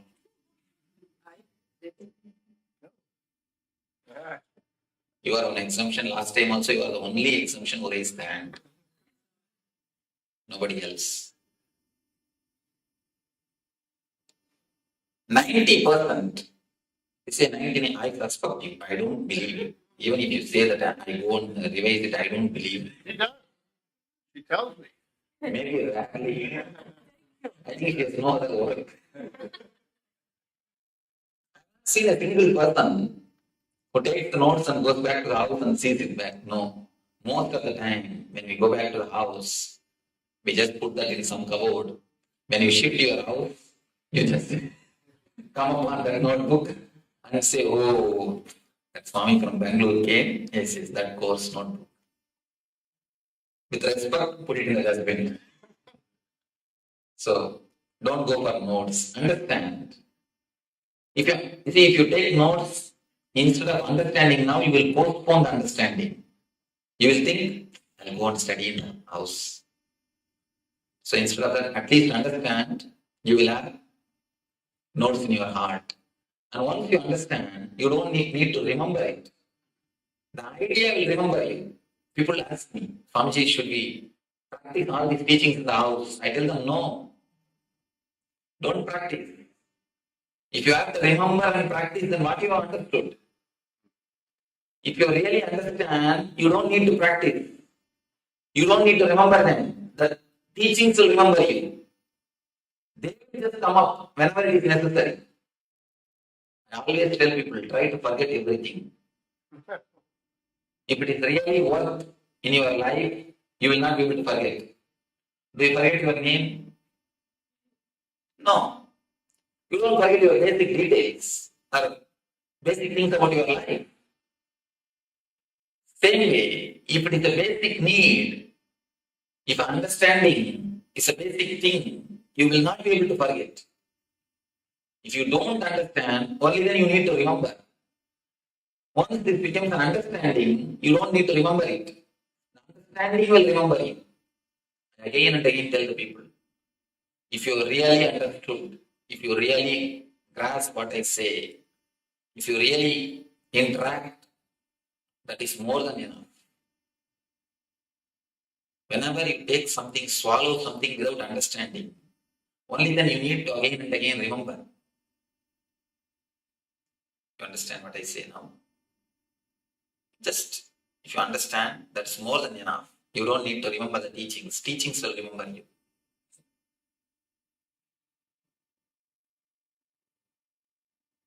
Heart. Whenever you are given care, you say you are loved. Whenever you give your attention, you say you are loving. Heart center, the Anahata Chakra, is related to this attention only. Whenever I say there is a heart center, there is an Anahata Chakra, people immediately ask me, Swamiji, I underwent bypass surgery, will it be there as it is? Whether you underwent bypass surgery or open heart surgery, the Anahata Chakra will be there as it is. Don't bother about it. It will be there as it is. It is not physical, it is more metaphysical. It is more spiritual. The key for the Anahata Chakra is whenever you give your attention, the energy center opens. Whenever you ask for the attention of the others, this gets locked. We may say, when are we asking? All your fight in the house is nothing but the asking of attention from others. Everything. Let us look a little deep into the mechanisms of Anahata Chakra. Actually, you feel pampered when you are attended. You feel you are recognized when you are attended. Have you seen the kids? They will be playing in the house. They will throw something here, there. They will just put few steps forward. And then they will wait and see your face. Whether you recognize it or not. They will just look at your face. If you recognize, if you say okay, they will go ahead. If you just gaze at them, if you show a different face to them, immediately they will sit silently. They will keep quiet. Not all children, Swami. Of course, some they start crying and weeping or anyhow, they just sit or they just wait for your attention, for your recognition. Same way, you also continuously wait for others' recognition. Whenever you do something, you immediately wait for the other's certificate. Even if they don't affect your day-to-day life, even if they are not directly related to your day-to-day life, you wait for other certificate. People come and tell me, no, Swamiji, I just do everything as a service. I never expect anything. You don't expect, really, if you don't expect anything, you will not even expect the good opinion of the others.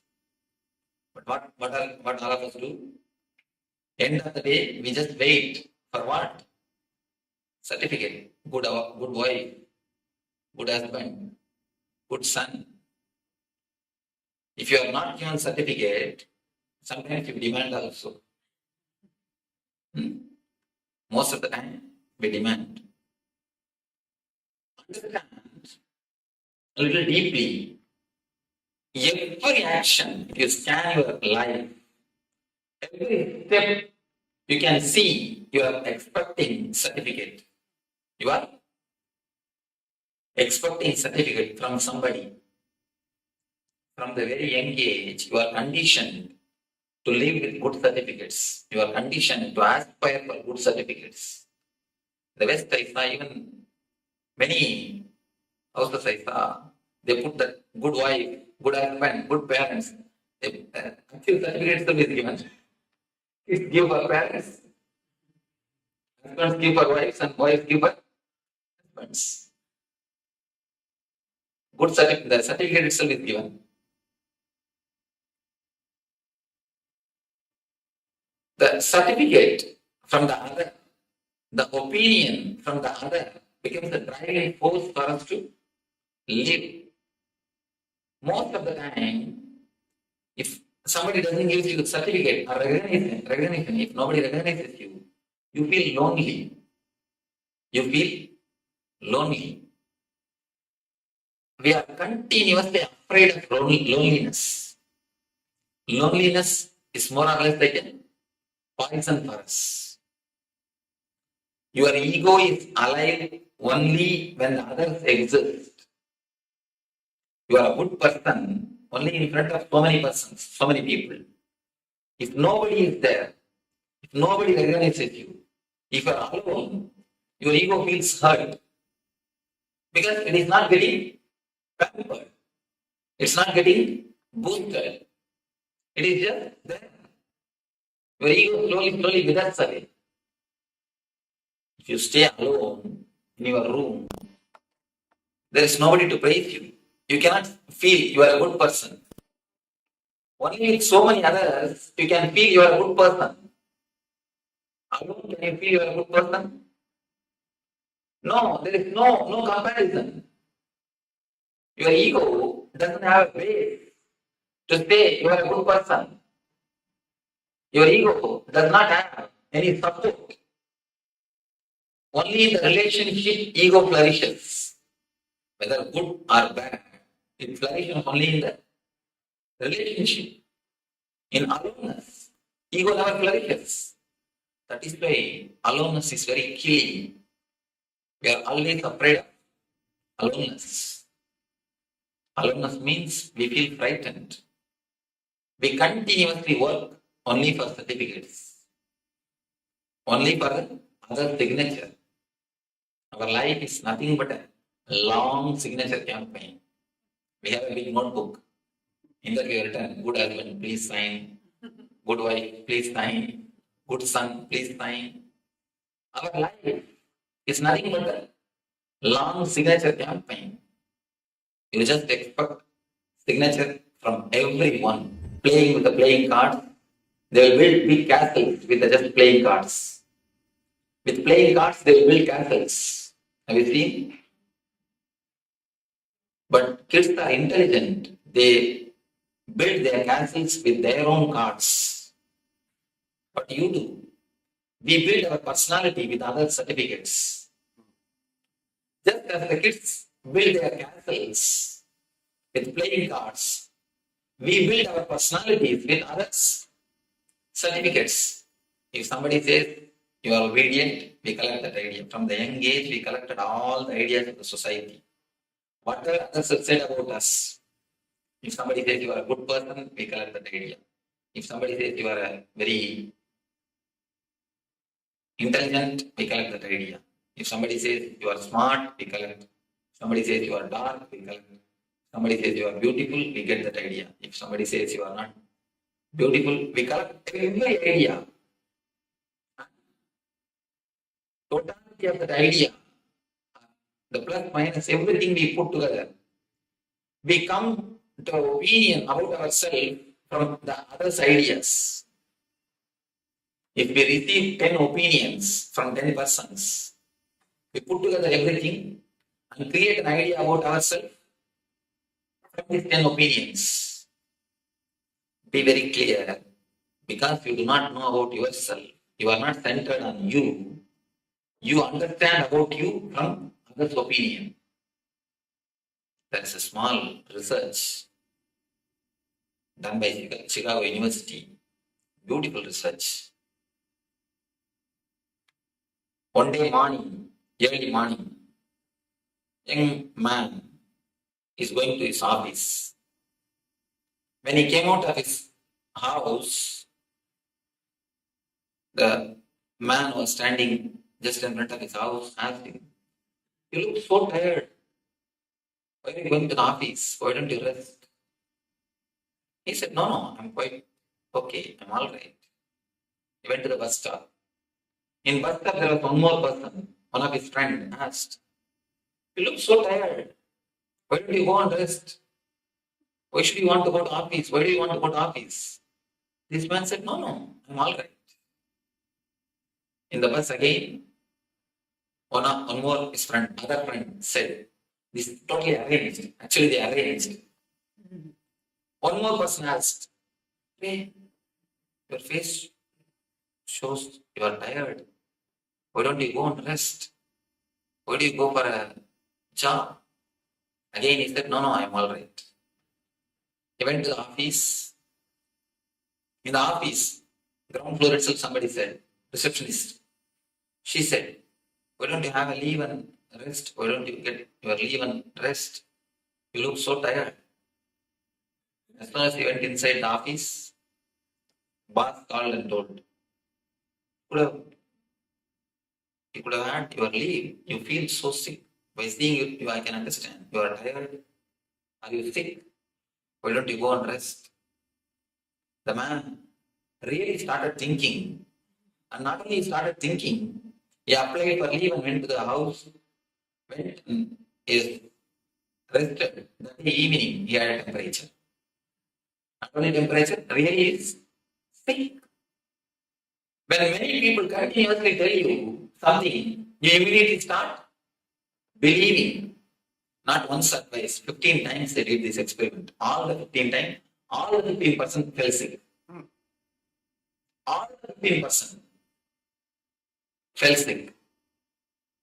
They just arrange some 10 people here there, casually, to tell you, it seems you are not feeling well. The test proves how much other opinions play on our mind. How much you live based on others' opinions. It's just like the castle built by other certificates. As the kids build their playing cards castle, you build your personality with the others' opinion, with the other certificates. How long you can have other certificate? Tell me.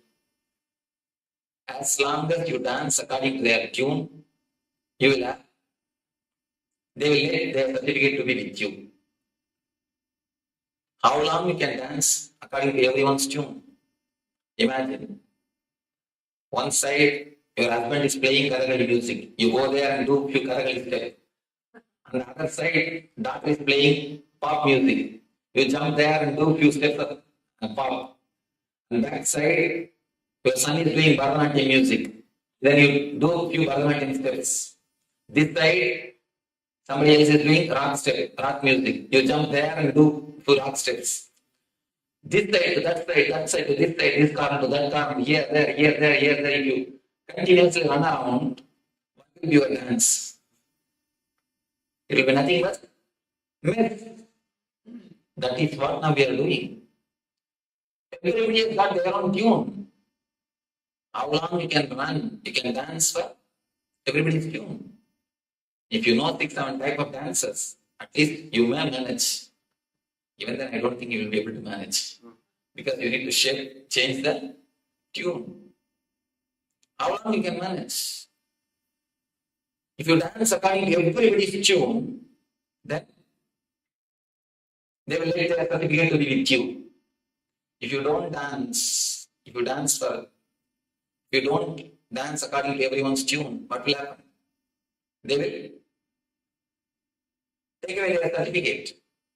If somebody takes away their certificate, what happens to your personality? That's what I call depression. Continuously it happens. It's like you are a centipede. Centipede means you understand with 100 legs. You have 100 legs. Only if all the 100 persons say something good about you, if all the 100 say some nice things about you, you feel comfortable. You can walk. If someone takes away their leg, what will happen to you? You just tumble down, collapse. I tell you, this is a homework which you need to do. Make a list of the people who can depress you. No, really. Now, this will give you the new understanding in your life. See, most of the time, we do not even know our problem. That is the problem. Once you know your problem, 90% of things get resolved. Once the problem is brought to consciousness, you will see that it disappears. Find out who all can depress you, for whose opinions you wait. How many persons' opinions you give weight for them? How many persons' opinions you give respect? Who all can depress you? Make a list. Who all can depress you? Be very clear. You are slave of all of them. That's all. Understand very clearly. Just by one word, they can put you in depression. You are slave of them. See, psychological slavery is the worst thing any man can have. You are actually psychologically handicapped. Without them all, you cannot move your life. That is what it means. Make a list who all can depress you. Have it in your bedroom itself, so that every day you remember. I am slave of all these persons. At least let you be aware. As of now, what is there in your life? Same thing. Let you be aware that you are slave of all of them. Once your being is aware that you are slave of them all, naturally you will come out of it. I tell you, very naturally you will come out of it. The being is such, your nature is freedom. It will never allow you to be slave of somebody. It will never let you be slave of somebody. So the very understanding, just make this list. You may think, oh, this all looks impractical. What type of solution this Swami is giving? But once you make this list and continuously see, at least for 10 days, every day when you see, you will automatically turn your maturity or your mind will turn towards the maturity. You will never invest your energy on so many persons. Now you do not even know on how many persons you have invested your energy. It's like a bank. You have 100% energy, but you invested all your energy on so many persons. Only 10% you have, 10% of the energy you have. That is why you always feel low. You expect their attention to just boost you. You expect their pampering to bring you up. You always feel without them, you cannot move. Unfortunately, when somebody removes their attention, the tendency is to work harder to get it back. No. Then again, you are working in the line of slavery. I tell you, by making this list, you will integrate yourself. And one more thing, you will be able to give love to others only if you are integrated. Till your integration, whatever you give is not love. It is just bargaining. You give your attention, I will give my attention. It's a contract, business. And like a begging ball. My begging ball hits your begging ball, your begging ball is my begging ball. Both of them are standing in front of each other with a big begging ball. All sound which you hear in your house is nothing but the clashes of these two begging balls. He is asking for your attention, she is asking for his attention. Both are asking for other attention. Nobody is able to give. Once you understand, you are a slave of so many persons, you will understand, you have invested your energy on all of them. Then you will be able to integrate. You may ask, then Swamiji, should we not live adjusted life? I tell you, adjustment is different, compromising is different. Most of the time, you compromise, but you claim yourself as I'm living a very adjusted life.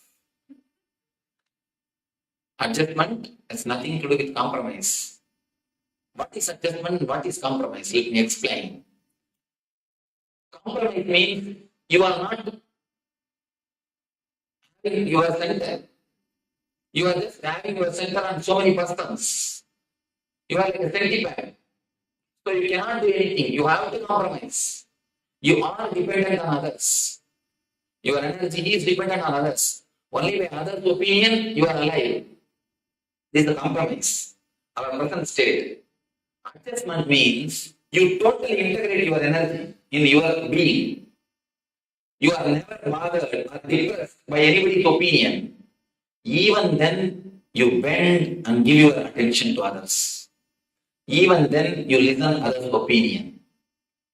Even if you are not disturbed, you are ready to listen to others' opinion. That is what is adjustment. But in our being, 99% of us are wounds. We have a wound in our being. That is why we always compromise. We are never integrated. Understand? If you are integrated, you will adjust. Otherwise, whatever you do is compromising. Never live a compromised life. It is psychological slavery. Psychological slavery is much worse than physical slavery. And I tell you, only when you are integrated, only when you have energy on yourself, only when you are centered on yourself, you can really love others. You can really give your attention to others. Only then you can really adjust and live happily. Till that time, till the moment of centering yourself into the heart, whatever you do will be only a business. That is why always we say, almost all love marriage, I can say 99.9% love marriage, they feel the other has cheated you. Before marriage, you are one way, and after marriage, is the other way. Be very clear, nobody has cheated you. It is we who cheated ourselves. It is we who cheated ourselves. We always think that this is going to be this way and that is going to be that way. And we ask for continuous attention. Finally, we say, we have not got it. He has cheated us. Nobody has cheated you. It is you who has cheated. Because how much you can dependent on others, you can be dependent on others. Each one has got their own dependency on others. As long as you are dependent on others, be very clear, you are not going to feel satisfied. You are not going to center yourself. That's a beautiful technique from Tibetan Buddhism to center your heart, to center your energy. Already we practiced this meditation one day in the New York.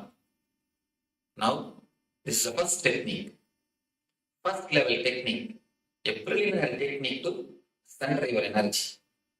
Then step by step, we will go into the next energy centers and work.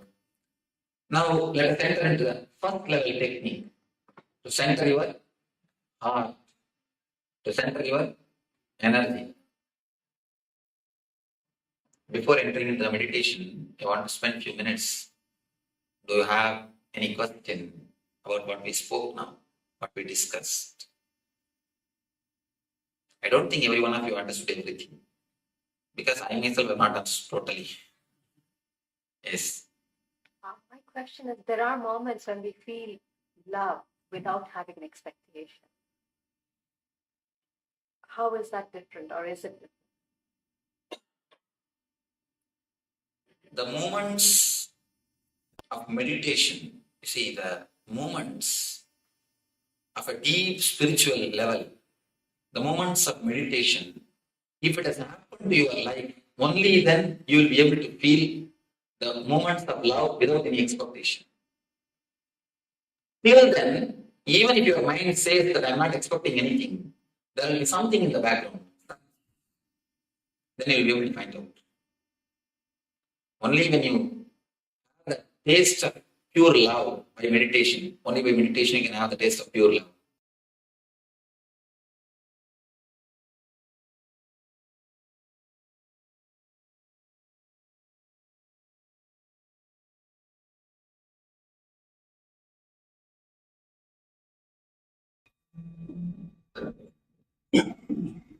Chakra, which is centered in thought.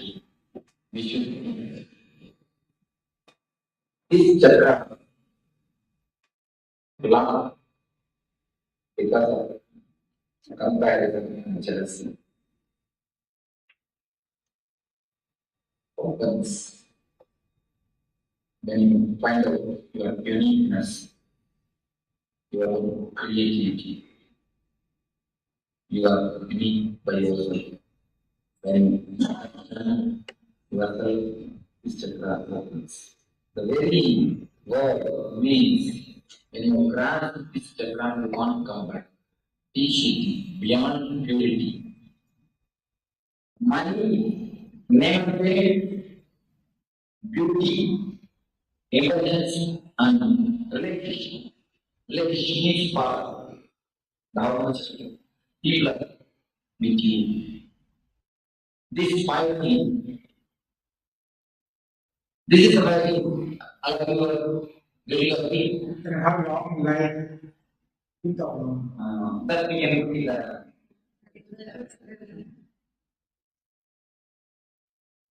Any other things we don't on this subject? It's a very outward. The basics. Now, anything else we can consider on this subject? Now let us actually look into these 5 things. Can you say you are richest man? Can you say you are rich man? Yes, I am able to say that. Now can you say you are a rich man? Can you say you are a poor man?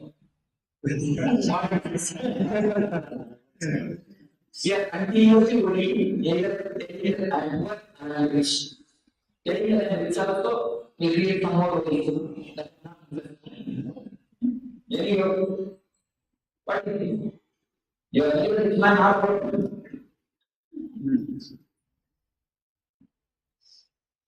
okay. Can we see your name and name? Can we see your name and name?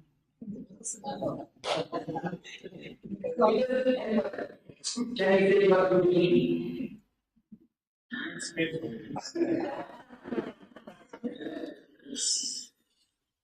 Can we say any of us that I am good? Can we say that I am good? No skill. no scale. We are measuring our whole life in scale which is not a scale. Just with some data, some imagination, you are trying to build your life on the data. Who can be human? Who can use it as a measurement? How can I use it? What is the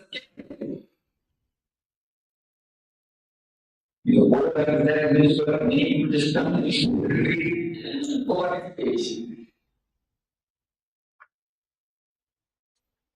What can be the scale? That is the scale. Overall says very beautifully. There are two types of resistance. Positive resistance, negative resistance. Things which are existing positively, which can be handled, this life, this approach. It doesn't seem you can do something with it. Things which are existing negatively, darkness in the world. You can't do anything directly in darkness to live in darkness. Do you understand? To remove the rose bush, you can live directly in the rose bush. You can handle the rose bush. You can directly remove it. If you want something to be done in the rose bush, you can live directly. It's positive existence. The darkness in the room, can you remove it? Can you handle it? No. Anybody knows how to handle the darkness? Must be darkness.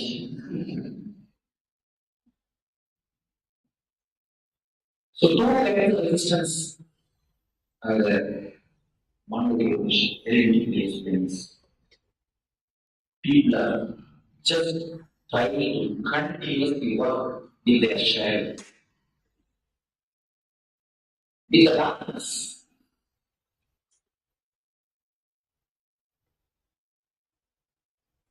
You can't do anything directly with darkness. If you want to remove the darkness also, you can't do anything directly. Because it is not existing. Only if something is existing, you can play. Which is not existing. It's a non-existence. Because we use the word darkness, we think that something like darkness is there. It is not darkness, it is lightlessness. Lightlessness. As she said, childlessness is there. Directly you can't do anything. You can't do anything directly just. Can you directly do anything with darkness?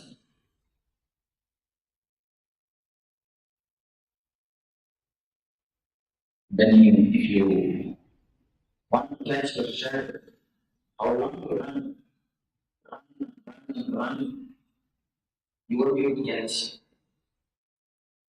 If you don't want to just not in the way, you follow me. You can't do anything directly with your shadow, with darkness, because it is not existing positively. So all these problems of comparison they don't have positive existence. You say, you can't say that you are rich man. You can't say you are poor man. A long queue is there. You are standing in front of you, crores and crores. Back side you, crores and crores. Infinity and infinity. Same thing. In the name of faith. One yourself. Can anybody say that I'm the famous man? No. And nobody can say that I don't have any feeling. Everybody are using different big crowd, backside big crowd. Saying, you, who can say, I mean, anybody who want to say it, but it's scary. Decide to beat you, decide to beat you. Next, intelligence, wisdom, knowledge, intellect, let me add up the words. It's very difficult to live intellectually. Even for viewers. But we will be very cautious and careful in the story of thriller. Let's say that I'm a fool.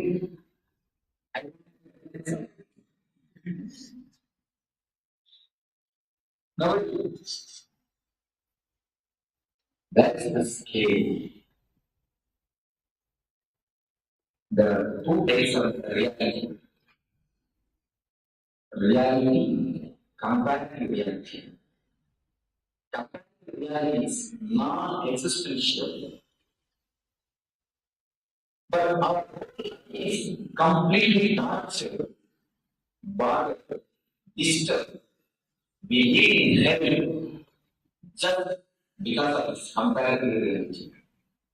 Just because of this non-existential phenomenon. What is the phenomenon? Maya. As you say, Yama iti Maya. It is not there. That is so much suffering.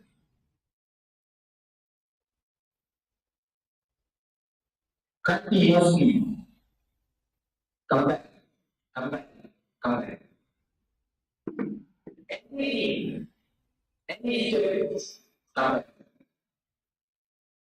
Mahavira says beautifully, when somebody is sent to this world, whatever he takes is also sent to the world. Anybody James? Mahavira is very good. Not only your food is sent, I say, when you come to this world, you bring enough energy, karma, capacity to work and to live your life perfectly. But as soon as you come here, instead of living your life, you start living others' life also. By comparing. You have been sent with 10,000 rupees to NGO to bring a team. After you go there, you meet a friend who purchases a refrigerator. It's a 3,000. You switch over to the refrigerator or you purchase both. Refrigerator and tea. Then the remaining money,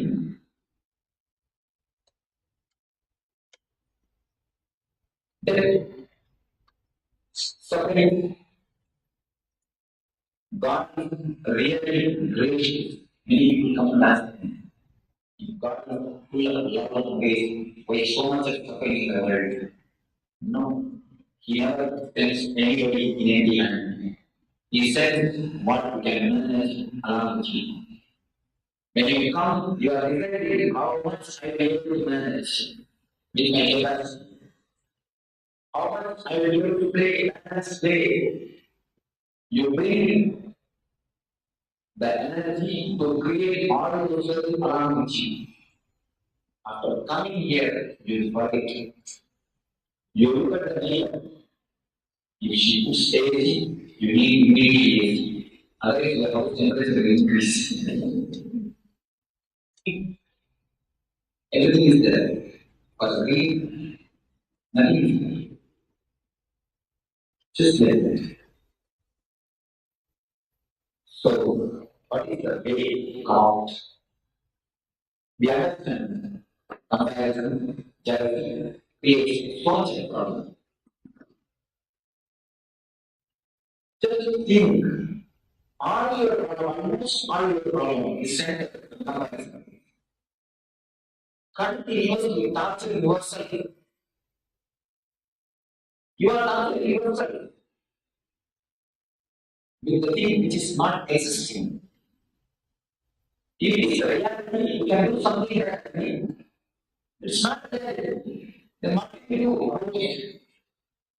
You yourself say, you are a rich man. You yourself say, you are a good. You yourself say that you don't have enough faith. And you yourself say that I am not a good man. See the mental behavior. Mind is just playing a trick with you. You are continuously cheated by your mind. And rose, punish. Never try to become somebody else. If you are looking for finding out your own inner creativity, inner potentials, finding out your own tune, your own tone, your code. If you have found your code, if you find your own code, your own way of life and live, you will not be compared with others. Comparison and jealousy exist because you don't know who you are. You don't know what is your life. That is why you just continuously compare with others' life. If you know something as your life, you will not start comparing with others' life. Tree, another tree is the same. No. Everything is unique. Why you go for a tree? Even one tree, no two branches are same. You look deep, no two leaves are same. Everything in existence is as unique as it is. Nothing can be compared. But man is the only animal uprooted from existence. We are continuously comparing.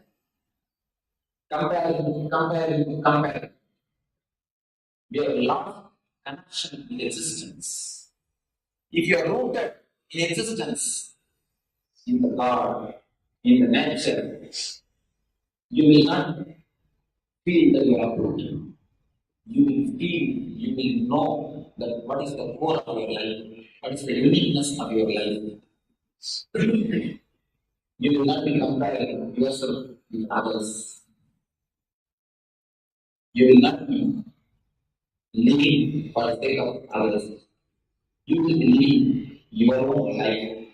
You will be living your own life. So now, we enter the technique to find out your own self, to be rooted with existence, to have tune with our being, to discover the core of our being. Being. Shuddhi means clean. Vishuddhi, beyond clean. It means it is already clean.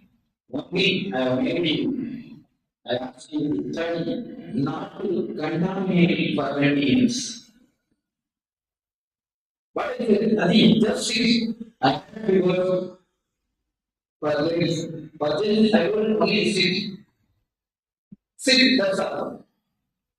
Because it is already completely clean. It is beyond clean.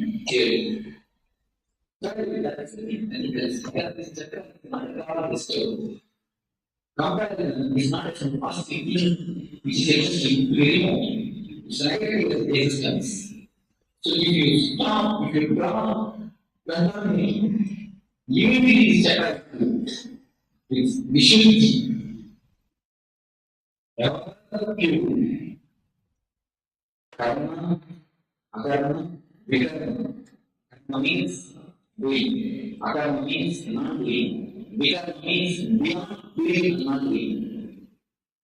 Shuddhi, Ashuddhi, Vishuddhi. Shuddhi means clean. Ashuddhi means contaminated. Vishuddhi means beyond clean and contaminated. This chakra is eternally pure. Only we are trying to train our breath to become meditation. I ask you to keep quiet for 20 minutes, nothing else. This is the simplest meditation technique. That is why so much complicated. It's a very simple thing. Oh, so easy. As I told you, it's a very simple thing. That's why too much. There's been too much complication. Okay. Anyway, but you need to put your sincerity much.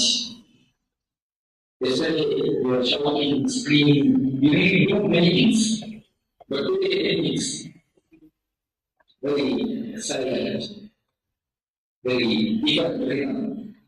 For that, don't think that these techniques are much better. These techniques are real techniques. You need to put your sincerity. Yesterday you are prepared to put your sincerity. Only today you are putting your sincerity. So this technique is something to singing. Yes, you don't have to take seriously, but put sincere effort. This technique is something to singing. Singing means finding the original source in you. Singing means not expressing, but experiencing. We have done the Karma Chakra, Sahasrara, is based on the head. The Sahasrara means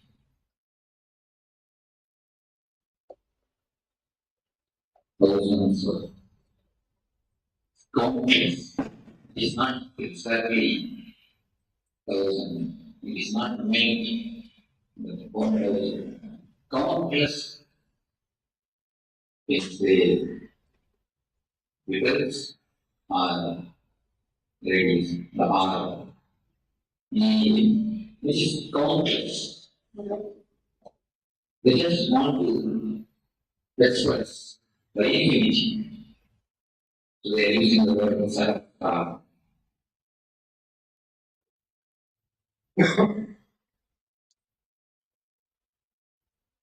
This chakra is open.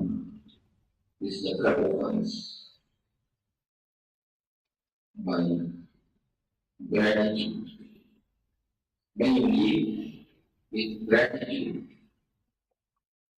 when you feel that you are showered enough by existence, God has given you more than your qualification. When you feel the deep satisfaction and gratitude, this chakra opens.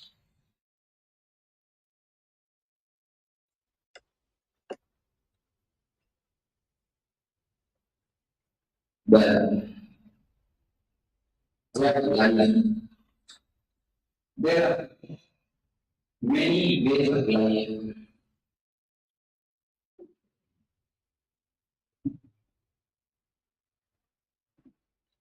And many religions.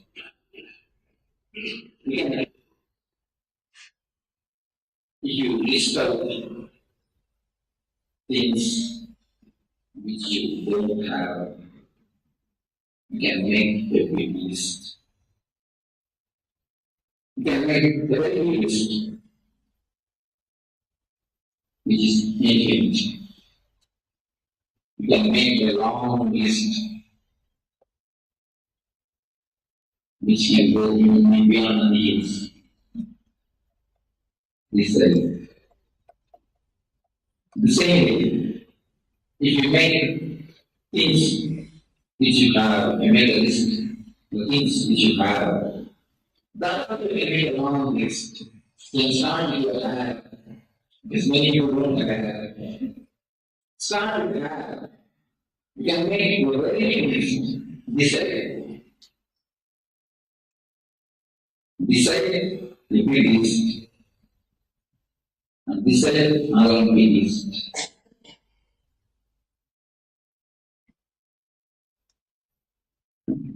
Even if you have a list to find it.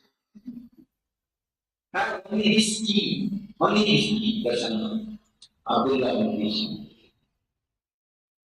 Only this key is enough. This key can open all the 7 centers. If you are blissful, if you are with Nithyananda, you will not have any imagination, expectation about others. You will be completely yourself. Molada Yohan by his master key. Even with the but this key is a master key, which can open all the chakras. Even the Anya Chakras key can open many. It can open. If you don't take seriously, you will not have a problem. But you will not be having only powerful. This key is very clear. The Anya Chakras key also master key. To open, to solve the problems of all the chakras, to clean it, but the Saraswati will energize it. So it's the ultimate master for master. It's the ultimate master. If you are blissful, not only you will not have an expectation, you will be solving the problem of another. You will see a new energy, you will be living, you will be enjoying the life. You will have to be positive also. So, by the stage, you have to live this. Where is the person of this here? You have to keep content. Where is the person of your head? And he comes, come let us go. There is a little horse, I will go first. I got an place, and you have to. You don't have, you can go by our car. You are over here, I will give the lift. You can give lift to your if you have the content of living, satisfaction, bliss. So that Nithyananda can open. Swamichan also. What is the very word Nithyananda can simply dissolve our heads. We can open many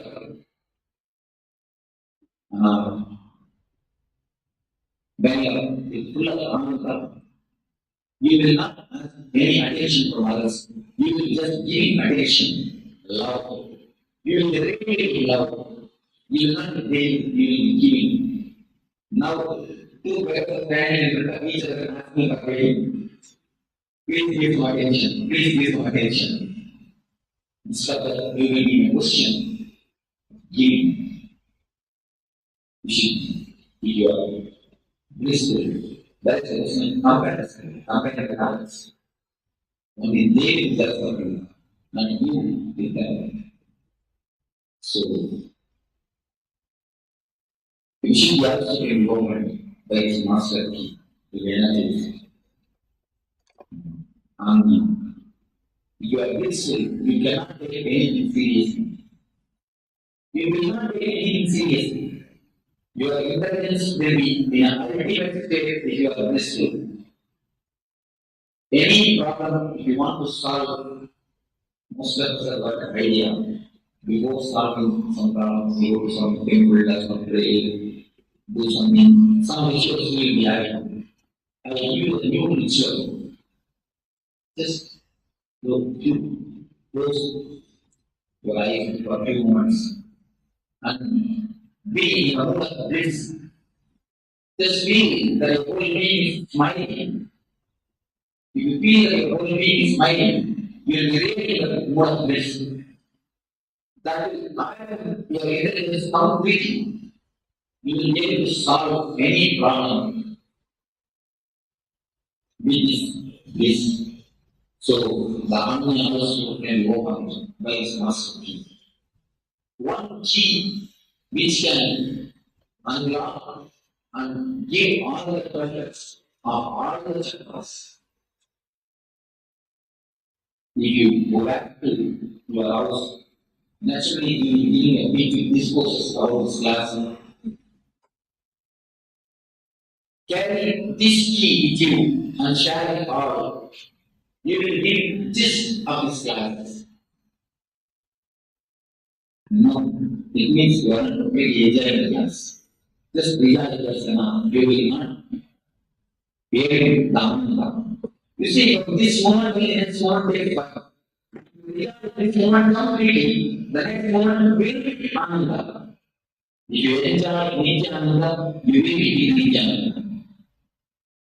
Without any of the process of Nithyananda, you will enjoy continuous Nithyananda. So, you have to be neat. Because from this moment, you will next moment will fire.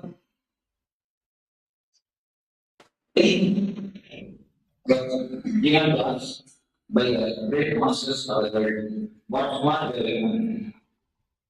they are given for our Nithyananda to be Nithyananda. So now we have to pay our gratitude to them. First, we have to pay gratitude to them that they have taught us to pay gratitude.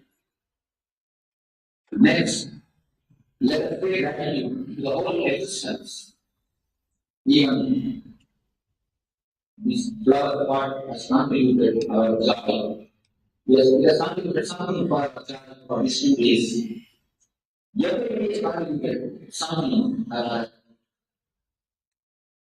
So we will pay our gratitude, our love to all of them. What is the way to pay the gratitude to all masters, great masters?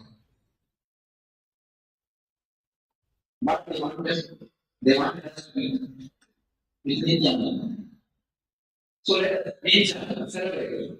That is the way to pay the gratitude.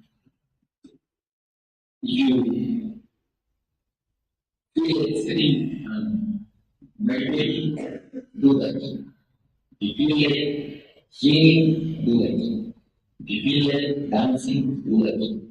If you feel it jumping, do that. Whatever you want, how you will feel blissful, how you will feel Nithyananda without touching others' freedom, without touching the other. Whatever way you want, you express your love and gratitude to the masters. By dancing or willing or whatever way you want. This is the last technique, ultimate technique to make your life happen. Today, we have got a new level technique, laughing dance. But we should be singing, but dancing. Today, morning you see, you have got a new level technique. To be continuously in that Ananda Bodhi, in the state of bliss, love, sing, and dance. The Dusha isn't many meters, but nothing compared to this taken. I listened many meters of this, many sects is nothing compared to the music. The Dusha don't bother who, what, when, why. What means Sadhu is a Japanese language. This Kirtan is singing out Sadhu. Your Sadhu with your mind and pay gratitude to him. Just recite his music. By reciting his music, surely you will not be contaminated. Don't bother. So it will be a 40 minutes music. A nice music and good Shuddhi. Words are very good. It starts with the Shuddhi, one song, and there will be 5 minutes there. In that 5 minutes there, the serenity sings. And again, one song, the results. So it's a beautiful music. At least from 100 places, I have selected this music for this celebration.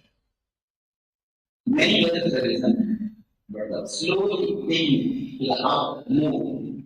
This is very nice. Yes. So, what a beautiful revelation by Swamiji on the Vishuddhi Chakra. Now, as Swamiji has revealed, we'll be entering into the technique. And this is a meditation technique to realize one's uniqueness and energy which is reserved.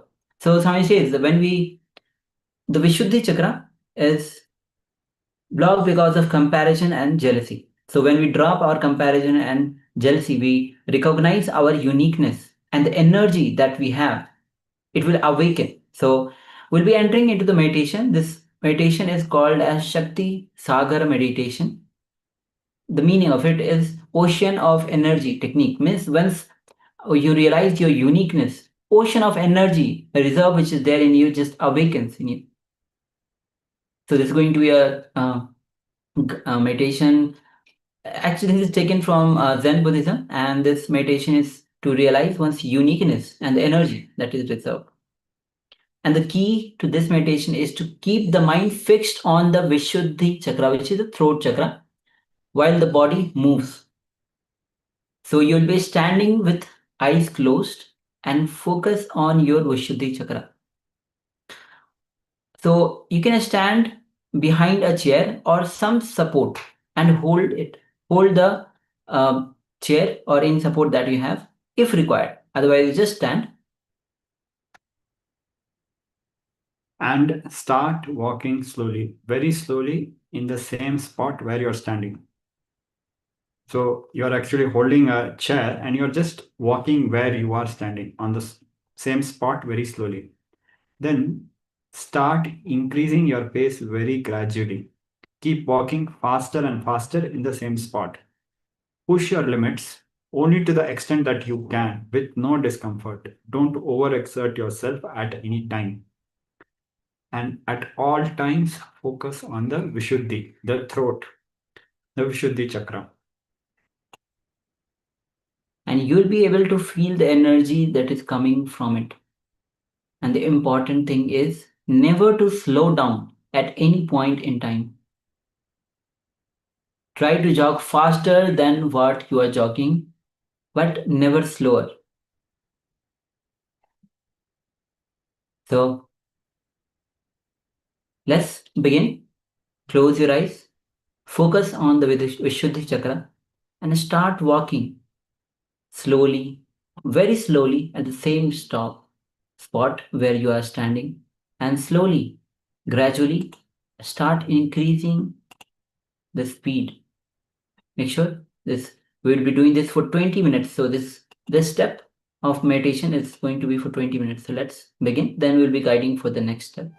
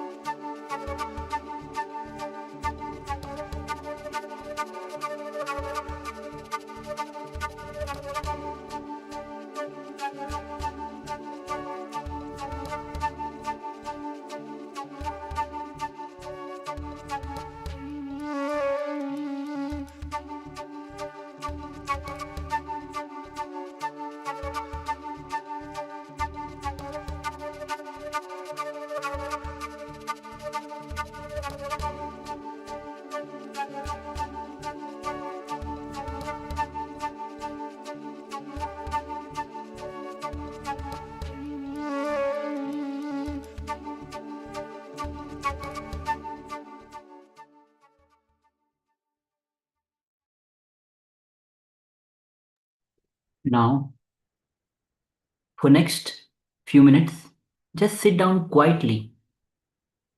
Wherever you are, sit down quietly, close your eyes, and focus on the Vishuddhi chakra.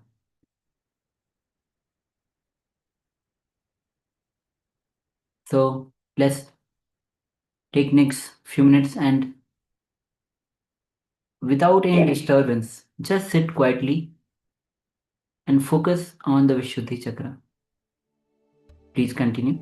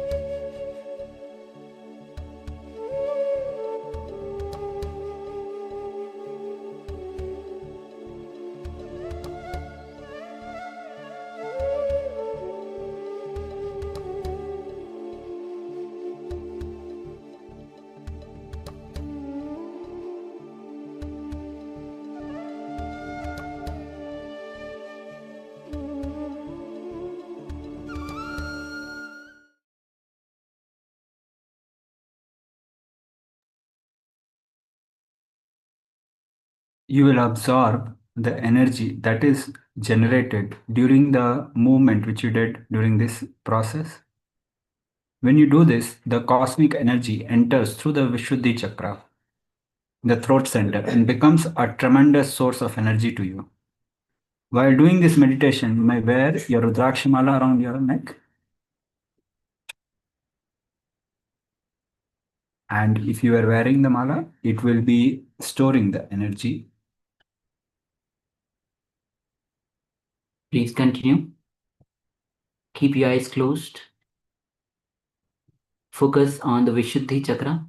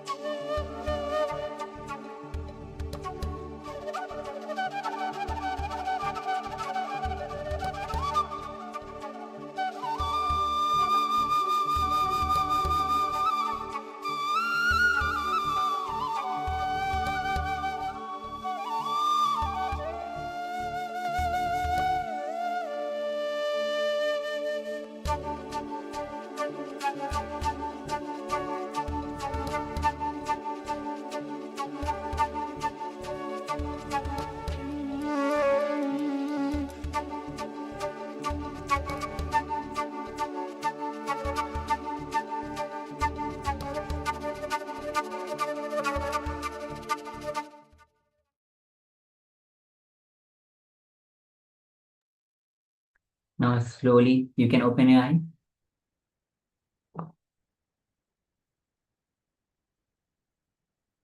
Now, once you have settled with the energy that was created, now we'll be entering into the next chakra, which is the Angya chakra. Angya chakra is, Swami says, this is the seat of willpower. This is the door to the cosmos itself. And it is said that third eye has been waiting for your attention for ages.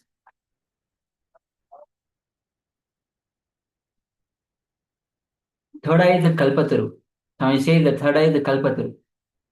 When the third eye is awakened, simply anything that you wish to manifest, simply manifest.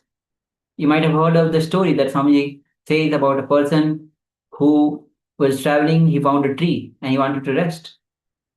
And he asked for few wishes. It immediately came true. Because that was a kalpataru. Swamiji says that our mind is a kalpataru.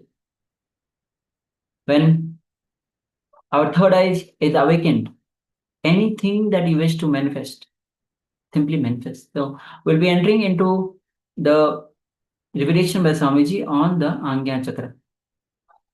So let's come to the space of listening and let's begin.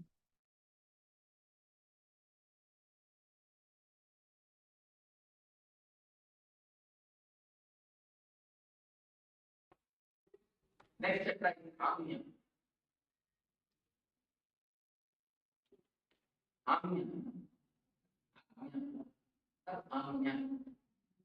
Bengali. What is Bengali? Agnya. Bangla pronunciation.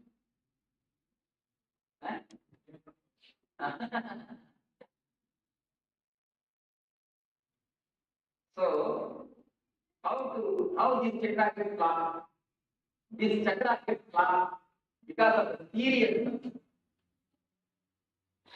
And how to open this chakra? What I did just now, do it always. Just now. Laughter is the key to open this chakra. Have you observed? Allah to again, laughter. Have you observed? Whenever seriously, this place gets simply it is some changes happen. Either this way or this way. But this place will be happy change. Whenever you think seriously, you get a headache.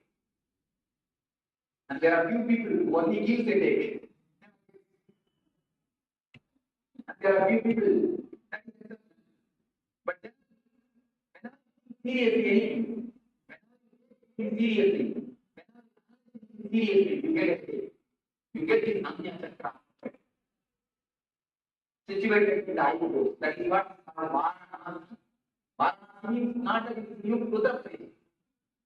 Many people used to tell that if you Varanasi, you will get mukti.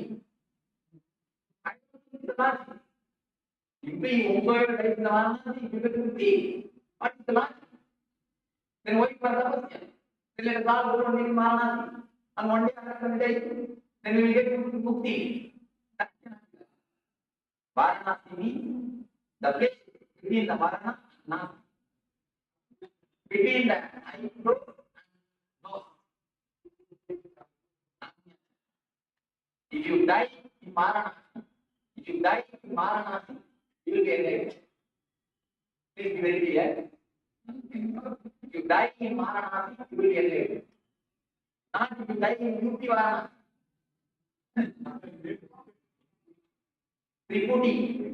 Tripudi is a different language. They use the Tripudi word. Vedanta. Yes, you can use any word. Any word.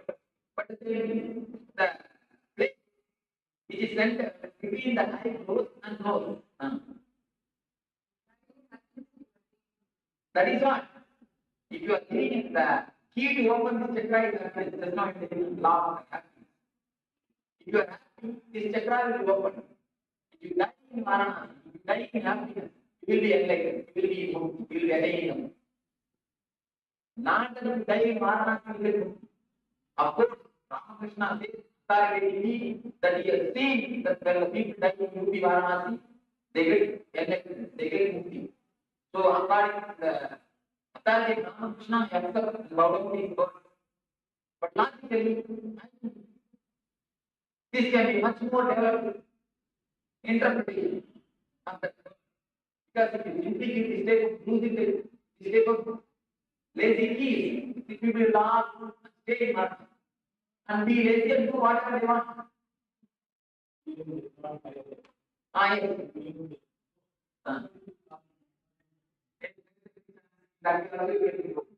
Anyhow, come on.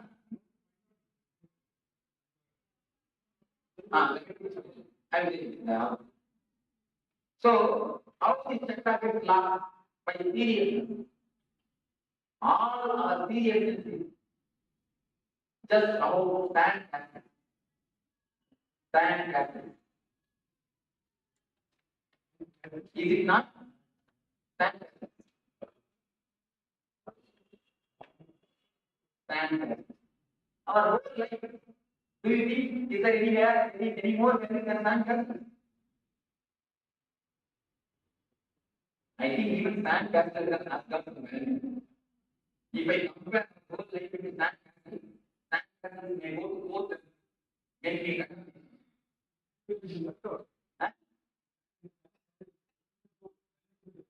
yes, nothing is there. If we compare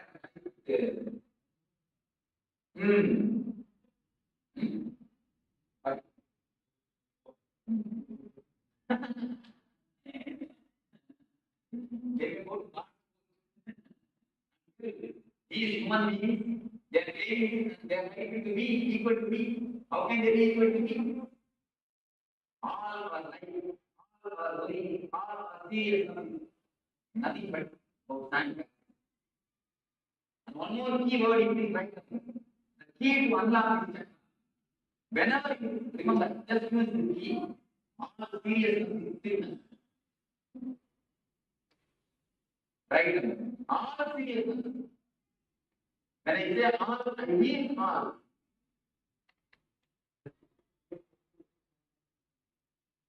All our life, we are thinking, we are dreaming, we are seriously thinking, doing so many things. What? Finally, where we end? Where we end? What happens? What is the final conclusion? What is it? What is the result? Anyone can name it, anyone to tell? None? How is it? Nothing but fantastic. All our life, finally, we will avoid fantastic. That is the result. Whenever take anything serious, just remember, through seriousness, nothing can be solved. Yesterday, I told you a small thing. Nature, somebody is a witness. Somebody is from outside, nature, somebody is a witness, can give a right solution. Why? Because you are serious. When you are serious, you are sick. So all your sickness originates from seriousness. Now,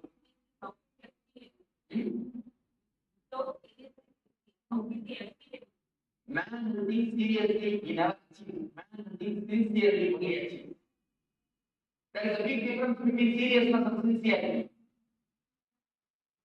Sincerity, if you plan sincerely, even if you fail, as I told you, even if you fail, you will not feel that you are secret. You will not feel you are rejected. You will feel you have done your best.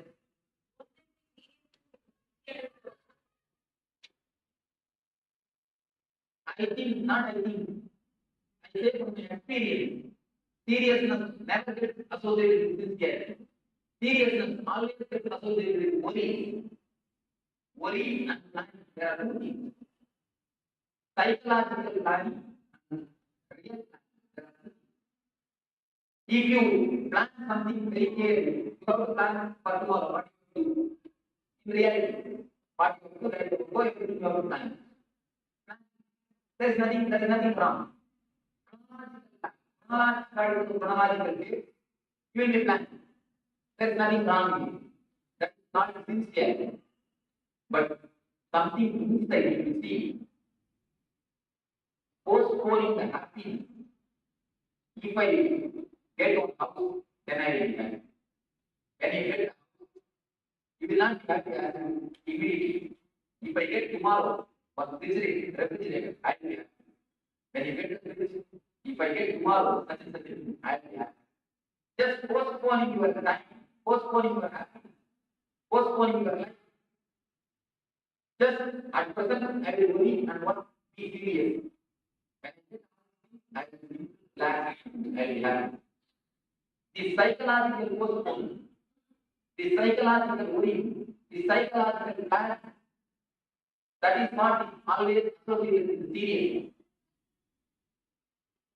And sincerity, means when even when you are working, you will be happy. When something comes, you will be more happy. When something comes, you will be more happy. From ananda to ananda is what called sincerity. From dukkha to dukkha, what called seriousness. Seriousness generates from sickness. Sickness generates from seriousness. Both are father of each other. Seriousness begets sickness, sickness begets seriousness. You can say that yes, silence is understood as serious. So all seriousness is sickness. How to open the chakra? Just laugh whenever you feel. Don't be afraid, you will put it aside. No, there is no need to be afraid of that. Aside, there are people. Then in society.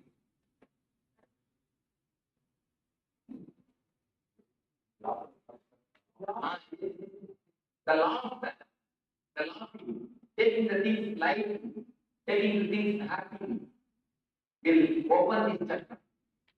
Whenever you remember, just be in a peaceful mood. You can bring yourself. Uttare Atman Avacharate. You have to bring yourself up by yourself only. Nobody else can do it. Gita says, you have to bring yourself up. It is you to decide whether I will become enemy of myself or whether I will become friend of myself. Gita says, Uttare Atman Avacharate. When your consciousness is alert, any problem you can directly see the problem. Any man who comes and sees can directly see this problem and see the solution. When he comes and sits in front of you, you will see. When he comes to share business, not see. If this consciousness is completely collected and you are always living in a light mood, you will see the people who are living in a light mood. They always get successful in their life.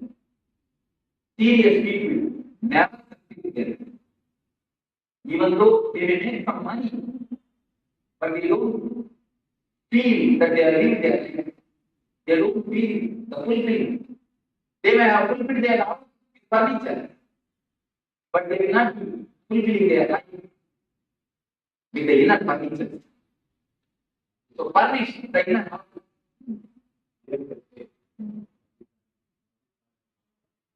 Kama, yes, Maya, when you open the third eye, the Maya figure is gone.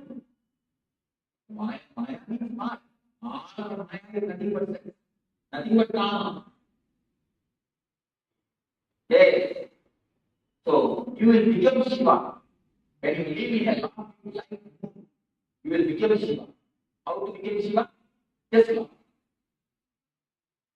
See, one simple key. Really, how to become Shiva? There are many so-called continuously chant Shivoham, Shivoham, I am Shiva, I am Shiva. Do you think they will become Shiva? They will become Sava. And they will become Sava.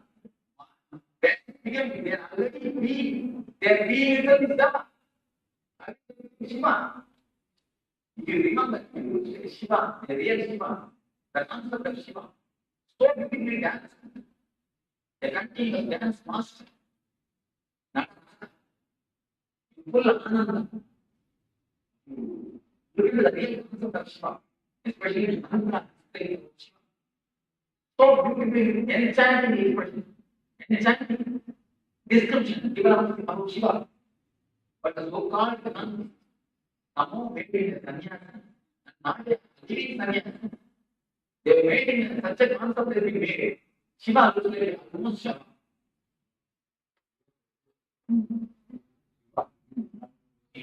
Yes. So many things they say. So many things they say. But the real Shiva, they will laughing, like always full and filled, full of bliss. Anandamaya. Sachidanandamaya. So, if you want to become Shiva, just start talking. That is the only key to open Anya Chakra. Being alive. In Zen Buddhism, anybody comes to the monastery, the first training is they should laugh 3 hours per day. And that's a beautiful story which I would like to tell you. There was a conference of Zen Buddhist monks, a big conference about how to be enlightened, how to get enlightened. There are so many research papers submitted, more in lectures. After one day, one person started giving very lecture. Delivered. It is continuously happening. Slowly, one by one, started sleeping. Finally, one man was sleeping. Then after finishing his lecture, he told the man, thank you. I am happy very much that you are speaking in my lecture. So many hours. So much you heard, I am very happy. That person told, no, I am 90%. I want the mic. I want my mic back. Please give that mic. Here you go. So somehow, after that, the person apologized, the speaker apologized the man. Apologized the man who wrote, sorry, I did not bring my watch. I forgot to bring my watch. I do not know how time passed. That's stop the lecture. Then the person told, one of the people might told, yes, you are not going to ask this already. But the calendar was there now. But there was calendar. You looked at the calendar. So continuously these types of sermons are going on. So when all the sermons are finished, people are almost bored. Then monk entered the hall. He's an enlightened man. Today is discourse, his time, he came and started simply laughing without any reason. Simply started laughing. Then people laugh, they really laugh. They don't laugh like a gentleman. All of us gentlemen laugh. More than 3 inches, we don't open the mouth. Do we open the mouth more than 3 inches? We never laugh, we only smile. Because ego. If we laugh, we will lose the ego. We will keep our personality outside. The child which is inside, the simple person is inside, the innocent man is inside, will come out. We will show him a real face. We don't want to do that. Somebody may explain. We never want to be simple. We always want to show that he is a knowledgeable man. Also, we cannot drop the post. We cannot drop our pain. Even though we have dropped our pain physically, we cannot drop the pain psychologically. The pain stays MABA, BABA, so and so, 100% is shop. The pain cannot be dropped. The ego cannot be dropped. That way cannot be dropped. But in a real enlightened person laughs. You will see a real childlike laughing. You will see as if he is flowering, not only his mouth laughs, his whole being will be laughing. His whole body will be laughing. It is recorded in Krishna's life. When he laughs, he will roll on the bed and laugh. He will not laugh simply, he will roll on the bed. Just remember, to be a old man rolling on the bed and laughing. How will you look? Ramakrishna's laughter is recorded. He will roll on the bed and laugh.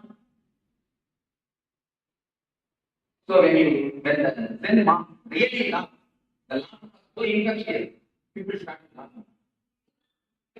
The whole group started laughing. The whole group simply because they were tuned to laughter. When the laughter started, nobody was able to control. Do you think laughter can be controlled? No. It is so infectious. Now you can control it. Just to finish the discourse. Just to finish this idea. When the whole people started laughing, the whole group felt a new energy. When the master got up, he said, this is my lecture. Really, this is the most helpful lecture. This is the best way to help the people. And there is another thing. Whatever you do will totally different from whatever related master. If enlightened man plucks the flower, that will be totally different. If you pluck the flower, that will be totally different. But in one day, in one thing, an enlightened man and common man meet and merge together, merge with each other. That is laughter. In laughter, there is no difference. Laughter is the highest spiritual quality from my experience. Highest spiritual value is laughter. If you know how to laugh without the word, just laugh with a belly. Don't laugh in mouth. Laugh in belly. The great experience. You will feel that you are tremendously liberated. You will feel you are completely whole. You are completely kept whole. You are transported to some other planet. The 1 minute there will be no mind. You will be in a state of mind. In that moment you are enlightened. If you want to be enlightened, just laugh. The moment which you are laughing, you are enlightened. You will have no mind. What is the enlightenment? The mind. If you laugh, you will have no mind. You will be enlightened. Laughter, the greatest way, the Raja, which you call the royal book to enlightenment. Laughter, the great key to the enlightenment. If you laugh, even your sickness will fly. You will become healthier. If you don't laugh, even if you are healthy, you will become. You will fall in the provocation.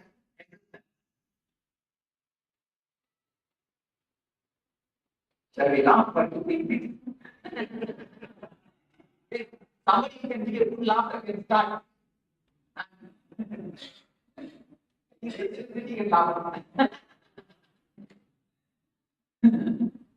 So,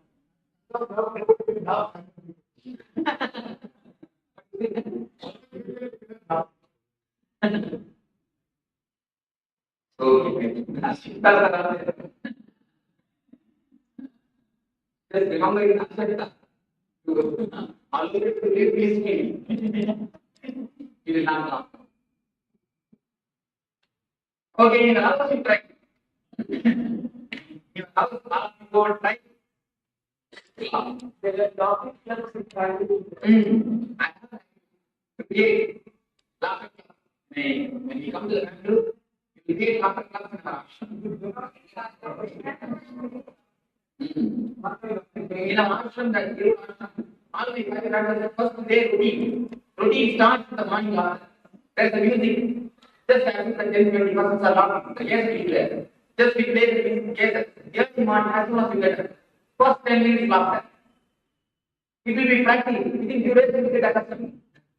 When you start laughter, your whole day will be full of energy.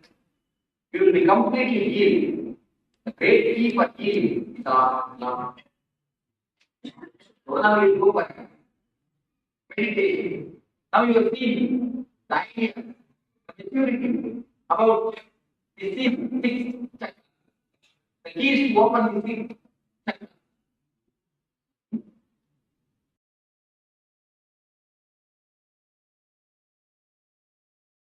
In the heart of St. Kitts and Nevis, where the ocean meets the sky, a historic gathering is unfolding.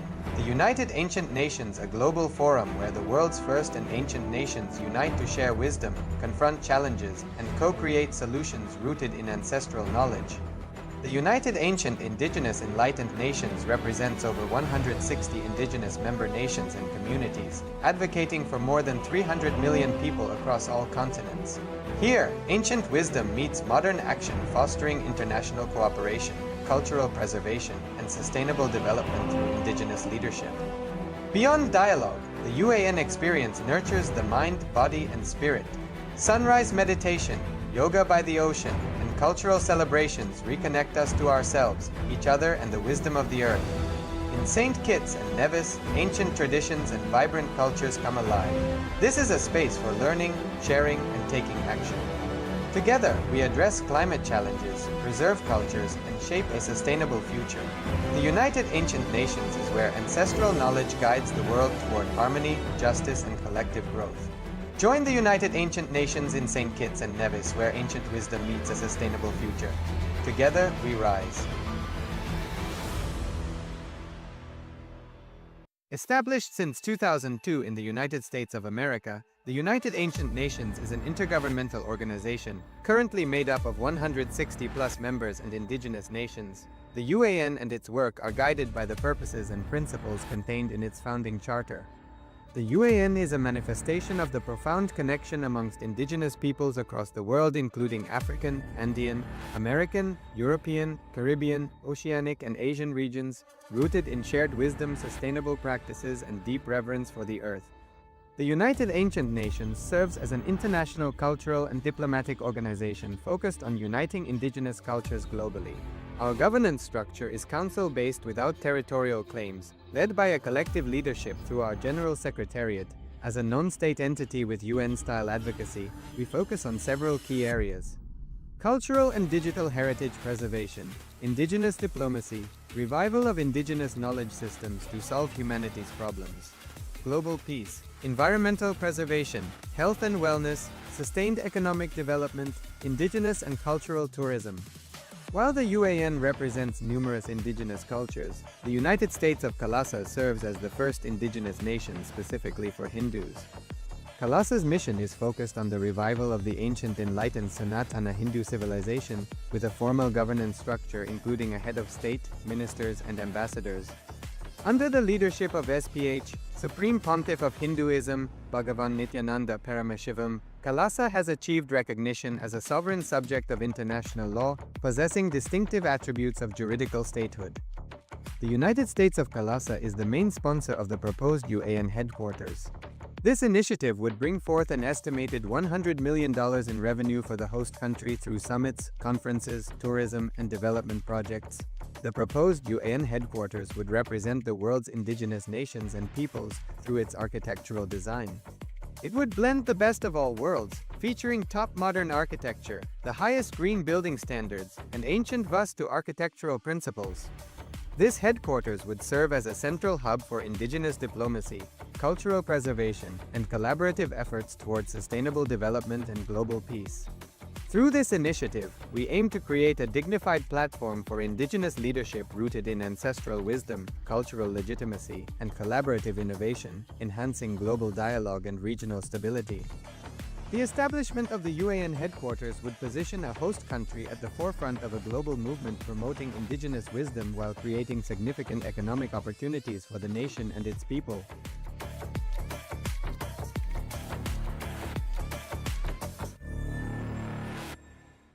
In the heart of St. Kitts and Nevis, where the ocean meets the sky, a historic gathering is unfolding.